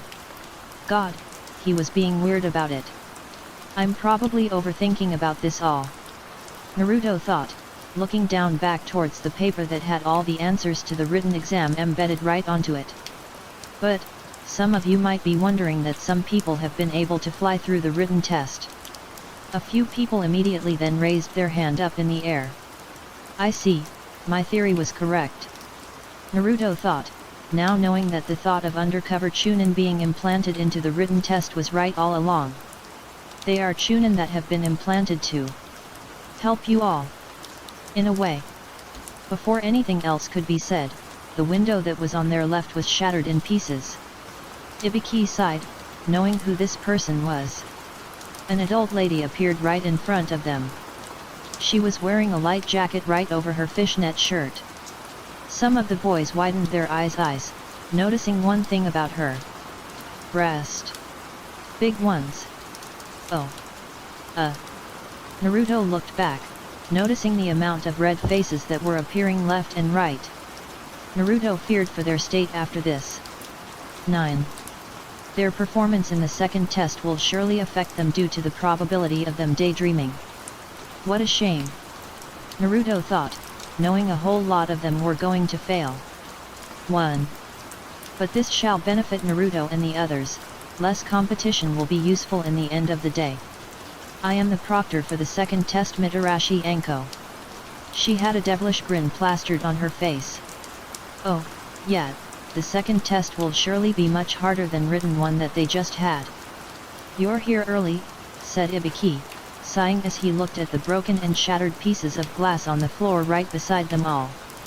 Anko just ignored him and stayed attention to the genin in front of her. There seems to be a lot of them still here. You've grown soft. Ibiki Light scoffed by being called quote-unquote soft. Please, he was everything but soft.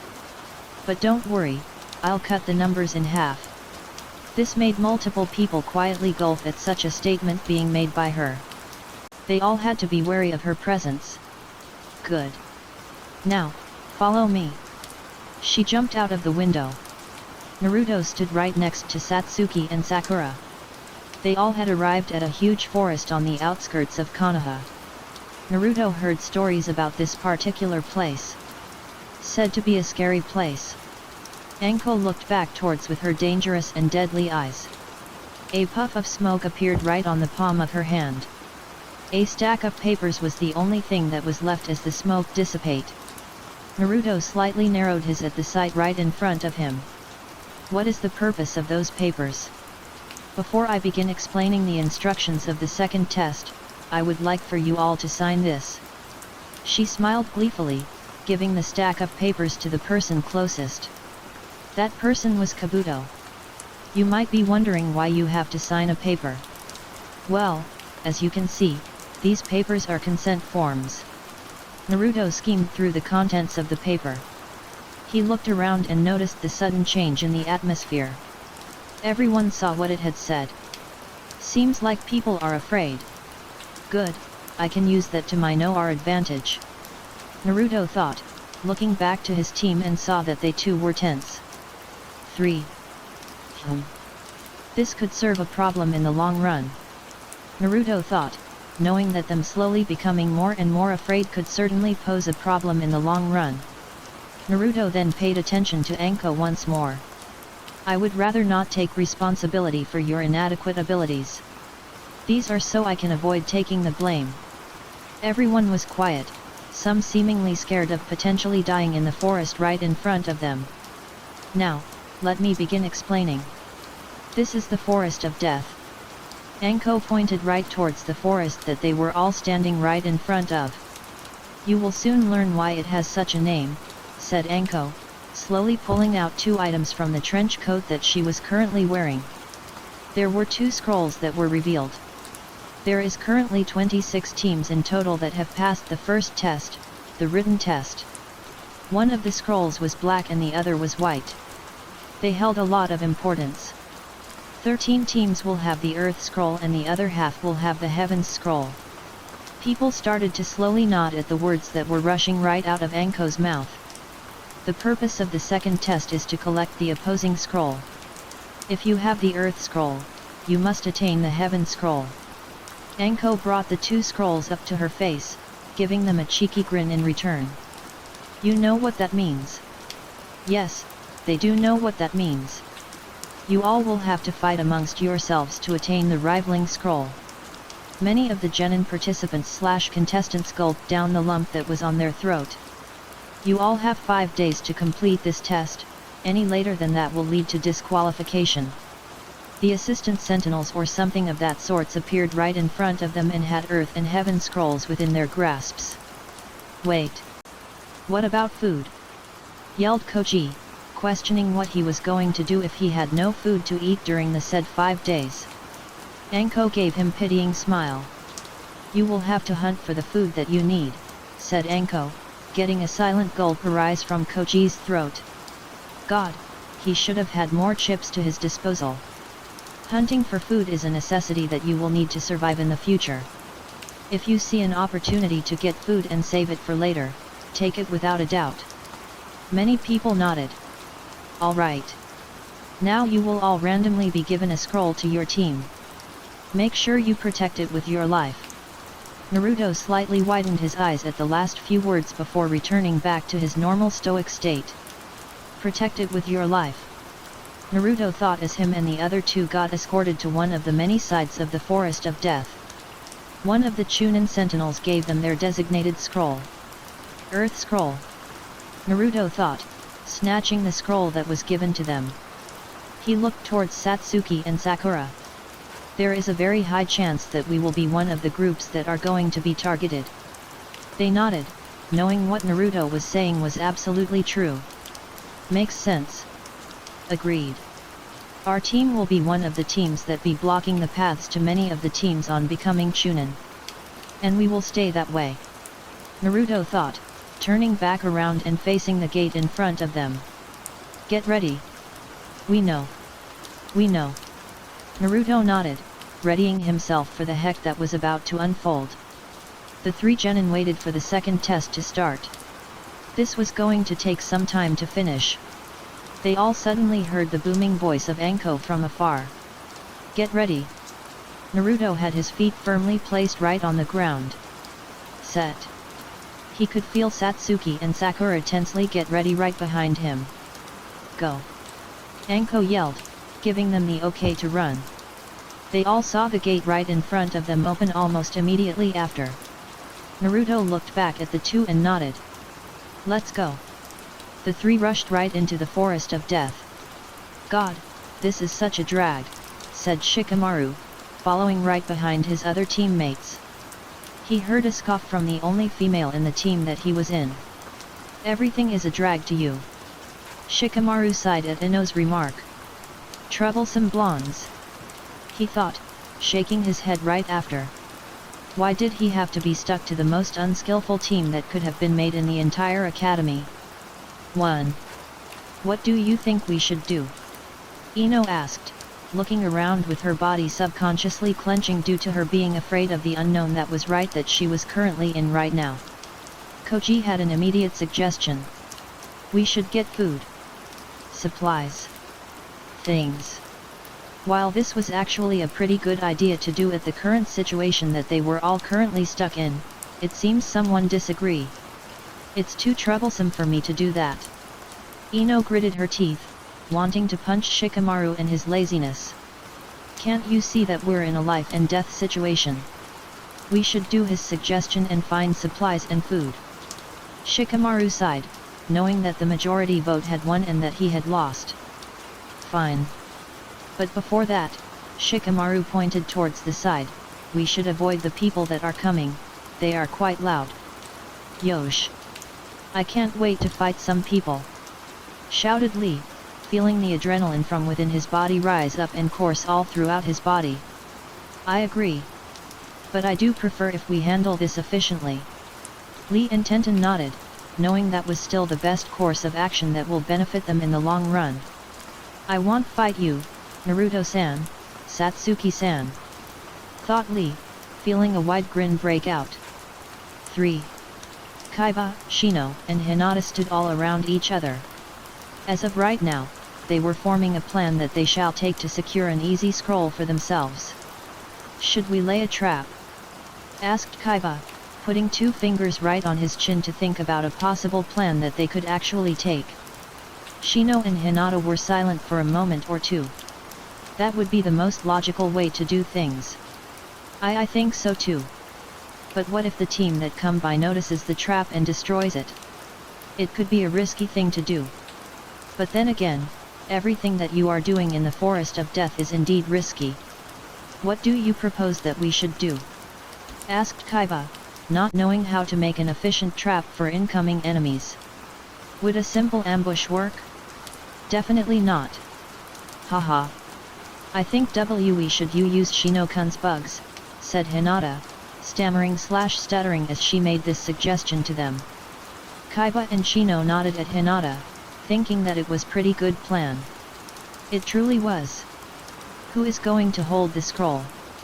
Asked Naruto, taking out the scroll that he had hidden in the pouch that he had right on the waist of his body. I think you should hold it, said Sakura as she walked right beside the other two. Satsuki nodded in agreement. I agree with Sakura, you should hold the ear-height scroll for the team. You're too observant for your own good. Not many people will be able to make it past your observation skills without you noticing, Naruto shrugged, putting the earth scroll right back inside his pouch. I guess you do make a fair point. Naruto slightly sighed, darting his eyes left and right as he walked alongside his 2 other teammates, Satsuki and Sakura. There was a wave of displeasure that washed over his body. What is this feeling? The feeling that something bad is going to happen. Naruto thought, increasing the speed that his eyes were moving from one side to another. He was tense.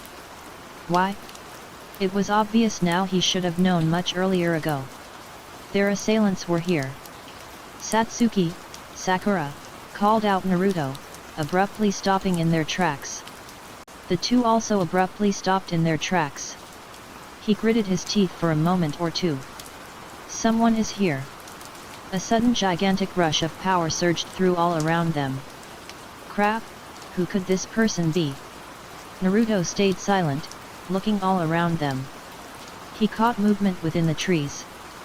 Freak, keep your guard up. Satsuki and Sakura nodded, seeing the expression on Naruto's face and knowing that this situation was quite the serious case. Naruto took a slight step forward. Come on out, said Naruto, ordering the person that was moving all around the trees that surrounded them to essentially show and reveal themselves. That obviously didn't work. Instead, a giant smoke appeared out of nowhere. The smoke disappeared out of existence and revealed a gigantic-sized snake that was slim and long. The air around them was distorted, having to have the trio to use their forms to block away the shockwave that came right along with the snake right in front of them. What the actual freak? 1. What is that thing? 1. Crap. 6. They were all pushed away as the snake made its way right towards Team 7 in a quick and silent manner. The wind grew even more violent, shifting in power every moment that passed. We're going to get separated to different sides, yelled Naruto as he was thrown away from Satsuki and Sakura. The last two were also thrown away to different sides. Freak, this isn't good for us at all, Naruto thought as his back hit the bark of the tree trunk. He gritted his teeth, not knowing who the heck this person was. Who the heck uses a snake summon? Naruto questioned. To be truthful, Madara barely told Naruto about anyone in this world. Even when he got to Konoha, he was uninterested in learning its people and ronin that came from time to time. Naruto looked towards the direction of Satsuki and Sakura. They were okay. Somewhat. Kukyaku. It seems to me that you three are quite scared. Naruto narrowed his eyes as he looked right up on the top of the giant snake that randomly appeared earlier. 2. A man stood right on top of the snake. He wasn't there before, but he was now. God, they were in such a troublesome situation that needed to be fixed as quickly as possible. The man was a Kusanin, he doubts it. Don't get me wrong, Madara has told me that Kyuzagakuer can make exceptional ninjas, but what are the chances of that happening? Naruto thought, no longer narrowing his eyes at the person that they were facing. Naruto pushed his hand into his holster and pulled out in a quick and silent speed. Without a moment of hesitation, Naruto threw the kunai right towards the Kusanin. Oh? You're quite the feisty individual, said the Kusanin, easily deflecting the kunai that went straight towards him. This person certainly grinds Naruto's gears. He looked towards Satsuki and Sakura. We need a plan, Naruto thought, suddenly making a break for it. He needed to regroup with Satsuki and Sakura so they could formulate a coherent plan that they could execute. Without a plan, they are as good as dead. The Kusanin noticed this and had an amused expression plastered right on his face. Naruto saw the snake's tail suddenly move. It was being aimed right towards him. Give me a dang break, Naruto mused, attaching himself on a tree. He glanced right over at Satsuki and Sakura with his eyes. The two immediately know what to do. They needed to form a distraction. The two hesitantly pulled out a kunai from the holster on their thighs and fearfully threw it towards the Kusanin that stood on top of the snake. You two too? What a surprise! Naruto noticed the way the man spoke, it was like a snake. It certainly suited his character. He was a lunatic indeed. Good, they are forming a distraction for me, said Naruto, muttering these words silently. He jumped from the tree that he was on and moved on right on the next tree. But it seems like the whole distraction plan was a no-go. Naruto felt the wind rush. He looked to the side of him and saw the Kusanin and the snake make their way towards him. He summoned a shadow clone out of pure instincts. The said clone then threw Naruto towards the ground. He then suddenly appeared right behind Satsuki and Sakura. Get your dang axe together. He's strong, that's why you're scared. But we're all going to die if we don't formulate a dang plan. Naruto pushed the two of them to the side, him following right behind them. Them being scared is holding us back. Naruto thought. Hurry the heck up. I can't babysit you two forever, you know. Naruto gritted his teeth. He did not like the fact that they could potentially be losing to this fake genin. I can only distract him until you two know how to think coherently. Naruto then started to weave a set of hand seals at a very quick rate. Snake ram monkey boar horse tiger. Naruto inhaled. Fire release, great fireball jutsu.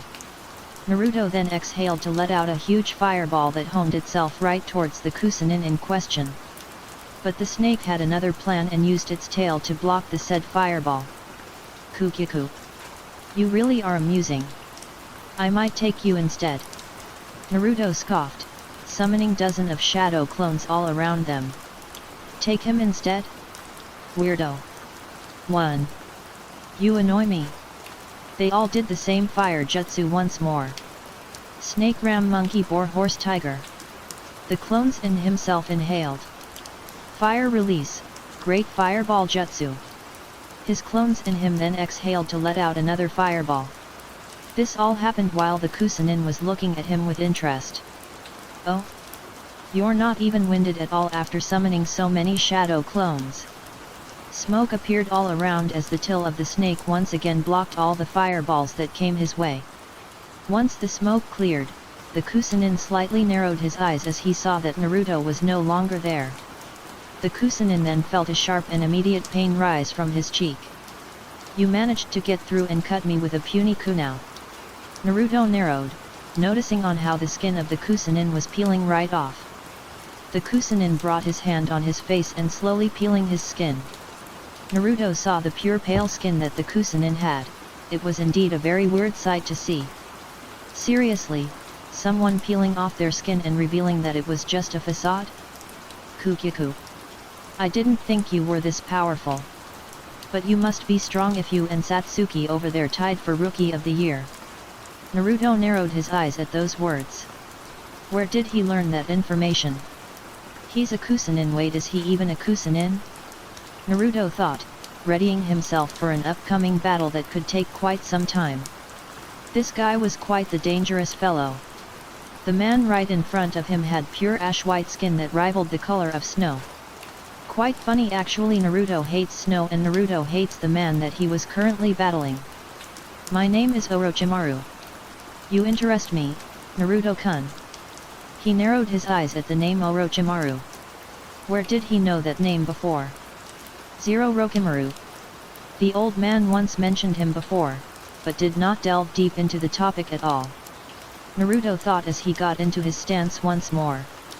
I would like to give you a spot in my legion, Naruto-kun. He scoffed in response. I do not care about your legion or something along those lines. I do things on my own. Naruto was then thrown back at an incredible speed. Crap. Naruto hit the bark of a tree once more. What a shame, you really did have potential. You're simply just wasting it by aligning yourself with Konoha. Follow my footsteps by becoming a rogue and joining my ranks. Naruto grunted, hating the feeling of the contacts being misplaced. These contacts are such a nuisance. Naruto thought, not caring on how dirty his finger was now. He used this time to take the contacts off. He threw them on the ground. 5. Naruto stood up, feeling the pain from getting hit by the Orochi lunatic right in front of him. He did not like the feeling of losing, he never did. Naruto jumped right up and attached himself to the tree that his back had hit. He then once again jumped and appeared right on top of a tree branch. Yes, he liked the sight of this. Him, Uchiha Naruto, looking right down on his opponent with the condescending eyes of his. I don't care who you are, Orochimaru. I don't care about you, your ranks, or the offer that you are offering me? Naruto huffed as he kept on looking down. You are nothing but a nuisance in my path. You hold no true importance but a way to measure myself. A slight smirk broke out of Orochimaru's face. A way to measure yourself. I don't like losing, I never did. I may say I don't really care, but I do. Because losing means I am weak. Being weak means that I am inadequate. Being inadequate means that I have no control. Naruto pulled out a kunai from his holster. As long as I win in the end, that's what matters. Naruto's Mangekyo Sharingan flared to life as Satsuki and Sakura appeared right beside him. 1. Interesting. It truly is. A hidden Uchiha hiding all along. I know for sure now you shall be the backup plan if the first plan doesn't work out. Naruto narrowed his eyes, trying to piece together what Orochimaru was planning. Satsuki looked over at Naruto and noticed that his Sharingan was not the normal 3 tomos. Those eyes. Satsuki thought. She then looked away from gazing into Naruto's eyes even deeper. Satsuki was solely focused on Orochimaru and the current situation. What's the plan? Asked Sakura. Naruto sighed, knowing the two had not come up with a plan even though Naruto had managed to stall time long enough to where they should have by the time I couldn't stall anymore. Guess I was wrong. But a plan won't benefit us in the long run. Naruto thought, suddenly switching thoughts to the other side of the spectrum. A plan won't be needed, whispered Naruto. Satsuki and Sakura raised an eyebrow at the words that Naruto let escape from his own mouth. What do you mean? I thought we needed a plan if we want to defeat this Orochimaru guy. Naruto slightly clicked his tongue, knowing defeating Orochimaru was an impossible task for them at the moment. Even though I said that I don't like losing and that all it matters is that I win in the end, that won't always be the case. We don't have the necessary power to defeat this guy. So you were bluffing that entire time? No. If I don't win this battle, I'll win in the end. This caused confusion between the two females in the team. Isn't that the same thing? I find hardly any difference in what you had just said.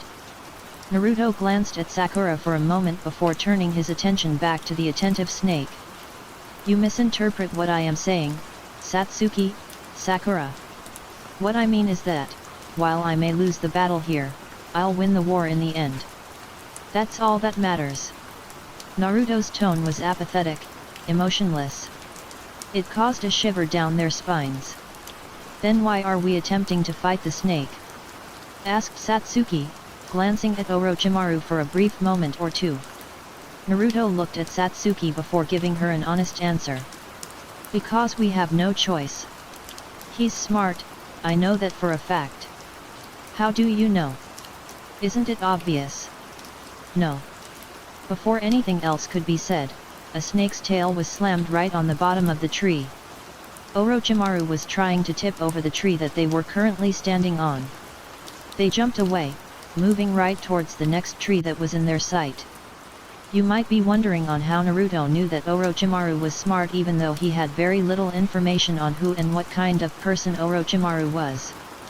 And like what Naruto had said, it was a very simple deduction. For Naruto anyway. From the moment that they first interacted, Naruto was focused, not on fear, but on observing. All this time, he has been observing the words that rushed out of Orochimaru's mouth.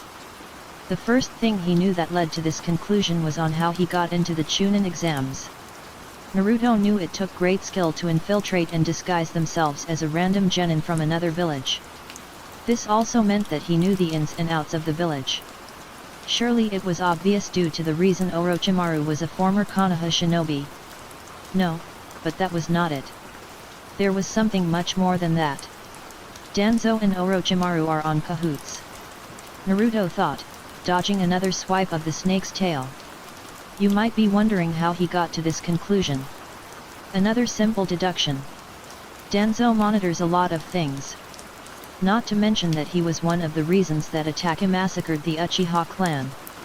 Danzo does not know, but I did some snooping around during the years. Though I do not need to go to detail. but I did find something useful. Naruto thought, throwing a kunai right towards Orochimaru. He has taken some of the eyes of the dead Uchiha. It's obvious on why he did this, for his own benefit. But why so many eyes? Why not only 2? That's not important at all. The real question is, how is he going to use 10 Sharingan without backlash? Simple. Hashirama cells. Naruto thought. 6. Though this is merely a guess, but Orochimaru must have Hashirama cells. There is no way Danzo could have gotten such cells without an outside source. Reason on why I think Orochimaru has Hashirama cells? Call it a genius's intuition. Naruto saw Orochimaru use the snake to block the attack. The old man did say that Orochimaru was a genius. A genius that wanted to know everything in existence. Though it was vague, he must need the Uchiha's eyes to assist him in this conquest for knowledge. Why not take our eyes? Naruto thought. His knowledge and information about Orochimaru does not move past these lengths. A lot of this info and thoughts were derived from the words of Hiruzen, the third Hokage. We need to find an opening, said Naruto. He got a pair of nods to his sides. They were preparing for the very worst that was going to be thrown at them. Suddenly, Orochimaru disappeared and appeared right in front of Team 7. While the 2 teammates were taken aback, Naruto took necessary measures for this. He's taking action. He thought as a grey skeleton started to form all around him. An arm appeared and tried blocking the powerful force of Orochimaru. It didn't work.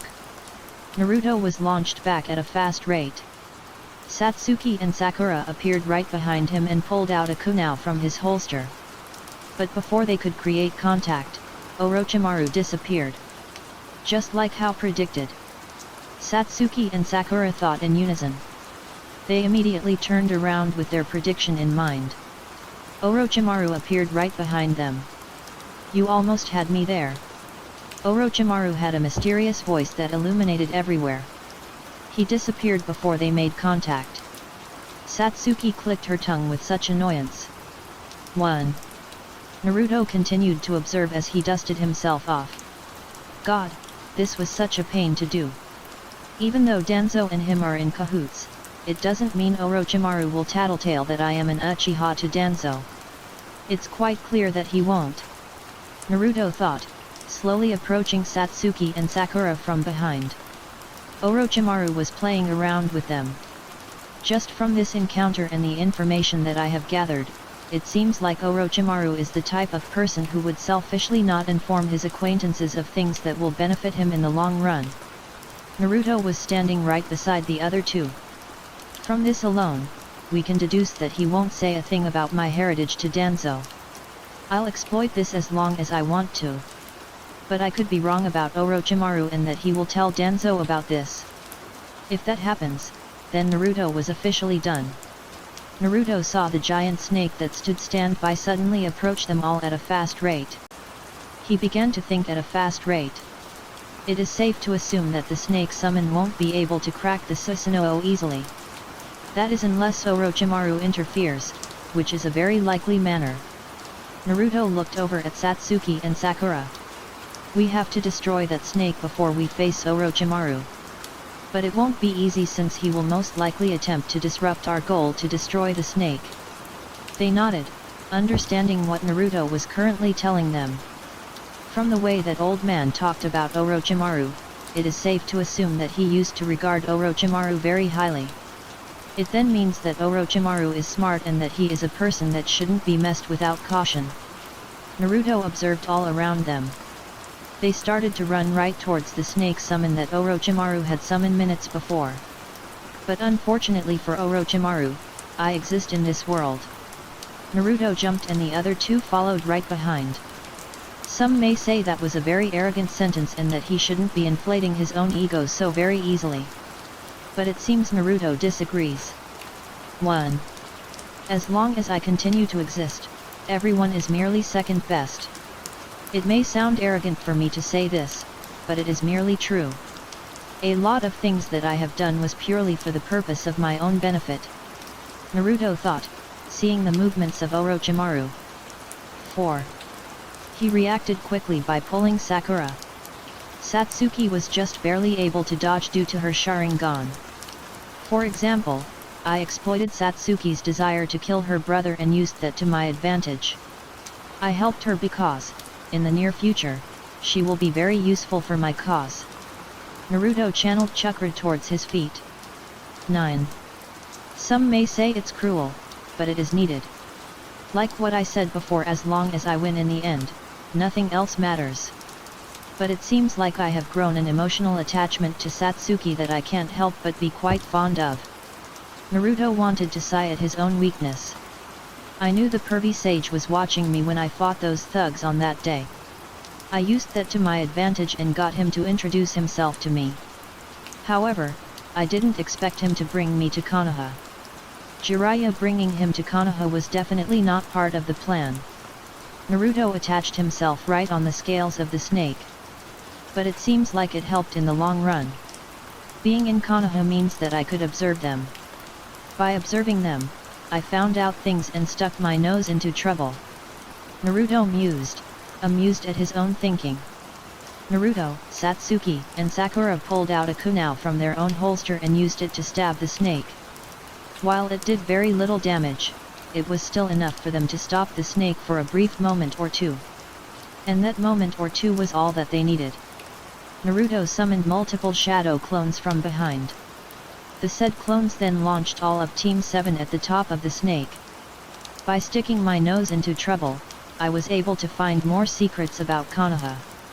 Some of which was the Uchiha massacre and Danzo's Anbu subdivision.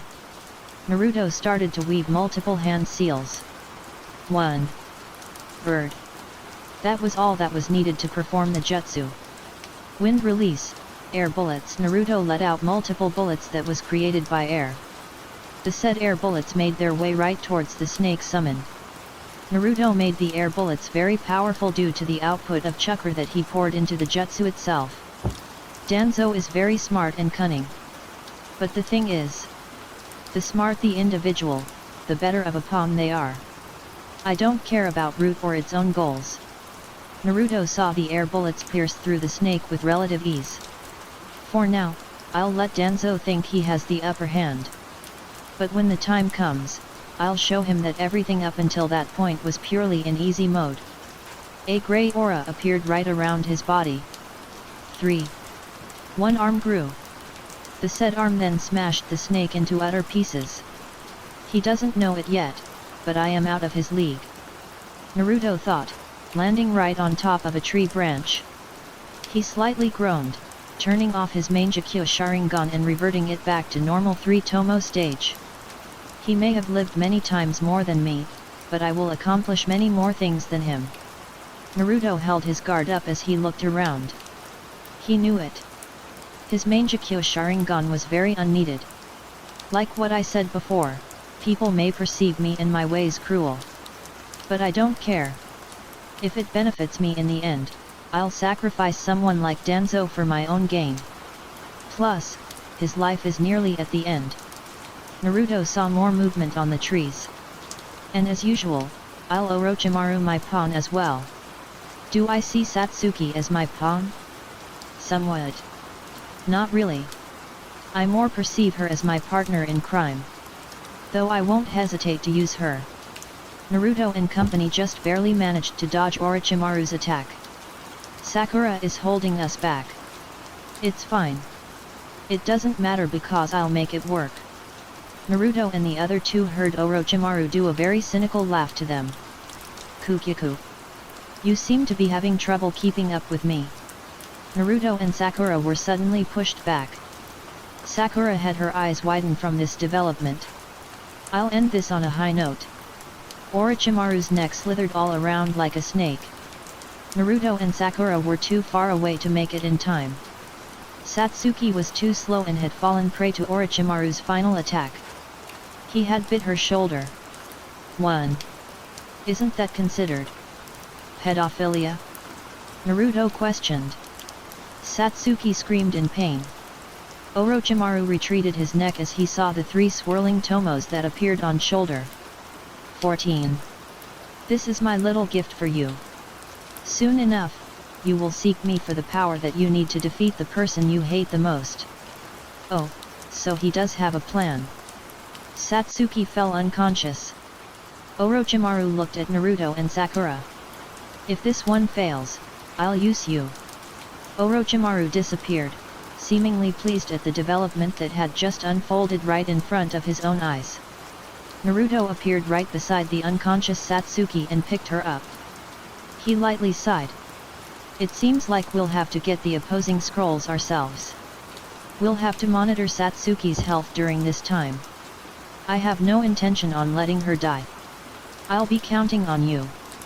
Sakura nodded, knowing that Satsuki was needed to stay alive. Let's go, said Naruto.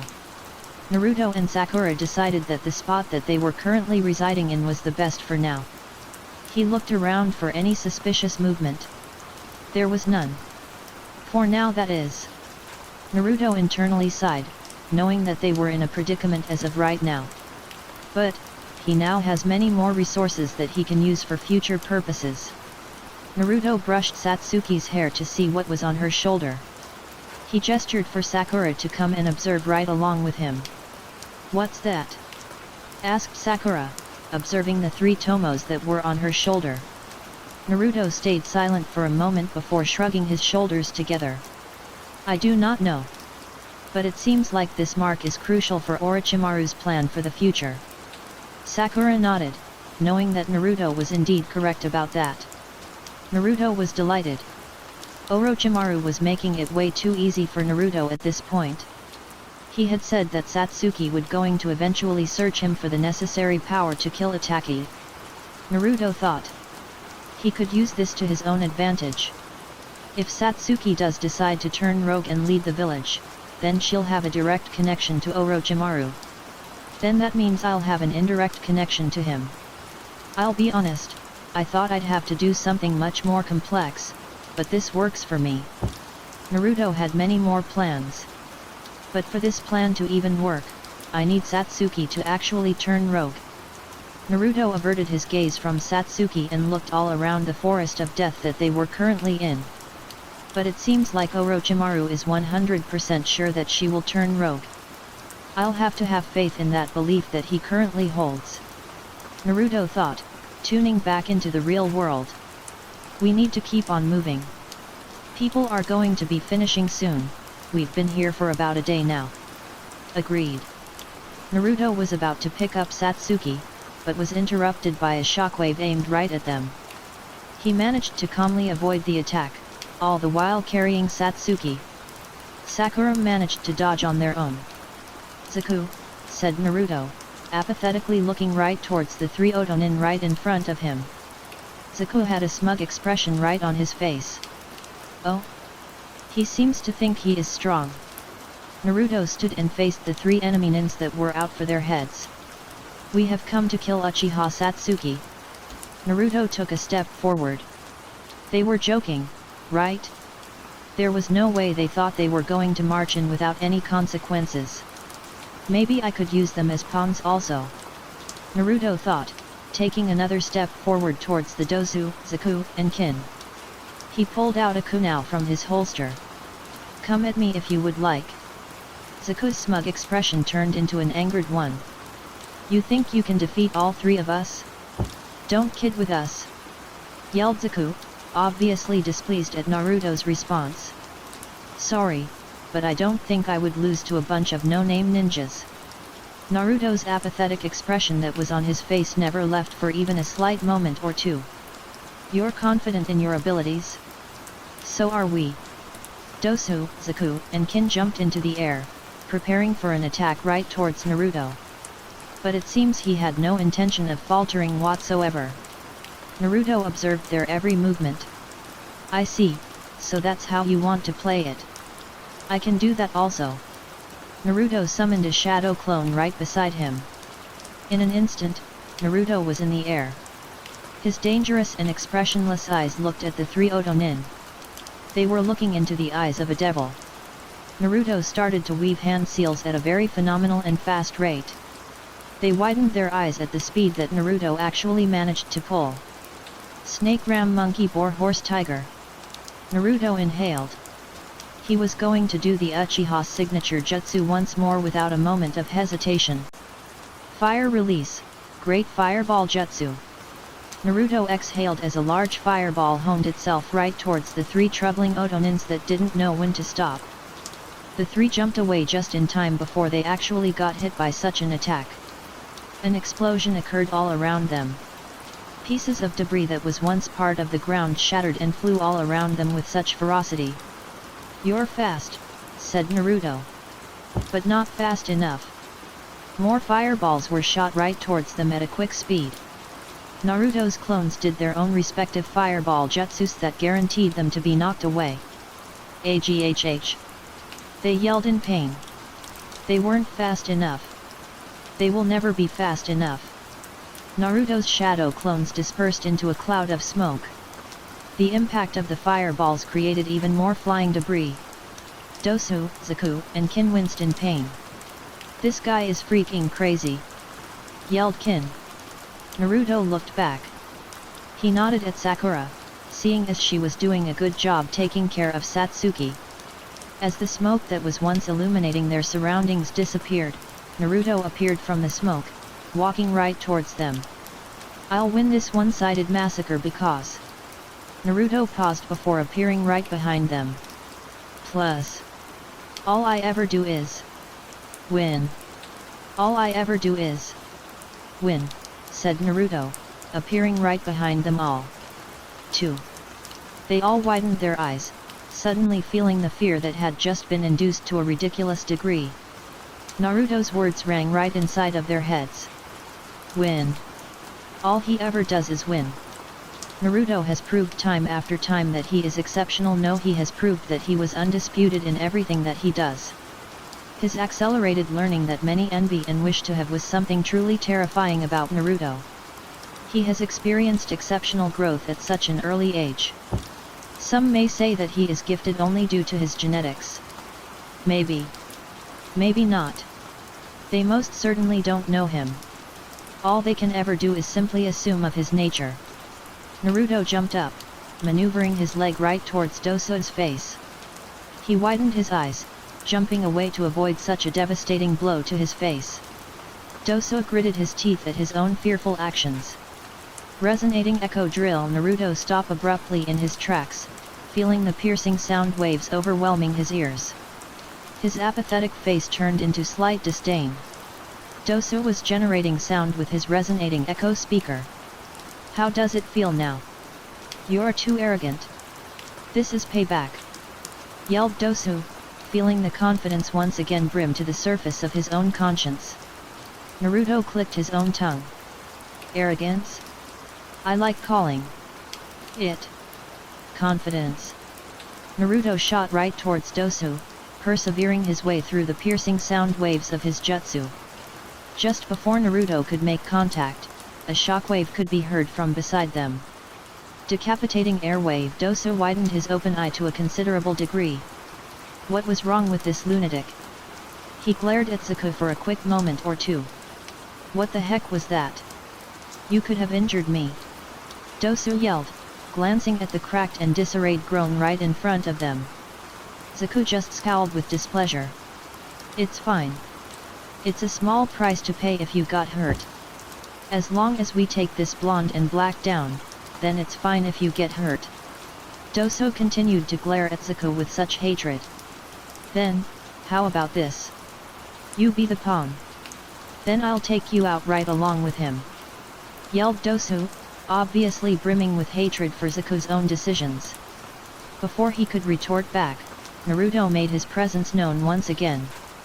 "Your teamwork is full of holes and is highly inadequate," said Naruto, voicing himself once again before appearing right in front of Dosu and punching him in the face.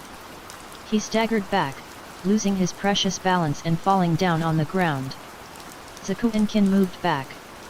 Naruto moved right towards Dosu, readying himself to give the boy the rightful finishing blow that he needed.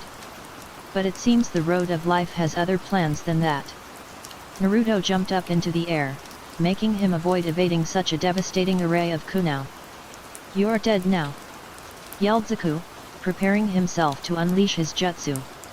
Naruto's hair and clothes swayed all throughout the air as he prepared to do a jutsu himself. Tiger, ox, dog, rabbit, snake. Naruto inhaled heavily. Wind release, great breakthrough.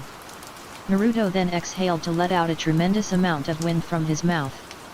Just before Zuko could unleash his jutsu, he felt a sharp pain rouse up from his leg. He was now distracted, as he was now looking right at his kunai impaled leg. Truly a terrifying sight to withhold. Zuko looked at the direction of the perpetrator and saw that it was Sakura that had delivered the blow to him. He glared at her while grinding his teeth together. Even more pain roused all throughout his body once the jutsu had connected with both him and Kin. Naruto landed on the ground without much, even a single scathe able to be detected on his own body. He slowly stood up and made his way towards the two. If Zuko had unleashed his jutsu, it would have been more of a pain dealing with them. Thanks, Sakura. Naruto thought, dodging a punch from the quick Dosu. He slightly gritted his teeth at the sound of his jutsu.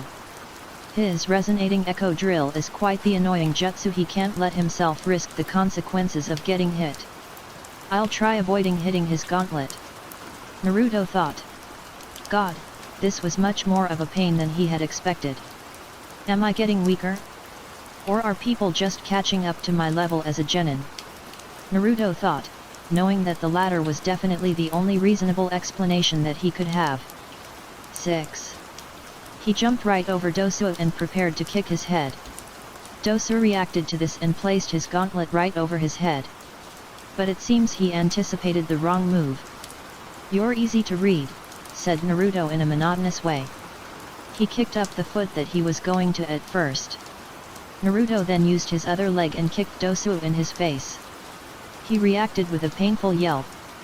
Dosu was knocked away meters away from Naruto. Blood rushed from his nose, mouth, and any external wounds he had been delivered. Naruto landed on the ground once more. It seems he is done for now. Naruto thought, looking towards the direction of Zuko and Kin. He then saw that kunais were being thrown right towards him. Oh! Naruto thought, ducking right below to dodge the pairs of kunai that ever shot towards him by Zuko and Kin. He jumped away, seeing as the two were rushing right towards him. He saw them close the distance between them. Careful, Naruto said, pulling out a kunai from his holster. You just might cut yourself. In one slick and fast motion, Naruto gave harm to them. A sharp and sudden pain had appeared around their abdomen area of their body. They looked down, seeing the blood seep out of their own body. The little moment of distraction was more than enough for Naruto to take advantage of. He slightly jumped up into the air and delivered a kick to their faces. They staggered back, falling down on the ground without much more effort. Just because it's a 3v1, me being at the disadvantage doesn't mean I'll lose and that you will win. They regained their balance and jumped away. You overestimate your own abilities. Know that there is a difference between skill and luck. The two gritted their teeth at Naruto's severing words. If we're going to go down, I'll take Pinky alongside with us, yelled Zuko, bursting right towards Sakura in a blink of an eye. Though it seems Naruto had no intention on reacting whatsoever. Zuko outstretched his hand, reaching out towards Sakura's neck. Just before he could make contact and choke her today, he stopped, trembling in utter fear. His eyes were wide. He looked to the side, feeling such a menacing and ominous aura right beside him. Zuko's eyes were full of despair at the sight right in front of him. Satsuki was looking at him, an intense and wicked grin appearing right on her face. Flame-like marks were spreading all around her face and body. The marks stopped spreading and solidified itself. They were now pitch black. The very injured Dosu noticed this, painfully widened his lone and open eye. Orochimaru-sama. We were just pawns all this time. Dosu gritted his teeth. Satsuki tightened her grip on Zuko. He yelped in pain from the intensity of the grip. Your time is up, said Satsuki with such a icy and cold tone going right along with it. Zuko shivered in fear, swallowing the large lump that was on his throat. In an instant, Zaku was punched in the face and thrown right on the trunk of the tree. Blood dripped from his body as he felt the bark and pieces of the tree impale him deeply. Satsuki moved right towards Zaku and threw him right on the ground without even a single moment of hesitation. Blood escaped his mouth as Satsuki stomped on his back with such necessary force. "I'll take this up a notch." Satsuki grabbed Zaku's hand. He gritted his teeth, feeling the pain from the pull that Satsuki was giving. It was becoming unbearable. He couldn't feel his arm anymore. "Stop! Stop! Stop! Stop!" yelled Zaku, repeating these words with a slither of hope that Satsuki would show him just a tiny amount of remorse. Satsuki ignored his yelling and just simply tightened her grip on his arm. Everyone could hear a loud crack. Zaku froze almost immediately. The pain that his arm had was spreading and washing all over his body like a disease. He fell on the ground once Satsuki stopped her grip on his arm. The wicked grin was still on her face. "I'll finish you now." She took out a kunai and held it tightly. Without hesitation, she maneuvered her head so that she could stab Zaku and end his painful and pitiful life in an instant. "Stop!" She heard a voice order her with such conviction. It was Naruto's. Satsuki stopped halfway through. "Let me do it." Naruto stayed silent for a few moments. "Sorry, but I can't. Too problematic." But she didn't listen and turned around in a quick manner. Naruto nonchalantly dodged the kunai that Satsuki holding right in her hands. Satsuki threw a leg and aimed her foot right towards Naruto's throat. He reacted to this by slapping the leg away. Naruto then took her arm and dismantled her grip on the kunai. He used his leg and tripped her right on the dirt ground. "I told you, stop," said Naruto in a toxic and venomous tone. He sat right on top of her, gripping her arm with such intensity. Satsuki gritted her teeth. "Let me go." Naruto did not listen and tightened his grip on her arm. He leaned down right beside her ear so he could engage in a silent whisper. "Stop right now or I'll have to do something much more explicit." Satsuki shivered at the tone that Naruto had just conveyed to her. It was cold and full of 34. Darkness. The pitch-black flame marks started to retract. Naruto had a satisfied look on his face at the sight of this development. "Good. Now I don't have to do what I had in mind." Naruto slowly loosened the grip on her arm. He then lifted himself up from sitting on her back. Satsuki panted quickly as she got up from her defeated position. She glared deeply at Naruto. "You dang pervert," said Satsuki, coldly spatting her words at Naruto. He just looked at her with an apathetic look on his face. He shrugged his shoulders. 2. "It seems the Otonin escaped while I was showing you some discipline." Satsuki looked around and saw that Dosu, Zaku, and Kin had successfully fled away from the fight. "Stop making it sound so lewd." Naruto gained a puzzled look as she started at Satsuki. "It was not my intention for it to sound lewd, that's just your mind interpreting it as a lewd sentence." She gritted her teeth since she was pretty much being called a dirty-minded individual. 14. Satsuki was tired. The power that risen up through her body just a few moments ago was absolutely overwhelming. Satsuki looked right towards Naruto's figure with a gaze full of envy. And, for some reason, it still wasn't enough.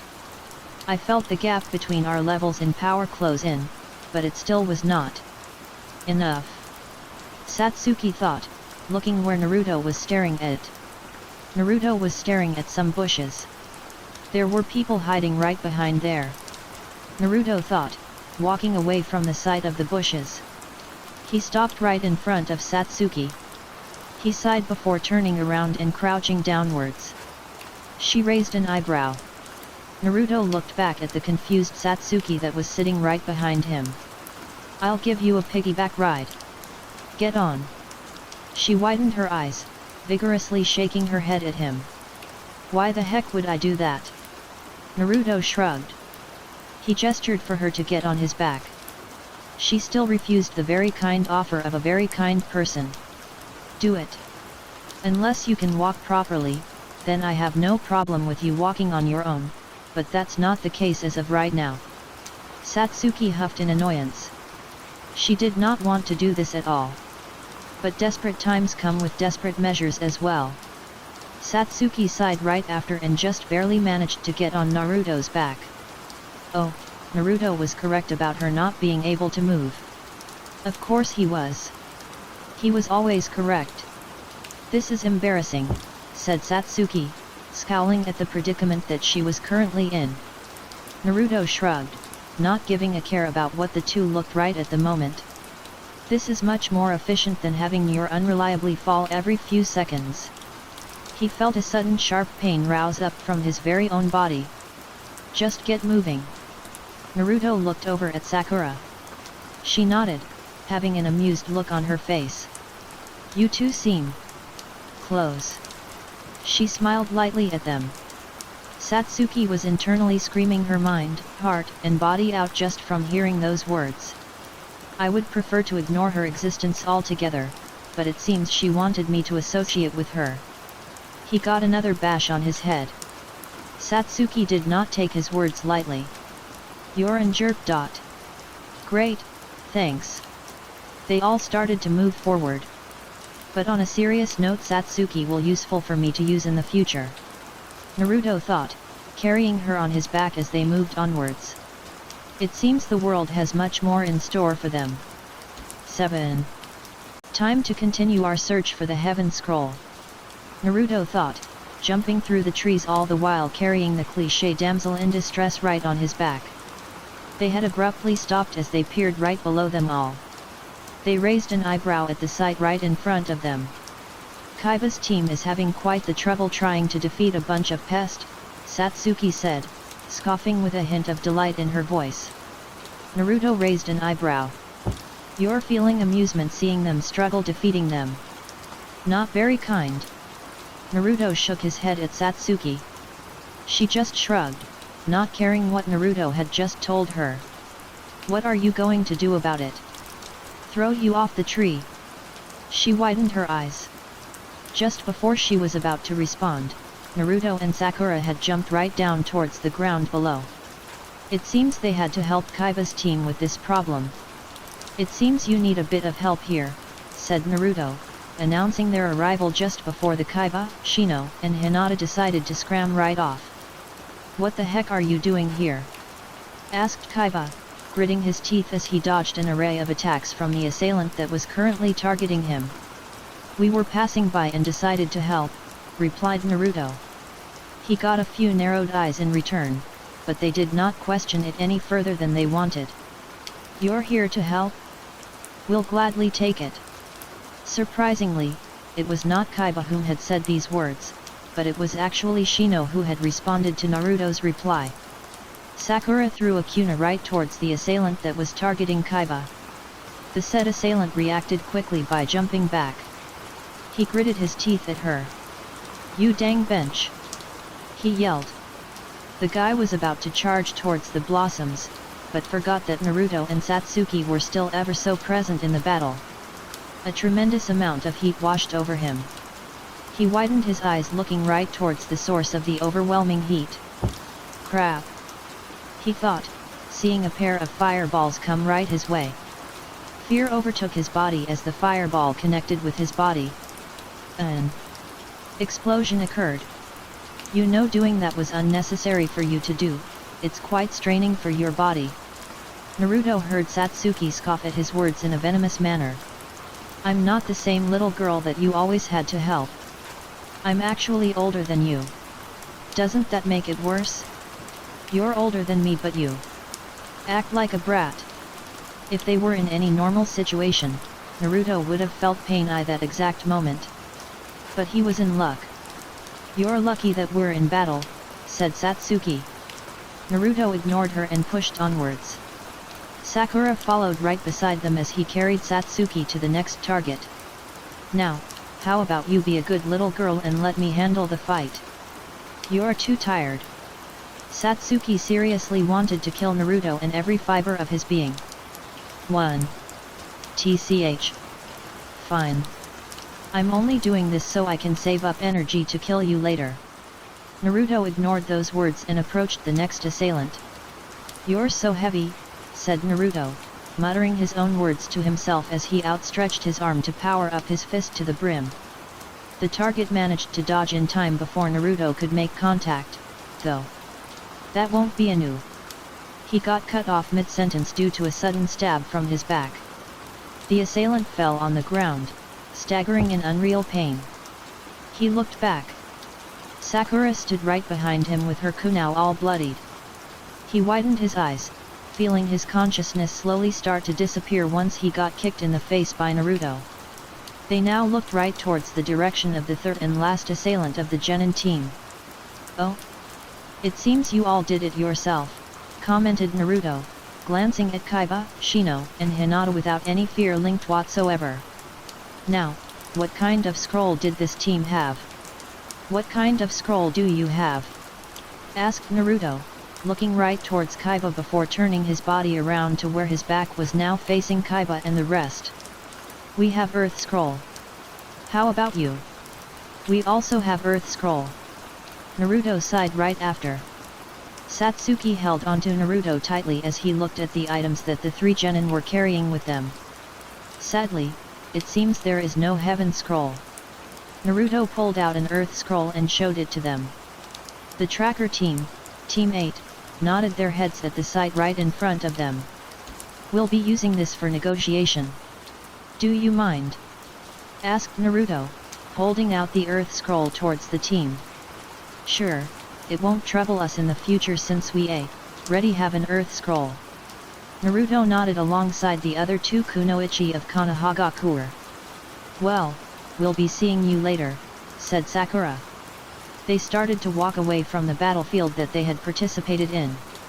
Kaiba looked at their retreating figures. Oi! How long has it been? He yelled behind them. Naruto raised an eyebrow, confused at what he was trying to tell them. What do you mean by that? Naruto thought, deciding against the idea of responding to a question that he had no knowledge of whatsoever.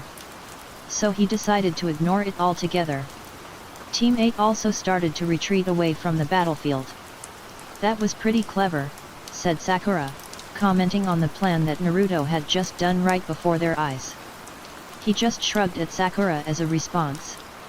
It was a simple strategy that had a bit of flaws. Naruto pulled out a Heaven Scroll that he had gotten from the unconscious/sleeping bodies of the Genin team that they all had just fought. You might be wondering on what Naruto had done. Well, it was actually quite a simple plan that he had managed to accomplish on his own accord. Though it does have many flaws that make it imperfect. Naruto had lied. Yes, that is correct. Naruto had lied about the kind of scroll that the opposing team had when they searched their unconscious bodies while in the forest.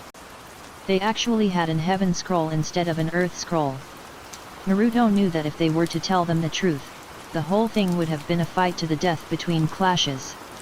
So he took advantage his the way he was talking and facing to them. Instead of actually pulling out the Heaven Scroll that they had helped to attain, he pulled out the Earth Scroll that they possessed instead. But there are flaws in this that are not too much noticeable. It was obvious that there was a possible percentage that Shino's bugs were monitoring what Naruto had been doing. But there was only real question, why didn't he call him out? But that doesn't matter right now. If he did call out my lie, then we would have to engage in a fight that Naruto, Satsuki, and Sakura would be winning the fight without much flaws. Alright, all we have to do is reach the middle. Naruto thought, jumping from tree to tree. Naruto the two others jumped from tree to tree.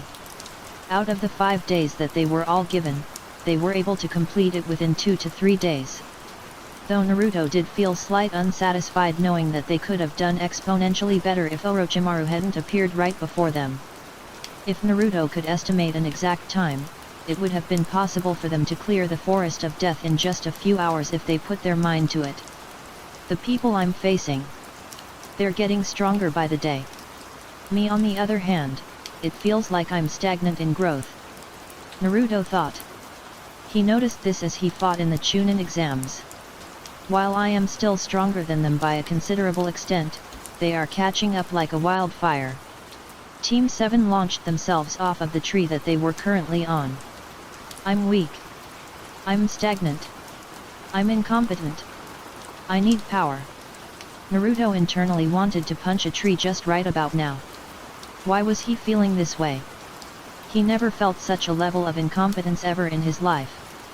Naruto has always been at the top. He has always been the strongest and the smartest. But he is now starting to feel doubt in his own abilities. To think being in a village that preaches about the will of fire would make him feel this way. I've grown weak just from my stay in this village. It has pierced through my exterior through relentless force. I can't have that happen to me. Naruto thought. He knows what is needed to be done for him to rebuild the walls all around him. If me staying in the village is the cause of such thing, then the most efficient way is to sever it.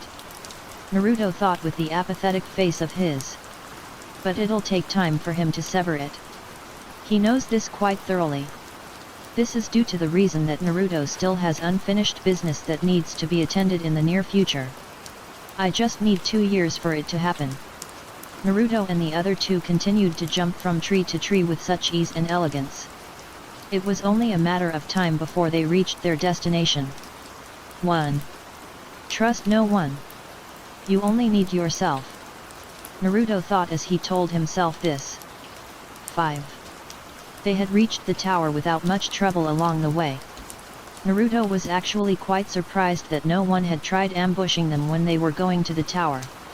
It was quite an efficient place to begin with.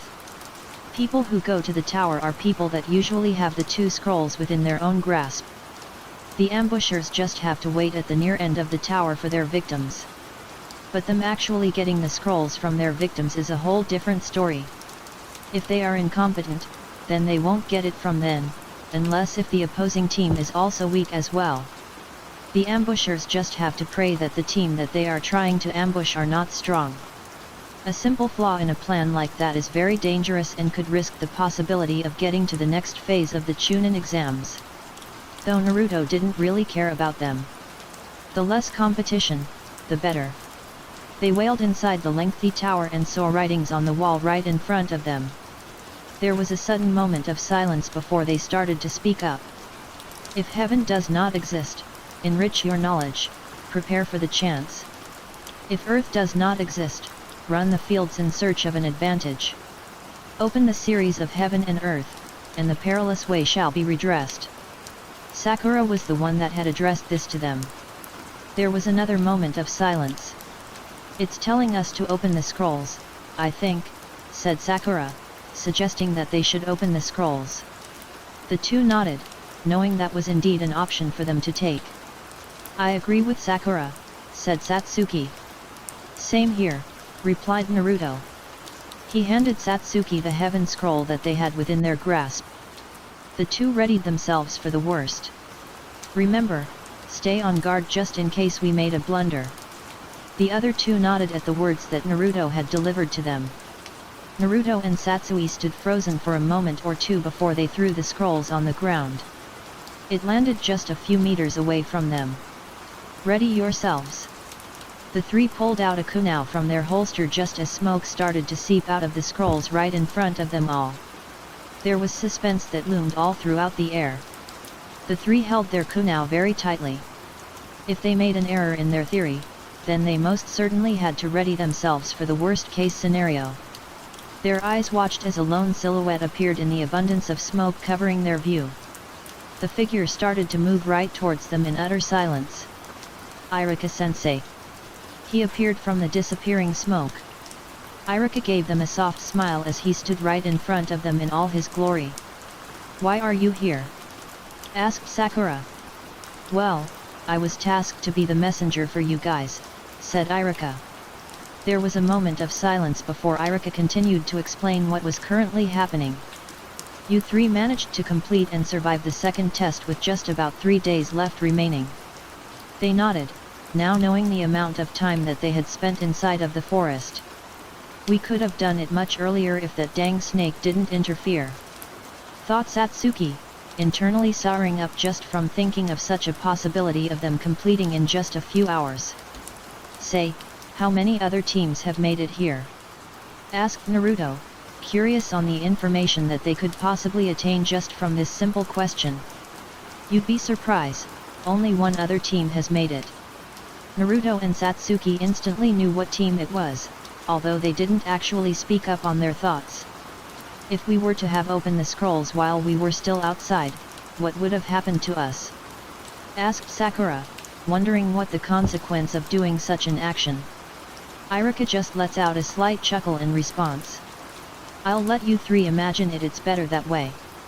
Anko sat right in front of Hiruzen alongside the other four Jonin senseis. She had just been in a battle with Orochimaru. She lost overwhelmingly. Anko had her hand right over the curse mark that was on her shoulder. There was an eerie amount of silence in the atmosphere. What could he be after? Asked Asuma, using an already used cigarette in his mouth. Anko thought about it for a moment and recalled what Orochimaru had told her. I seek a girl whom inherited the last genes of the Uchiha. Before Anko could say the words, Hiruzen interjected with his very own words that came from deduction and reasoning. He's after Uchiha Satsuki. Am I wrong? No, you are absolutely correct. Hiruzen sighed. He had wished it was incorrect and not the former. But beggars can't be choosers. The air around them was tense. But why of all times? Asked Kakashi. That's what we're wondering also, said Kurane, nodding her head at the question. Hiruzen just lets out a plume of smoke that was held captive inside of his mouth. That is also something I am wondering myself. We can only guess as of right now. This also brought up a question from Kakashi himself. It was a serious matter. Could Orochimaru also be after Naruto? Hiruzen thought about this idea for a moment or two. Possibly. Naruto's capabilities and prowess in the shinobi arts is something that we have only seen in Namikaze Minato and Uchiha Itachi. He's a force to be reckoned with. Orochimaru most certainly saw his talents. Great, now they had two people in danger. But if Naruto had used his Sharingan to fight against Orochimaru, then there is absolutely no doubt he will be after him also. Even though he has those contact lenses, he has expressed numerous times that he disliked them for obvious reasons. Hiruzen thought. God, they were in a predicament. Well, we have to get going, the Chunin exams are just about done. I am Gekko Hayato. He coughed once right after. 1. Just before we begin, I would like to explain the preliminary rounds. This caused many to raise an eyebrow at the words that rushed out of the man's mouth. Wait, aren't we doing the third test? Asked someone in the crowd. Normally we would have done that. But there seems to be too many people here. Even more coughs followed up right after the explanation given to them. Those who wish to drop out right now may do what they wish. More coughs entered right after. Hayato pointed right towards the exit. We will be starting immediately, so any injuries you have will greatly affect your performance. These caused complaints from numerous genin in the crowd. Man, what about the food? Thought Koji, complaining about his empty stomach as usual. But it seems as though he had to persevere on this matter. I would like to drop out, said Kabuto, raising his hand up in the air. Hayato looked at the list of people that he had. You are Yakushi Kabuto of Konoha. Right. He nodded at Hayato. You are free to leave, said Hayato. He nodded and walked away from the arrays of students that were lined up. As he left, Sakura looked at Satsuki. Satsuki-san, you should drop out. Satsuki turned around, shaking her head towards Sakura. No need. I am most certainly able to keep going in this condition. Satsuki winced in pain as she felt the curse mark suddenly make her feel pain. That is enough reason to drop out. We don't know if that thing is endangering your life. Satsuki gritted her teeth as she looked right towards Sakura. I told you, I can keep going. But you're injured right now. Satsuki growled her with much annoyance. You don't tell me what I do. It's my own decision if I keep going or not. She did not like being ordered by someone. Naruto was an exception. 9. The reasons for this is quite obvious.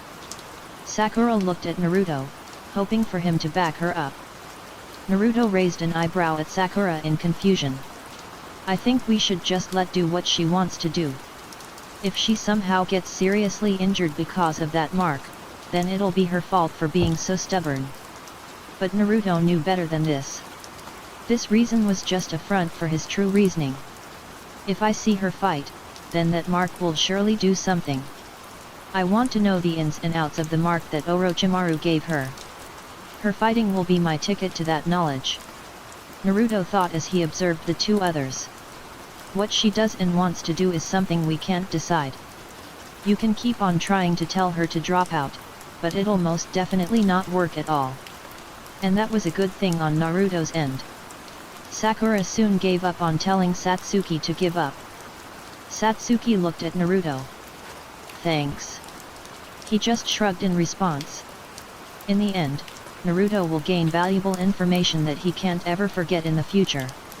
To keep this explanation short and simple, there will be two people in the arena. He then pointed towards the electronic board on the wall that was slowly revealing itself to the word. The two fighters will be determined through this electronic board. They will then fight in the arena as expected. They nodded in response to those words. Many people were excited to fight their opponent. Some hoped that their opponent was going to be weak. Some hoped that their opponent will be strong. Either way, Naruto planned to win an overwhelming victory against his opponent. He was lacking in power significantly. While he is still indeed better than almost 97% of the whole room, he knew that he was lacking. His intelligence is something that is compensating for the lackluster of power. Of course, Naruto wouldn't do something like go to Orochimaru and ask for power. Satsuki is the only one that is going to do that. Not him. Now, please look at the electronic board to see who the two people will be. Everyone that was present nodded and looked right towards the board. Their eyes locked right onto the screen. Naruto looked at the two names right on the board. An internal smirk crept right up inside of his own body. Eihaku Naruto vs Abumizaku. Oh? So he was able to get payback. Naruto took a quick glance at Zaku and saw that he was grinning. He then looked away from him and focused back on Hayato. Alright. Everyone except the two who appeared on the board shall go up the stands. Everyone nodded and made their way to spectate the battle that was about to happen right in front of their own eyes. Kakashi walked right towards Naruto and handed him a small case. He raised an eyebrow at his own sensei. Contacts? You know. Kakashi nodded at Naruto. This confirmed his speculation on the upper UPS knowing about the appearance of Orochimaru. 1. These are the same as the ones that you used to have. I figured I should have bought another one, since there are chances of you losing the contacts. Naruto nodded, taking the contacts off of his grasp. He put the contacts on. Ah, as good as new. Naruto thought, though he was indeed irritated that he had to wear such things again. But all good things come to an end. Kakashi then walked away with his Ika novel in hand. Naruto looked right towards the Zaku, who had a massive devilish grin right on his face. This is my revenge, said Zaku. Naruto stood there, silently waiting for the match to start. He observed Zaku's current physical state. Oh, he is seriously way too arrogant. But Naruto did have doubt about this. Though he had no ambition to actually think about it, Naruto he had a sneaking suspicion about something right now. Kukiku.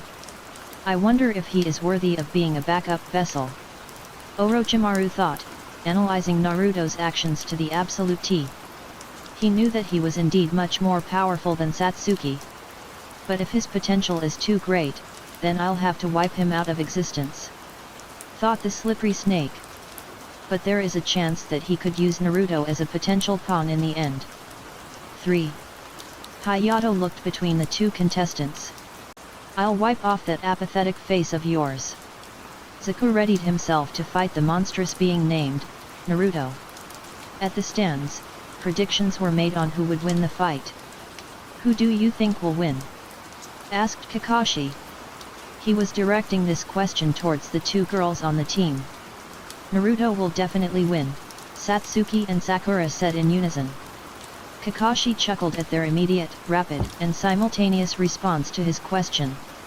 "I would say whom I am voting for, but that's favoritism. Isn't it?" The other two stayed silent and just looked right towards the ground in anticipation. Naruto stayed silent with his emotionless face. "To think you would know the meaning of the word apathetic. But I think the word pathetic suits you." This sudden remark got the rise out of Zaku. "You may second start," announced Hayato, jumping back away to avoid getting hit during the process. Naruto stood still, letting Zaku rush in towards him without any plan to impede him. His eyes traveled all around to observe Zaku's movements. It seems like his movement has diminished and have been reduced to the injury. Maybe. Though probably not. Zaku threw a nasty but sloppy punch right towards Naruto's face. He easily dodged the punch with such ease that even an academy student could do better. Naruto jumped just slightly right over of this mess. He then twisted his body to deliver a kick towards Zaku's face. But Zaku managed to catch the leg just in the nick of time. "What are you gonna do?" He had a smug smirk on his face as he gazed into the eyes Naruto. He gazed back at him. "This," Naruto said, maneuvering his other leg up and down on Zaku's face. He widened his eyes, letting go of Naruto's leg, and jumping away just before the impact. There was now space and distance between the two shinobi. Naruto looked over at Zaku as he neatly landed on the ground. His apathetic eyes never leaving. "You know," said Naruto. "You won't be able to defeat me with just one arm." Zaku gritted his at the statement that was just made from Naruto. "Unless you want an overwhelming defeat," Naruto appeared right behind Zaku. "Use your other arm, fake." He then pressed his foot on his back and kicked him away meters ahead. Such speed! These were the thoughts of the spectators that were currently watching. Zaku glared at him as he stood up from his defeated position. "I'll wipe your apathetic and cocky attitude off the face of the earth," Zaku yelled, using his free arm and snatching the cloth right off of his arm. "Now, I'll show you true power and destruction," he yelled once more, putting his arms and hands outwards towards Naruto. But he did not fret whatsoever. "You're building quite the amount of power. I would initiate the plan I thought of, but..." Naruto started to weave multiple hand seals in the blink of an eye. "Snake, ram, monkey, boar, horse, tiger. If I want to cancel out the power, I'll need rivaling or even stronger output," Naruto thought, inhaling a great amount of air into his very lively lungs. "Fire release, great fireball jutsu." Naruto then exhaled to let out a massive fireball. Zaku widened his eyes and quickened himself to release the jutsu that he had in mind. Extreme decapitating air waves. Zaku released such a powerful blast from the palm of his hands. Such power was indeed much more stronger than just the regular ones that he uses. But Zaku did not expect that once the two jutsus collided, for the fireball to actually rival it in power. How? He thought as an explosion occurred due to the jutsus clashing. Zaku put his forearms up to cover his eyes. Smoke was unbearable to see. Did it work? Zaku's heartbeat was quick. He was nervous. He was scared. He was scared of the power that Naruto held. "I'm sorry, but even your best efforts won't be enough." He widened his eyes even further just from hearing the tone of Naruto's very own voice. The smoke cleared as Naruto jumped into the air. Shadow Clone Jutsu 1 clones appeared right beside Naruto as he was swaying through the air. There was now 2 Narutos present in the room now. One of the Narutos did a set of hand seals. The other one did another different set of hand seals. Snake, ram, monkey, boar, horse, tiger. Tiger, ox, dog, rabbit, snake. His clone inhaled a sharp breath. Fire release, great fireball jutsu. The clone then exhaled to let out another fireball towards Zaku at an intense speed. The real Naruto exhaled. Wind release, great breakthrough. Naruto then exhaled the wind jutsu that was held captive inside of his mouth. This caused the wind jutsu to empower the fireball. Another massive explosion occurred. As time went on, the smoke started to slowly disappear and disperse into pure nothingness. Naruto saw Zaku just barely standing on his own 2 feet. Since it seems you're at your limit, I'll finish this with my final technique. Like before, Naruto jumped up in the air and summoned one clone right beside him. The clone then threw him right towards Zaku. Just before making contact, Zaku managed to dodge the attack just barely. But Naruto already had a plan if such a thing happened. He turned on his Sharingan. His contact lenses were covering Naruto's Sharingan to a very good extent. Naruto placed his 2 hands on the ground, launched himself off the ground. This is true grace, Naruto thought, planning his every move. He was in the air, twirling as his eyes were set right on his target, Zaku. As his body made its way towards the ground, Naruto summoned another clone to throw him up in the air once more. 10. Naruto pulled out 2 kunais from his holster and held it tightly as he glided through the air. His eyes traveled back to Zaku and he threw right towards him. 1. Zaku couldn't dodge and felt the 2 kunai pierce through his shoulder flesh. He yelped in pain. Zaku was now panting at a very quick rate due to the amount of pain that he was experiencing. Naruto landed on the ground safely and soundly. I win, said Naruto, pulling Zaku closer to him. He pulled back his arm to generate power. Once Zaku was close enough, Naruto released the power in his fist and punched Zaku in the face. Those 2 kunais were laced with ninja wires that I had hidden in my holster, Naruto thought, gazing at Zaku as he dropped on the ground, utterly defeated. Winner, Eihaku Naruto. 1. Naruto looked over at the unconscious Zaku one last time before walking away from his existence. Everyone was silent from this single battle. It was so one-sided. 2. Everything that occurred all throughout the battle was on the terms of Naruto's.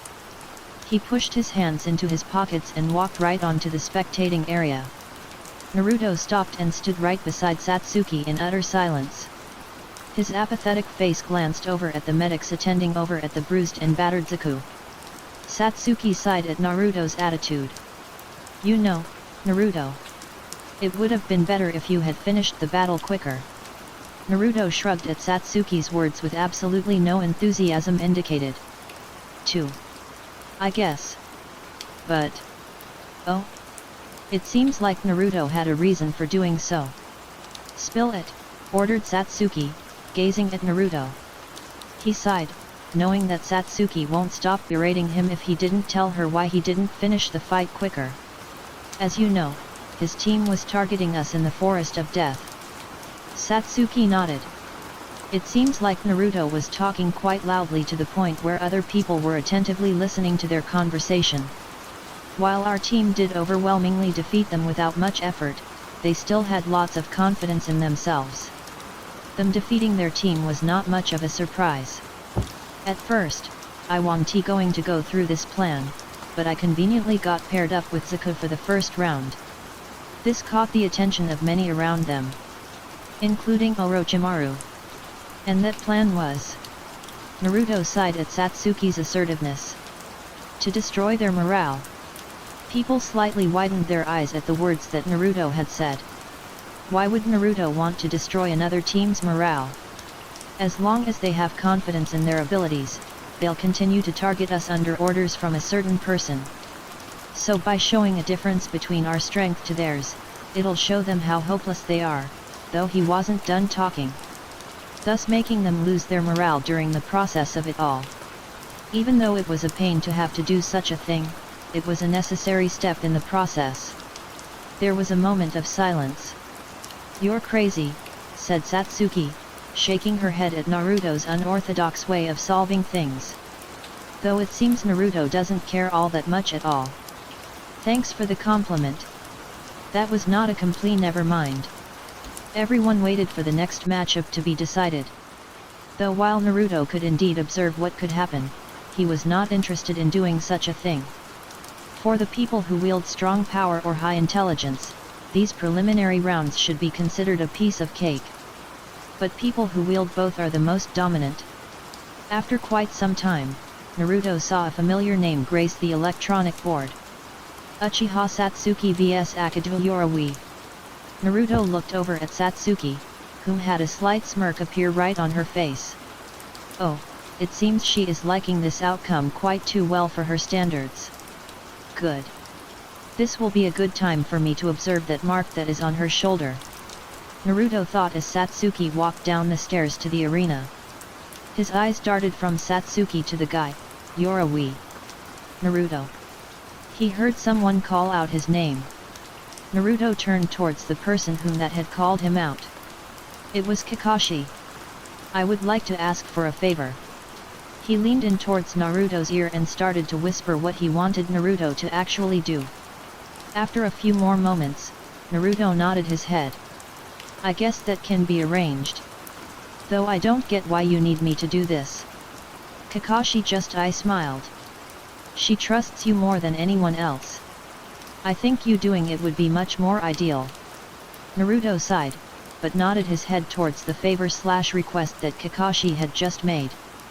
He looked back towards the fight. Man, he had already missed a few seconds of the battle.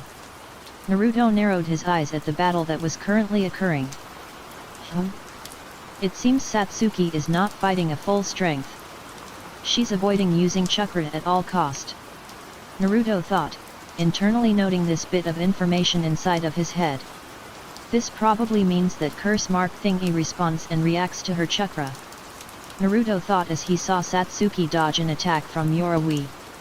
The outcome of the battle was very split. He is able to absorb chakra. Interesting. Naruto mused to himself, carefully eyeing each move and action that Satsuki and Yorawi does every moment that passes. Though it seems it is not the most versatile way.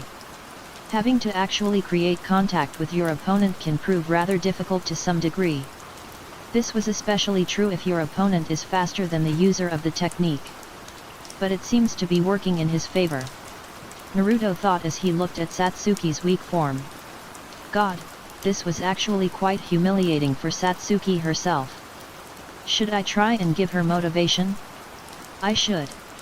I want to fight her. Naruto saw Satsuki break free from Yorawi's hold rather slowly. To think he was capable to drain this much chakra in such a short amount of time. Why is Satsuki-san not using jutsus? Asked Sakura quietly. The other genin did not know of this development that involved the curse mark. That mark on her shoulder responds to her chakra. If she carelessly uses her chakra, it'll without a doubt, activate and try to corrode her. Sakura nodded, understanding what the curse mark was capable of. After a few moments, Satsuki was driven into a corner. Her eyes darted around everywhere around the arena. The distance between her and Yorawi was quite substantial. Her eyes finally landed on Naruto's. She slightly widened her eyes before dodging another attack from Yorawi. She widened her eyes not because of the attack from before, but from Naruto's gaze. Just from eye contact alone, she understood what he wanted to say to her. You call yourself an Uchiha? Pathetic. Of course these words were influenced by her pessimistic self, but they were certainly close enough to where it's true. That dang bench. Satsuki thought, just barely kicking away the kick that was sent her way from Yorawi. Is this your way of motivating me? You're a lunatic. She pushed her hand into her holster and pulled out a kunai. With very sharp precision, Satsuki threw the kunai right towards Yorawi at insane speeds. That won't be enough to defeat me, Yorawi said, using a kunai of his own to deflect the kunai that Satsuki had thrown right towards her. He looked towards Satsuki's direction and widened his eyes. Where the heck is she?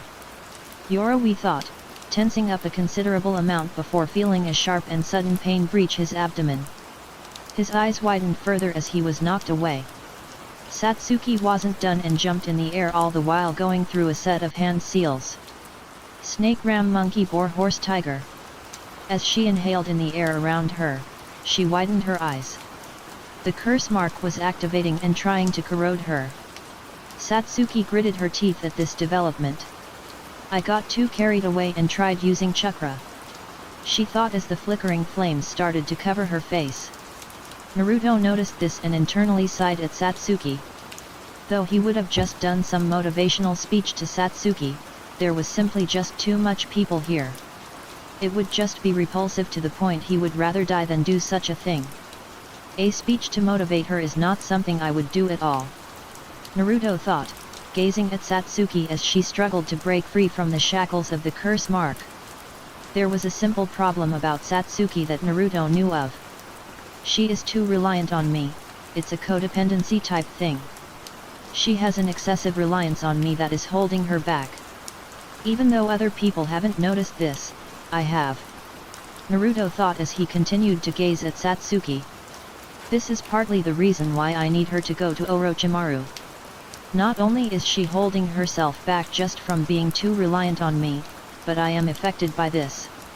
There were actually very clear reasons on why this is the case. I've said this many times before, but I have grown an emotional attachment to her. I need that emotional attachment to halt itself from ascending to new heights.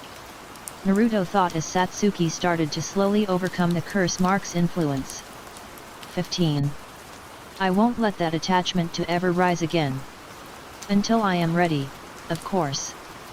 He took necessary precaution just in case something went horribly wrong in the future. I won't deny it, but if I let that emotional attachment rotten, then it'll affect me too. There is no doubt about that. Naruto is smart and knows a lot about the psychological part of a person. My mental state will surely plummet down. Naruto continued to observe and predict the outcome of the battle. Even though Satsuki was indeed very handicapped, she would ultimately win in the end. Her skills far surpassed his without any question. Naruto thought, seemingly satisfied once he saw Satsuki persevere through the influence of the curse mark. The flickering flames that threatened to corrode and run amok was now surrendering to Satsuki's own will and were now receding back to the mark.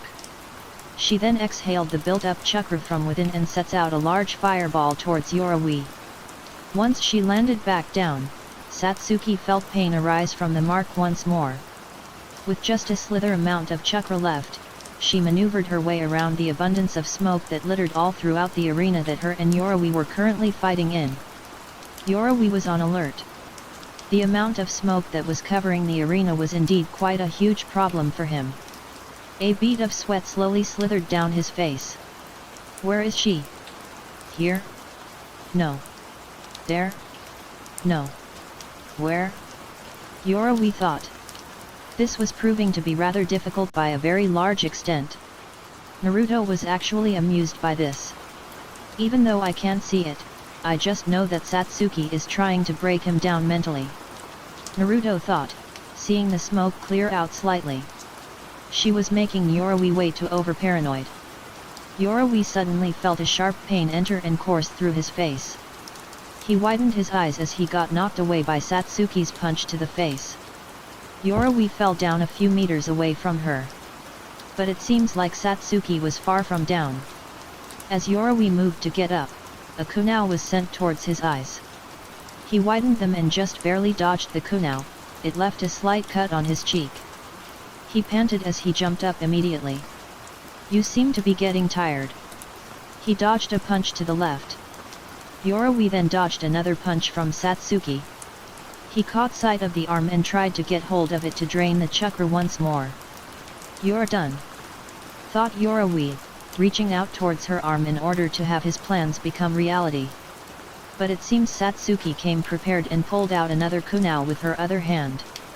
With not much time left to decide on the next action, Satsuki impaled Yoruichi's hand that he tried attacking her with. A wound appeared right on Yoruichi's hand. Blood splattered from the wound and onto Yoruichi's mask. He was in complete daze. Satsuki took advantage of this and jumped slightly in the air. She used her foot and brought it up to his face, kicking him back to the concrete floor. His head bashed right on the ground. Even more blood escaped from his head, soaking the concrete ground with the dark crimson color. Satsuki landed back on the ground. Winner, Uchiha Satsuki. The crowd cheered at the victory of Satsuki. Naruto internally deadpanned at this. Wow. You cheer for her and not for me? I'm totally hurt. Naruto thought. He noticed how those thoughts were so unbelievably fake that it made him cringe internally. I must be bad at acting. Naruto continued to muse. Kakashi disappeared and reappeared right behind Satsuki. We need that mark sealed. Come with me. Satsuki sighed, nodding her head in understanding. They walked off. Once they disappeared, Naruto sighed, looking up towards the ceiling. Can't believe I have to do this, muttered Naruto, also disappearing from the arena in complete silence. Kakashi brought Satsuki in an empty and secluded area that had stone pillars surrounding them. Satsuki saw a sealing array already pre-made before they had gotten here. How are we going to seal the mark? Asked Satsuki, pointing right towards the curse mark that was imprinted on her shoulder. Kakashi pointed towards the middle of the ritual-like thingy. Walk over there and sit down. She nodded, walking right towards her designated place in complete silence. Now what? Satsuki asked, looking at Kakashi. There was a moment of silence, a very eerie amount of silence that dawned on the two of them. Kakashi suddenly smiled as he took out straps of bandages. 3. Take off your shirt. Satsuki widened her eyes as she caught the bandages that Kakashi had thrown right towards her. She fumbled while trying to catch it. 1. What the heck? There is no way I am going to do such a thing. Satsuki glared at the closet pervert right in front of her. What the heck was he asking? Relax, it's not like I'm the one that is going to do the sealing. Satsuki narrowed her paranoid eyes at Kakashi. What do you mean by that? Kakashi continued to smile at Satsuki. God, Kakashi was such a vague and annoying person to talk and converse with.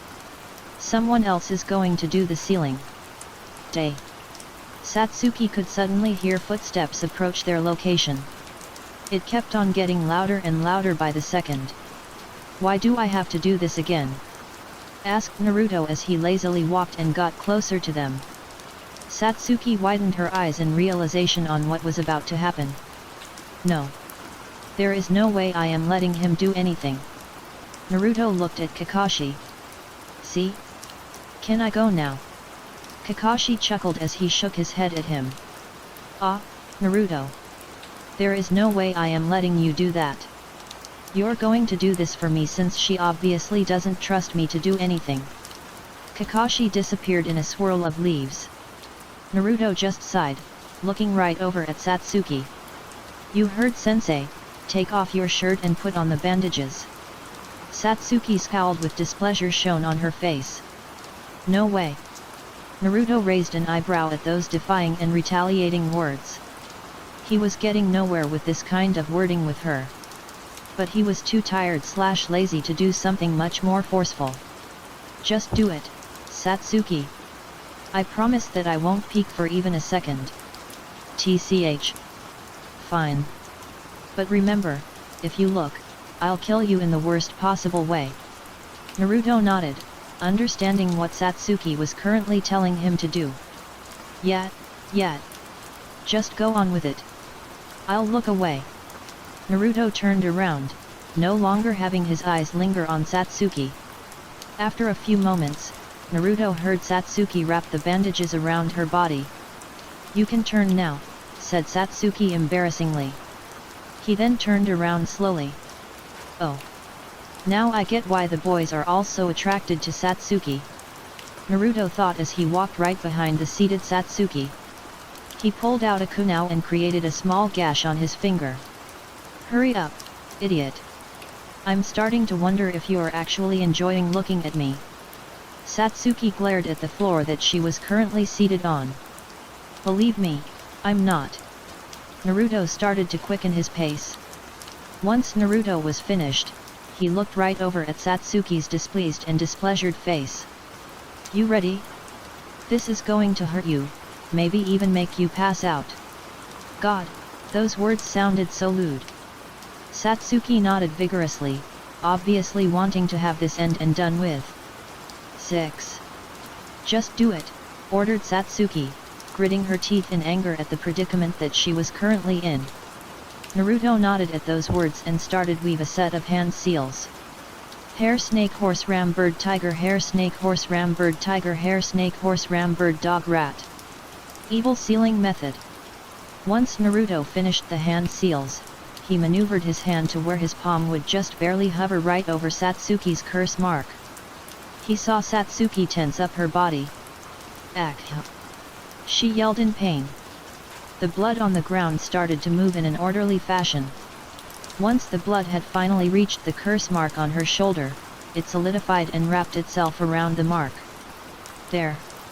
Naruto heard Satsuki pant for a few seconds before crashing on the floor, passing out. Naruto looked right up and above towards the ceiling. The effectiveness of this jutsu is determined through a person's will. Even though I obviously didn't tamper with the jutsu, I still need her to be engulfed by the need for power. Though I am sure she will most likely resort to using the curse mark sooner or later down the line. Naruto thought as he soon sighed after. He heard footsteps. "Kukyaku, impressive. To think you already have skill to use Fuinjutsu. I might have to make you my minion." Naruto turned around slowly and saw Orochimaru lurking right behind one of those stone pillars. "As expected, you have come here. You expected me to do this? You're quite keen." Naruto stood silent before pulling out a kunai from his holster. "If you came here to get Satsuki, then you won't be leaving here without a wound. Is that a threat?" "No, it's a promise. I know you have plans for Satsuki over here. I just don't know what those plans are." Orochimaru just lets out a very malicious chuckle from his mouth. "Then how about you side with me? You'll surely know if you do so." "I'd rather not. You're better off leaving, there is no way I am letting things go your way." Naruto did not feel fear. The fear that he felt while he first fought Zabuza was merely a learning experience. "There is no way I am letting fear overtake my consciousness," Naruto thought, recalling back to the memory of his cowardliness and pure weakness. Such things were never going to happen ever again. "Kukyaku, I like your resolve and conviction. I'll take up your offer and leave as you want. Though you won't be having it your way the next time we meet." Orochimaru soon disappeared out of existence. After a moment or two, Naruto sighed. "I'll be honest, even if I didn't feel any fear right there, I knew I was outclassed against him in everything but intelligence. If we fought, only a minor cut would have been made." Naruto thought, turning back towards Satsuki. He looked at her. Contrary to popular belief, Naruto did find Satsuki very attractive for their age. Very. Naruto tried taking his eyes off of her, but he couldn't do it. He clenched his fist as he once again tried to peer his eyes off of her body all at once. There were many thoughts going through his head. Those thighs. Lips, no. Stop. Stop. Stop. Naruto thought, feeling his mouth twitch in frustration. He gulped as he felt the unstoppable desire to look at her body and its proportions. 28. God, puberty and his hormones were literally raging out of control. Naruto took initiative and took Satsuki's shirts and placed it right over her. 4. I'm currently having internal problems, Naruto thought. 3. Satsuki felt someone or something poking her. With much irritation, she slapped the person away. "Ow," said Naruto in a very monotonous tone. Satsuki immediately reacted to this sudden noise and jumped up. She was startled from Naruto's apathetic nature. "What the heck was that?" asked Satsuki, demanding an answer from Naruto. Though he just raised an eyebrow at Satsuki with pure confusion tied around it. "What? I think we are intimate enough to where I can poke your cheek to wake you up." "Right." He got a glare in return from Satsuki herself. "Oh. She disagrees?" Naruto had no idea what Satsuki was talking about. Due to his upbringing and lack of interaction throughout his days before becoming a ninja for Konoha, he didn't have the necessary social behavior that expected of him. A lot of it was quite transparent if you just look a tiny bit closer. Naruto's tendency to be straightforward can make him get into awkward situations. Or even hurt people. Don't ever do that again. Naruto just stares at her rather questionably. This creates a rather weird feeling in the atmosphere that the two were currently in. Can you stop that? It annoys me. Naruto shrugged at her demanding nature and stood right up. He turned around and slowly began to walk away from her. Hey! Where are you going? There's no way you're to leave me here, right? Satsuki yelled at him as he continued to walk away from her. Naruto shrugged at her. I do not know. Though I have been waiting for quite a bit. While I could watch your cute fumbling, I'd rather just leave and watch the future battles. Satsuki immediately got up to put her shirt back on. 1. What do you mean by cute fumbling? You have a death wish. Naruto looked back, shrugging his shoulders once more. If he had to be totally honest, he just had the urge to say something like that. Satsuki caught up with Naruto and walked right beside him. Naruto felt a sudden sharp pain arise from his body. Ow! There was once again a monotonous tone that echoed all throughout the secluded place that the two were currently residing in. Stop that! 1. Naruto and Satsuki made it back to the exam area and saw both Sakura and Inotai in their battle. The two just observed from the spectating area. That's to be expected, said Satsuki, downplaying Sakura's skills as a future kunoichi for Konoha. Naruto just raised an eyebrow and shrugged in response. I guess. Though while she has the intellect to form strategies, she doesn't have the necessary power to carry them out. The rest of the genin here are quite skilled as well. Satsuki looked at the rest of the contestants. Kakashi smiled at Naruto. Well, well. How broad of a mindset you have, praised Kakashi. That sounds like sarcasm, Satsuki said, giving Kakashi a weirded out look. Naruto had to agree, Kakashi definitely sounded very sarcastic with that remark. Over the course of the rounds Naruto observed a lot of people battle it out. Even though a lot of them battled, none of them piqued his interest at all. But it was now the last and final round of the preliminary rounds that were currently being held at this exact moment in time. And coincidentally, this round was getting him interested. 1. Rock Lee vs Gaara of the Sand. Naruto thought, looking at the two participants that were making their way towards the arena. He watched closely as the two remained silent. It's odd seeing green spandex sand not energetic. Naruto thought, observing each of their movements to the T. This will indeed be a fascinating battle that he can use for future purposes. 1. Naruto looked to the side and saw Satsuki just as fascinated and interested. He looked back towards the battle that was about to start right before their eyes. Hayato went to the center. Begin. He jumped back, avoiding the abundance of sand that was unleashed from Gaara's gourd. As this happened, Naruto heard footsteps right beside him. War paints sand. Naruto thought, looking at Kankuro with such calculating eyes. Kankuro stood right next to him. What the heck does he want from him? Naruto looked back towards the battle and saw Lee engage in close combat. Each punch and kick that Lee threw, sand protected Gaara with absolute speed. After a moment or two, the sand that Gaara was controlling flew up into the air and dived down right towards Lee. In that split second, Lee managed to dodge before the sand connected. The sand is both used as an offense and defense. Interesting. Naruto thought, continuing on his observation on the battle right in front of his eyes. You make things awkward. Naruto raised an eyebrow, looking right beside him. It was Kankuro. I have no reason to instigate a conversation with you, nor do I have any intention of doing so, said Naruto bluntly and straightforwardly. Again, this was an example of his horrible human interaction skills. "You're quite cold." "It seems so." Naruto turned back towards the battle and saw Lee get thrown right towards the wall.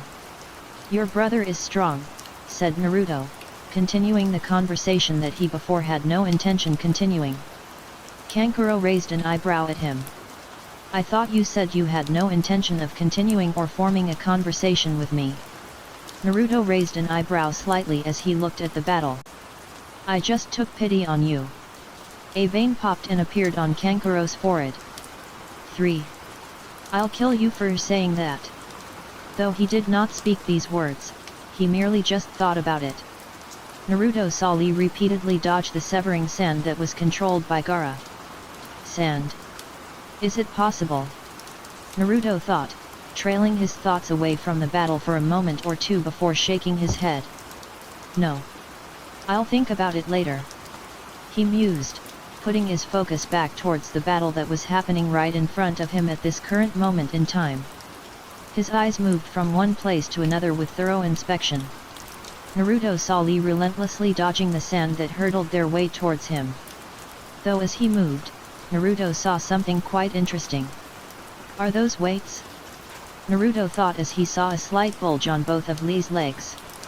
Some may say that those were just how those leg warmers were made, but Naruto begged to differ. "No, I am certain, those are weights without a doubt." Naruto continued thinking and thinking. After some time, Lee jumped into the air, spinning around until he landed on the humongous statue that was present. Gaara stopped his advancements and just looked up towards the taijutsu user. He had overheard the conversation that the others were having and heard that Lee was incapable of using anything but taijutsu.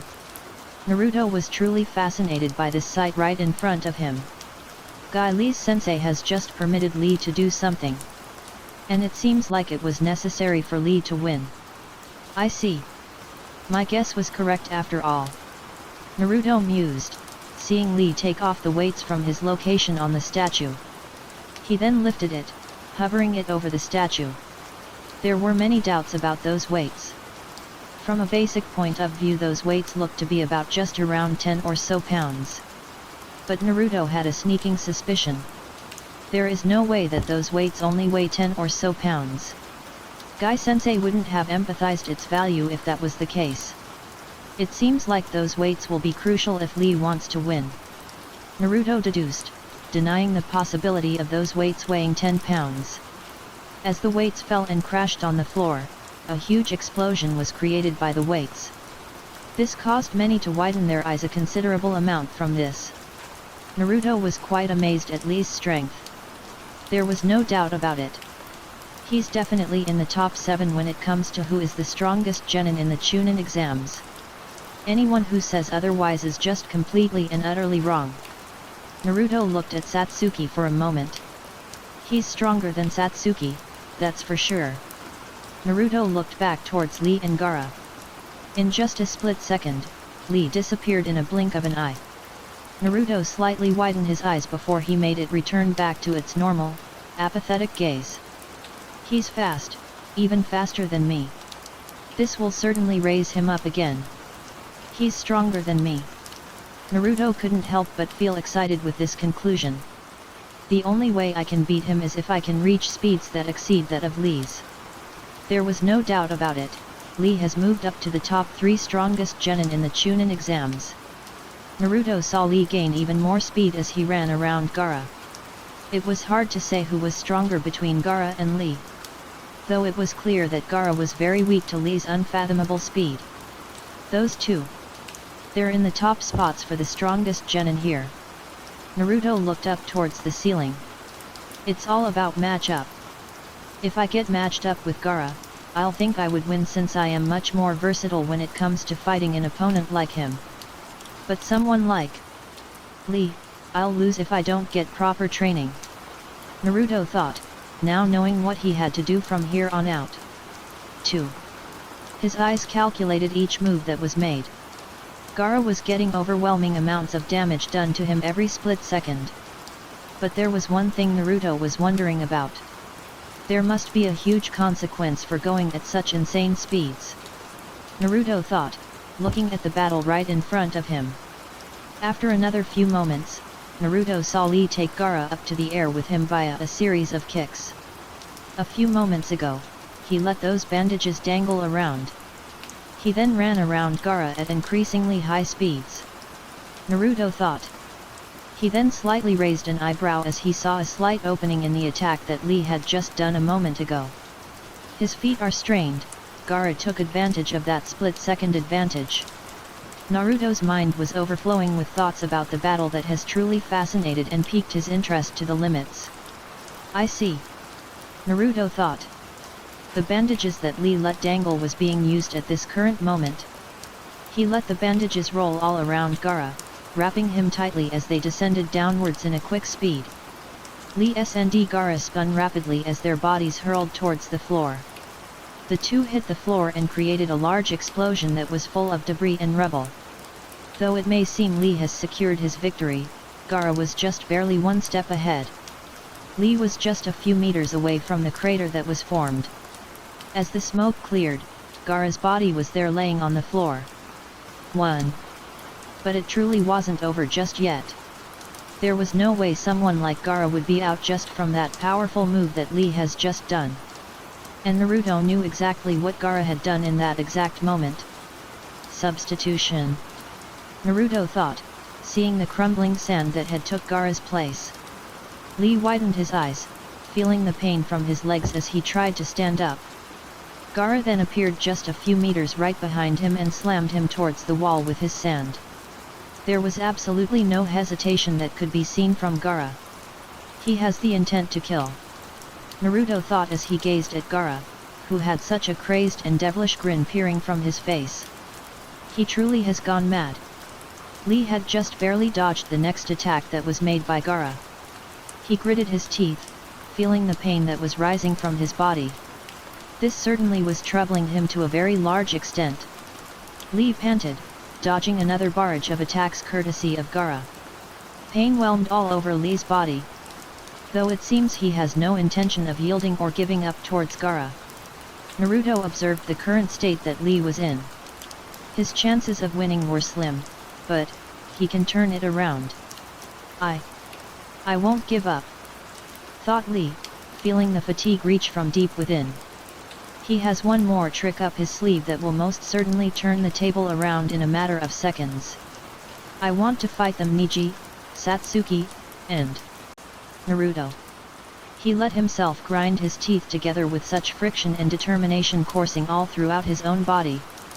I want to prove myself, that I am worthy of the title the strongest. Lee screamed inside of his mind. Waves of power started to mix and dilute the air all around them. Many people widened their eyes at the display of sheer power that a genin was emitting. This battle was truly worthy of being the last fight of the preliminary rounds. I don't know what you're doing, but I'll end it here. Gaara was nearing his limit just right about now. This fight has already surpassed the scaling of power that was demonstrated all throughout the many rounds that have occurred. Naruto noticed Lee's skin turn red due to the amount of strain that his body was currently going through right now. A bluish aura enveloped Lee's entire body. Third gate. Lee disappeared, making many to widen their eyes even more than before. It was practically bulging out of their own sockets.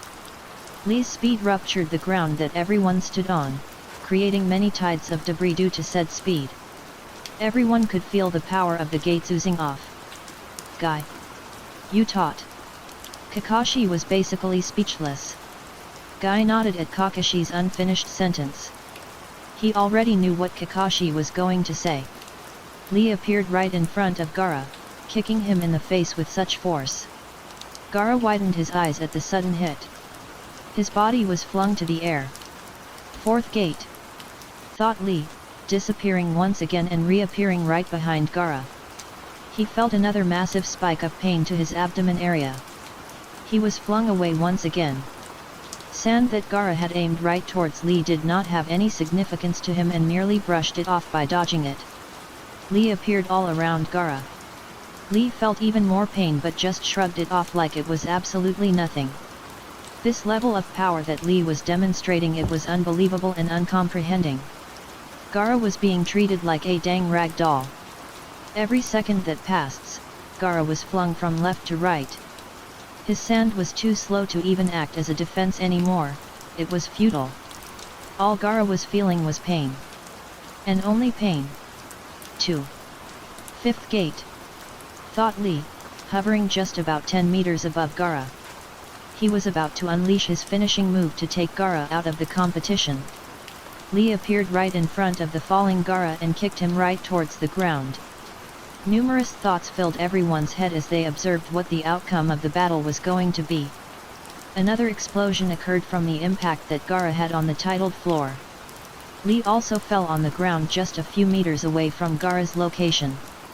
Crash landing on the ground, Lee rolled and rolled on it for a few seconds before halting. Naruto now knew that this battle was anyone's game. Whoever had the better endurance would ultimately be the victor of the battle. As the smoke that once again surrounded Gaara disappeared, it could be seen that he was just barely intact and was looking right towards the direction of Lee's. His eyes landed on the figure of the weak-state Lee. Lee noticed this and tried crawling away due to his legs being too strained to be used. He cushioned his landing by using the gourd on his back, said Kankuro, noting the fact that the gourd that was usually on the back of Gaara's was now completely gone. It has become the sand that he uses for battle. He's quite versatile. Naruto thought, looking at the movements of Gaara. He outstretched his hand right towards Lee, whom was full of utter despair. A crazed laugh escaped from Gaara's mouth. "I win!" he yelled, directing this statement right towards the single person who almost defeated him just a few moments ago. Some of the sand around him started to move. 3. The sand then slithered its way right towards Lee, quickened its pace a considerable amount. It then wrapped itself around Lee's left leg and arm and crushed it to living pieces. The sounds of Lee's bones cracking, breaking, fracturing, and shattering echoed all throughout the stadium.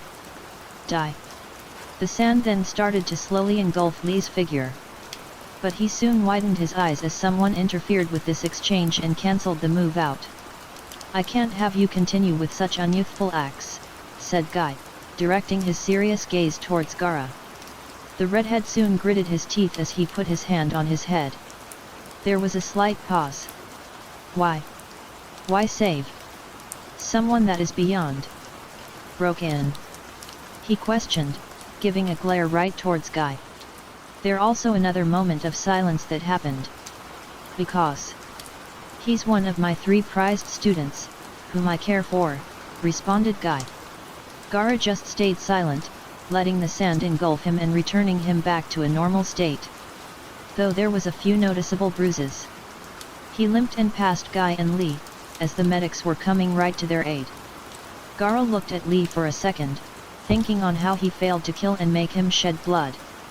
As he turned back, he was met with a sight of black and blonde right in front of him. Naruto just stood there, apathetically looking at Gaara without worry, sympathy, or pity. His expressionless and dull eyes peered into the soul of Gaara's like a book. Many saw this and noticed the rising tension that loomed in the air all around them. "Gaara." His tone was everything but warm and welcoming. There was no way he would give Gaara sympathy after almost killing a comrade of Konoha. "Move out of my way. If you don't, Mother will happily take you blood."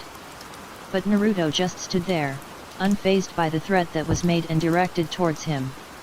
Naruto pushed his hands into his pockets and slowly advanced right towards Gaara without any fear or hesitation. He then slowed down his pacing just a bit. "While I would congratulate you on your victory, you critically injured a comrade I won't forgive for such a thing." Naruto's deep and bottomless eyes kept on gazing at Gaara. His eyes were truly a terrifying feature of his. "I don't care. Move out of my way," ordered Gaara, using a much more forceful tone this time. Sand started to build up right behind Gaara just for safety measure. "Before I go, I would like to say something." Naruto got closer towards the maniac redhead right in front of him.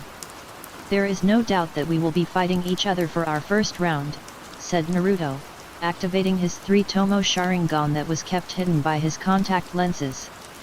"So, What? You're nothing but an obstacle. Naruto stopped right in front of Gaara. There was a noticeable difference in height, with Naruto being taller than Gaara. Sorry, but I'm going to be winning. It doesn't matter if sacrifices or need, it doesn't matter if I have to kill you in the end, as long as I take the victory in the end, nothing else matters. Naruto looked down at Gaara without any fear. This is a declaration of war that I have made between you and me, said Naruto. This caused many to widen their eyes at those words that came out of his mouth. 6. Your power isn't enough to defeat me. 3. Naruto laid on the grass as he looked up towards the sky.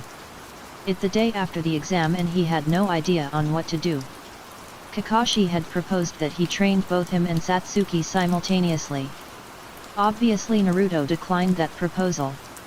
It's not like he doesn't like Kakashi or anything, he just thinks it would be weird. And Naruto would rather see improvement in skill Satsuki's later on once the finals were being held. But do not forget Sakura and her train. Kakashi made sure to not neglect her training and gave her instruction on what she could do for the 1 month time period that we got. And better yet, Naruto was fighting Gaara. While Naruto wasn't complaining because he did want to fight Gaara, he would just have quite the amount of trouble doing so. By no means was Naruto weak. Nor was Gaara weak either. But he won't be shaken up by such trivial matter. Nothing will. Naruto just simply needs to focus his energy onto training and he'll be just fine in the end. Maybe. Naruto then heard someone lay down right next to him. It was your favorite cloud watcher. 2. Ah, Shikamaru. What brings you here? Naruto asked, not even bothering looking to the side because he already knew it was him without a doubt. I just saw you here laying on the ground, and I just thought of joining you, watching the clouds. Naruto sighed at those words. Though he wasn't complaining. I heard you're going to fight Temari in the finals. How'd you will do? Naruto asked him. He hasn't talked with Shikamaru in quite some time in a one-on-one type of deal. Ah, that's troublesome and annoying. It's not worthy thinking about. Lesson learned, Naruto should have not asked such a question to the troublesome Shikamaru. How about you? Gaara is strong. Even Lee wasn't enough to defeat him. Just barely. Naruto just stayed silent for a few moments, thinking about the fight that just happened yesterday. I know. Though I believe that win of his was just from sheer luck. Gaara managed to win through his own convenience, Naruto said, continuing to look up into the sky. I guess people believe in different things. Anyway, I'll get going. Asuma-sensei invited the team to congratulate me on going to finals. Though while it is troublesome, I appreciate it. Naruto nodded silently before Shikamaru walked away from him. Once he had left, Naruto just gave out a deep sigh. His declaration that he made with Gaara was just made out of sudden whim. It was unexpected, but it was worthwhile. Naruto closed his eyes, thinking about the events after. Satsuki gave him a lecture about not doing anything reckless like that. Sakura tried her best to split Satsuki away from tearing Naruto's head apart. Does Satsuki perhaps? Never mind. It holds no importance. Naruto thought. Personally, the thought that he had just got was quite childish thinking to him. 1. Surely it's not true. Naruto opened his eyes once. It's quite sad that one day, everything that Naruto has built throughout his early years will all crumble and decay in seconds. Out of my own accord, that is. Naruto had sweat pour down his neck as he fought a few of his shadow clones that he had summoned. The clone thrusted its arm towards Naruto's face in a quick speed. He reacted with a dodge of his own. The pace of their punches and kicks were relentless in nature. Naruto jumped away, regaining his lost breath. I can't fall behind. Naruto thought, jumping in the air to dodge an attack from one of the few clones. While he was falling back to the ground, one of the clones swung their fist towards his face. Fortunately for Naruto, he managed to catch the fist just before it hit his face. Locking the clone down with a firm grip, Naruto pulled out a kunai from his pouch. In a split second, the kunai pierced through the clone's skin, popping him out of existence. Naruto sighed, wiping the sweat of his face. Without much more time, Naruto felt a sharp pain in the stomach from two of his clones. With quick thinking, Naruto brought out some wire strings. The thin thread swayed through the air as Naruto reacted to the next few moves. One clone was just right behind another clone. Naruto maneuvered his wire strings with such skill and finesse. Without the clone even noticing, the wire string wrapped around the wrist of him. Naruto saw the other make his move towards him as well. He then yanked the wire strings right towards himself, blocking the field of view that the last clone had. Droplets of sweat went on the ground as Naruto jumped right over the clone that had wire string attached to him. Naruto saw the last clone pull a kunai. With another slick and quick motion, Naruto yanked the clone back and blocked the clone's room to attack him. Before Naruto could initiate his next action, someone decided to interrupt him in his training. "I came here to say goodbye for now." A sharp kunai pierced through the clone's neck, making him disperse in a cloud of smoke. Naruto sighed, knowing who exactly this person was. "You interrupted my training, Satsuki," Naruto said, dispersing the clone that was attached to the wire strings in his hand. He looked towards her with a sweat figure. She gave him a disgusted look. "Here. It looks like you need this," she said, throwing a towel towards him. It was unexpected, but he easily caught the towel that was aimed at his face. "Thanks. I guess." Naruto walked towards Satsuki silently. "Now tell me why you are really here," Naruto ordered her. She gave him a weird look before nodding her head slightly, indicating that she was going to talk. "Well, I just wanted to check up on you." Naruto was quite confused. Why would she want to check up on him? Wasn't she supposed to go with Kakashi somewhere else? "Why? Is it wrong that I want to check up on you?" Naruto responded immediately with a firm and unshakable nod. "Of course. You normally wouldn't act like this. Though I do have a rough idea on why you are acting like this." Satsuki raised an eyebrow, before nodding her head in understanding. "I guess you know, hey." Naruto nodded, confirming those words. "You're worried about me, right?" Satsuki nodded. He saw right through her thoughts like how he sliced through a slab of butter clean and smoothly. 2. Is it wrong that I am? You're fighting Gaara and he's strong. Naruto was quite taken aback by this Satsuki. Normally he would just get a simple good luck or something along those lines from Satsuki. "I know. I'll be honest, my chances of defeating him is at about 50%. If I don't defeat him, then I'll just simply be defeated or worse dead." He felt Satsuki pinch him lightly. "Don't joke about death so lightly." Wow, Naruto was quite surprised on how caring Satsuki seems right now. It was odd, and it made her look quite cute. 24. But never mind that. I'm being quite serious here, there is no way I would joke about death so lightly.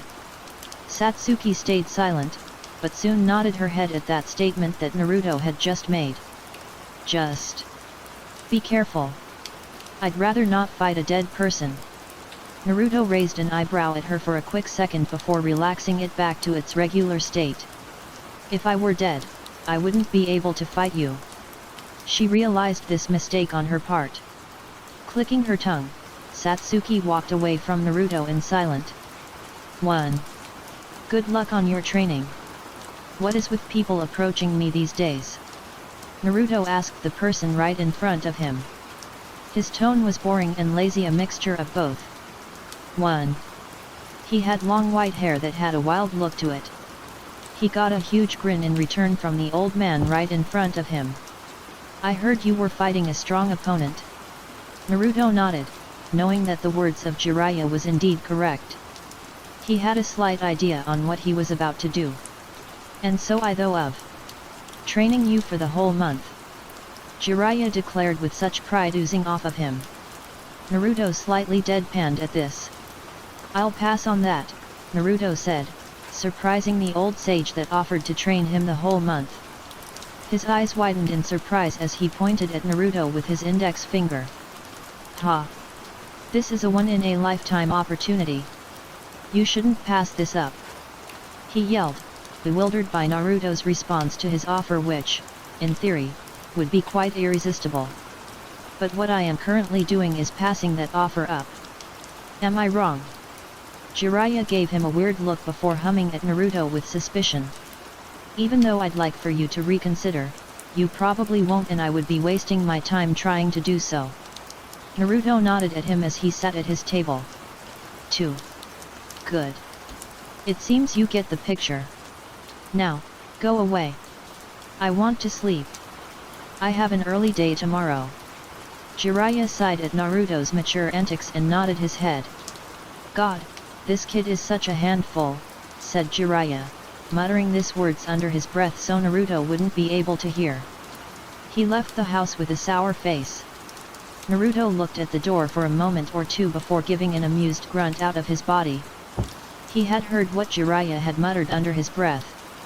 "It seems I am now considered handful," Naruto thought before laying on his bed. On the day of the battle, Naruto would have to have a plan go under action if he wanted to defeat Gaara.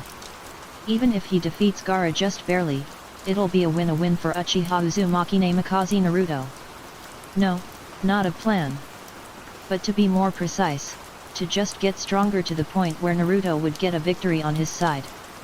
Then why decline Jiraiya's offer of training him? Quite simple actually. Only I know myself best. The second person who knows me best is Satsuki, nobody else. Even if you count people like Shikamaru, they don't know me as much as I know them. Naruto thought as he looked at the ceiling of his room. That's why I think this is my best option. Naruto's bored eyes gazed at the window just right next to him. The moon shined on his face as he continued to think about random and trivial things. Since birth, I never knew the love of my parents. I just knew that Madara and grandmother was the only people there for me. I just knew how rotten this world truly is. Naruto's bored but piercing eyes had a longing look. And once I learned of that, I came to a realization of the reality of the situation. I was sitting alone. Completely and utterly alone. Since the beginning, there was no light. Only me. Myself. Naruto blinked for a moment or two before looking back at the ceiling. 2. That's why I decided to take matters into my own hands. The me that sat slowly started to stand up on his own 2 feet. Then he started walking. He created a path that he alone shall take and no one else shall. Naruto internally sighed. And I'll continue to walk that path alone. 2. 2 days have passed since Naruto had talked to Jiraiya. He made a brief appearance, but soon got back to his daily activities that he loves doing in Konoha and everywhere else. And Naruto? Well, he was currently free falling off of a waterfall that he had found not just too far away. And he was using it as a way to train himself. It was quite simple actually.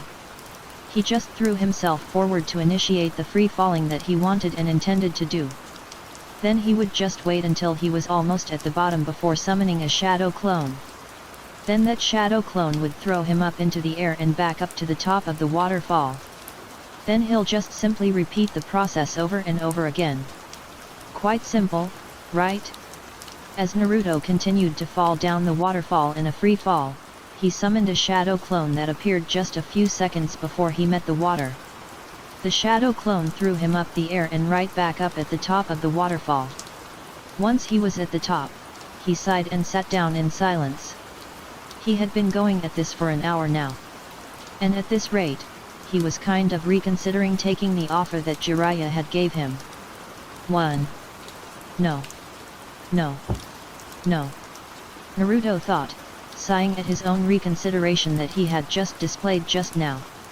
He told that old sage that he didn't need his help for training. 4. I need to firm my resolve once more. Naruto thought, seeing the major flaw in that. His resolve had weakened over the years and Naruto wanted to strengthen it back up even stronger. Now, back to Danzo. Naruto though, standing back up from his seated position. Danzo had yet to call Naruto back to the root headquarters in quite some time. That made Naruto quite uneasy to say the least. What is he planning? Naruto thought. He was hoping that some kind of miracle would happen and that he would implant a mole on Danzo's side. Someone that Danzo highly trusts but said person doesn't trust him back. But that happening is not likely at all, a once in a blue moon if you could say. Sooner or later, I'll have to make my move and annihilate all of Root in one go. Naruto thought, thinking of such a day happening in the near future. But to do so, I need to get stronger much faster. At my current level, I won't even be able to defeat 10 Root and View that Danzo commands.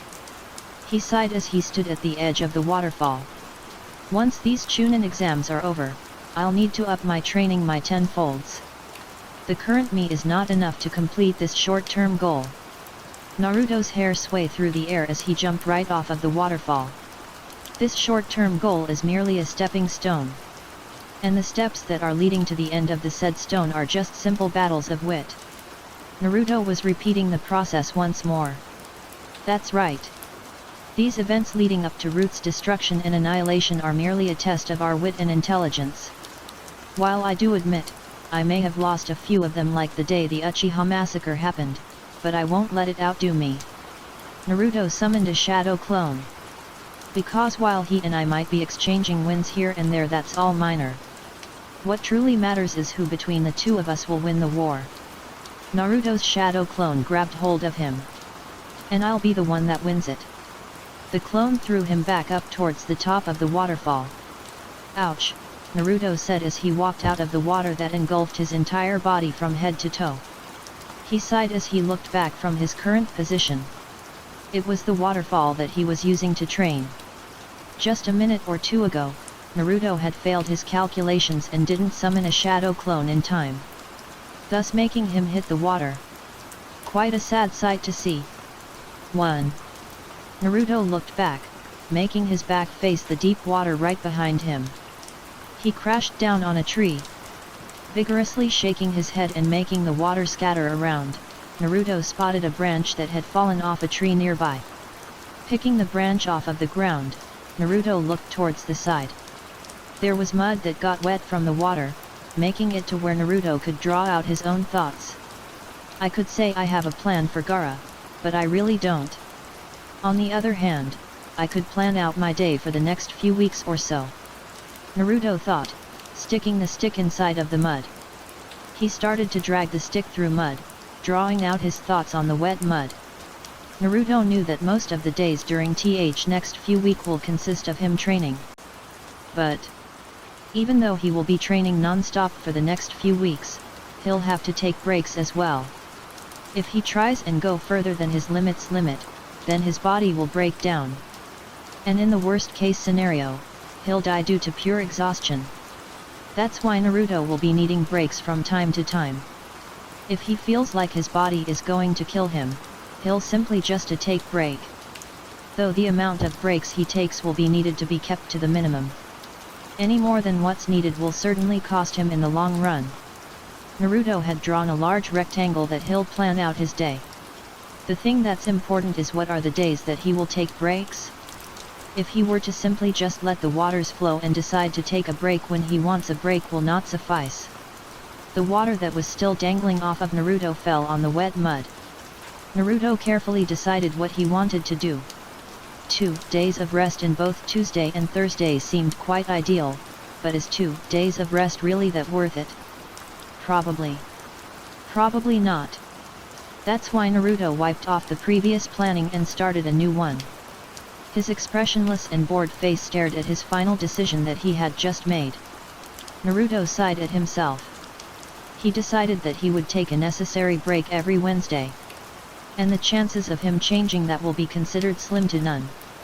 While it was only one day, it'll probably be a to sustain him. Just maybe. Naruto looked up towards the sky in utter boredom. He had quite the long way to go before he could be facing Danzo. Straightening myself. Naruto's hair swayed through the daylight. He had to win this upcoming battle that he will have to do with Gaara. Why? The answer is quite simple. 2. This is just another stepping stone for me, Naruto thought as he slowly walked on the water. Plus,